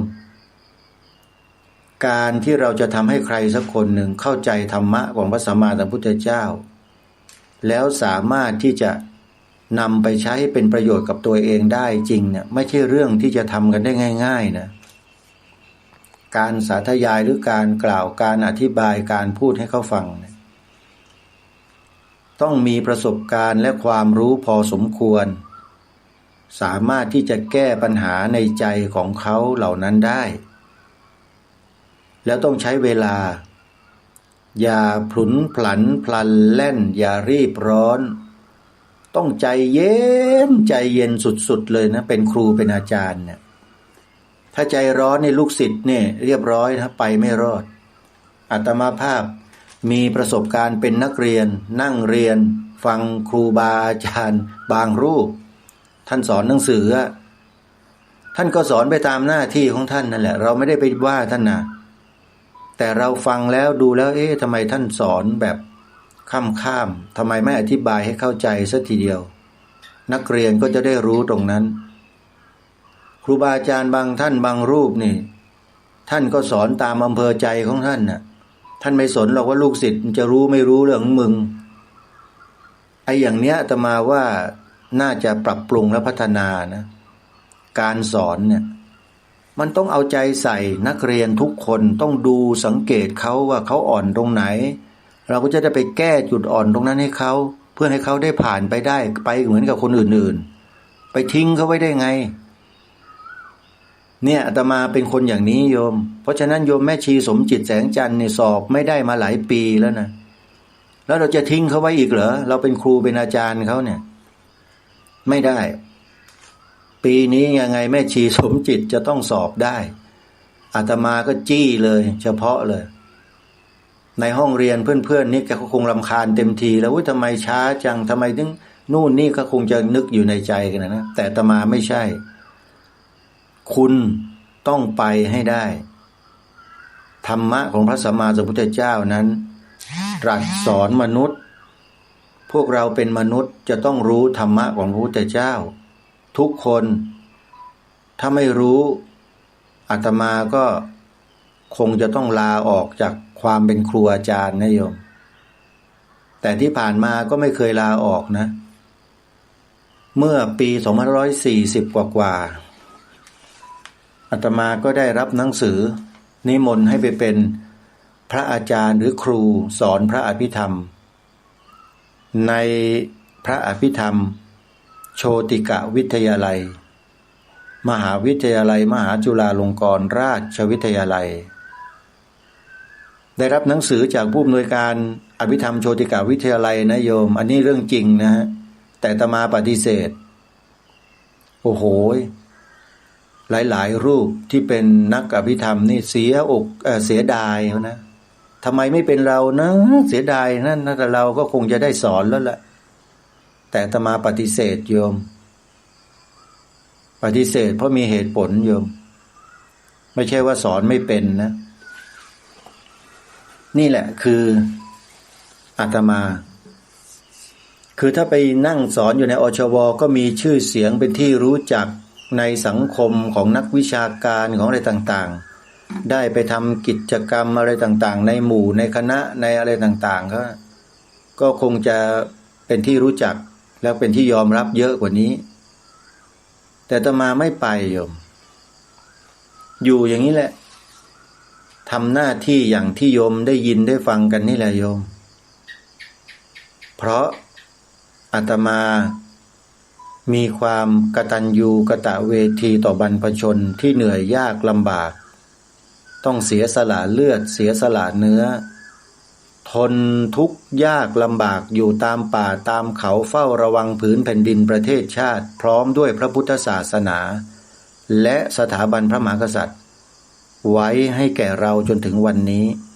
นึกถึงบุญคุณท่านเหล่านั้นแล้วทิ้งหน้าที่นั้นไม่ได้ จึงต้องมานั่งพูดให้ญาติโยมตำหนิกันอยู่ทุกวันนี่แหละเนี่ยกำลังจะสร้างศาลาปฏิบัติธรรมอยู่เนี่ยญาติโยมที่บริจาคก็มีไม่มากน้อยยังไม่รู้เหมือนกันว่าจะได้สร้างศาลาหรือเปล่าญาติโยมก็ขอฝากนะโยมนะใครที่เป็นคฤหบดีเศรษฐีใจบุญพอที่จะอุดหนุนศาลาปฏิบัติธรรมหลังนี้ให้สำเร็จได้ก็ขอเรียนเชิญนะโยมอาตมาภาพทำไว้เพื่อให้ญาติโยมและผู้ที่อยู่ในท้องถิ่นข้าราชการประชาชนชาวบ้านมาใช้เพื่อประโยชน์ส่วนรวมอย่างน้อยก็เป็นประโยชน์ต่อชุมชนของเขาได้มาใช้ศาลาหลังนี้และผู้ที่เป็นเจ้าภาพในการก่อสร้างก็จะได้อานิสงส์แห่งบุญอย่างมากเลยนี่แหละคือสิ่งที่อาตมาภาพเกรงว่าญาติโยมจะไม่สนับสนุนไม่ช่วยกันทำแล้วมันจะไม่สำเร็จจึงขอบอกบุญผ่านรายการนี้ไปให้ญาติโยมทุกท่านช่วยกันนะคนละไม้คนละมือญาติโยมอาตมาภาพกำลังสร้างศาลาปฏิบัติธรรมหนึ่งหลังความยาว20 เมตรความสูง5 เมตรจากพื้นถึงเบบคานเพดานด้านบนแล้วก็มีหลังคาสูงขึ้นไปเป็นทรงจั่วนะโยมทรงจั่วทรงไทยธรรมดานี่แหละ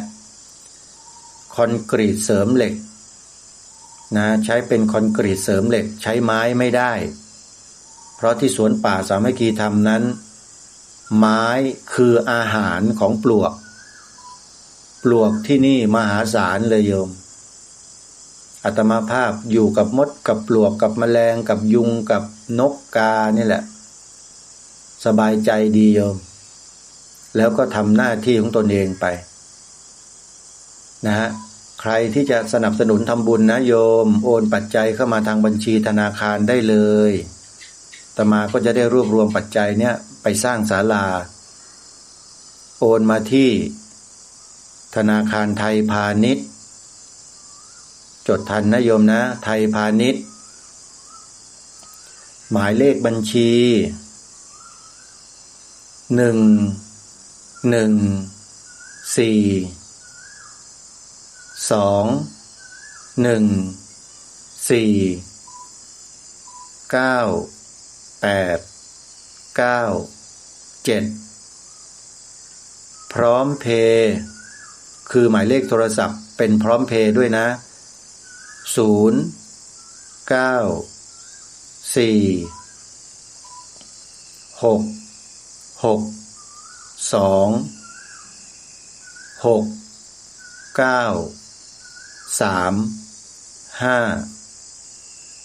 ก่อนที่จะ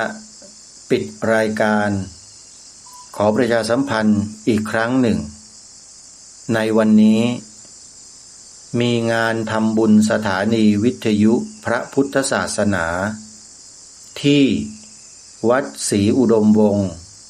ตำบลศรีสงครามอำเภอวังสะพุงจังหวัดเลยกันนะโยมไปร่วมงานกันงานก็จะเริ่มตั้งแต่เวลานี้แหละ9 โมงเป็นต้นไปจนกระทั่งเสร็จแล้วก็23 มีนาคมอย่าลืมไปร่วมงานทำบุญฉลองพระมหาธาตุเจดีย์ศรีวิสุทธิโสพลณวัดศรีอภัยวันตำบลนาอ้ออำเภอเมืองจังหวัดเลยนะโยมนะพระครูดมวรานุวัตรจะไปดำเนินงานในวันที่23ทั้งวันทั้งคืนใครที่จะร่วมงานร่วมบุญก็ไปพบกันที่นั่น อนุโมทนาสาธุวันนี้เวลาของรายการหมดลงแล้วต้องขอสมมติยุติไว้แต่เพียงเท่านี้พบกับรายการได้ใหม่ในวันต่อไปขอความสุขความสวัสดีในธรรมแห่งองค์สมเด็จพระบรมศาสดาสัมมาสัมพุทธเจ้าจงปรากฏเกิดมีขึ้นในจิตใจของท่านผู้ฟังทุกท่านทุกคนเทอญขอเจริญพร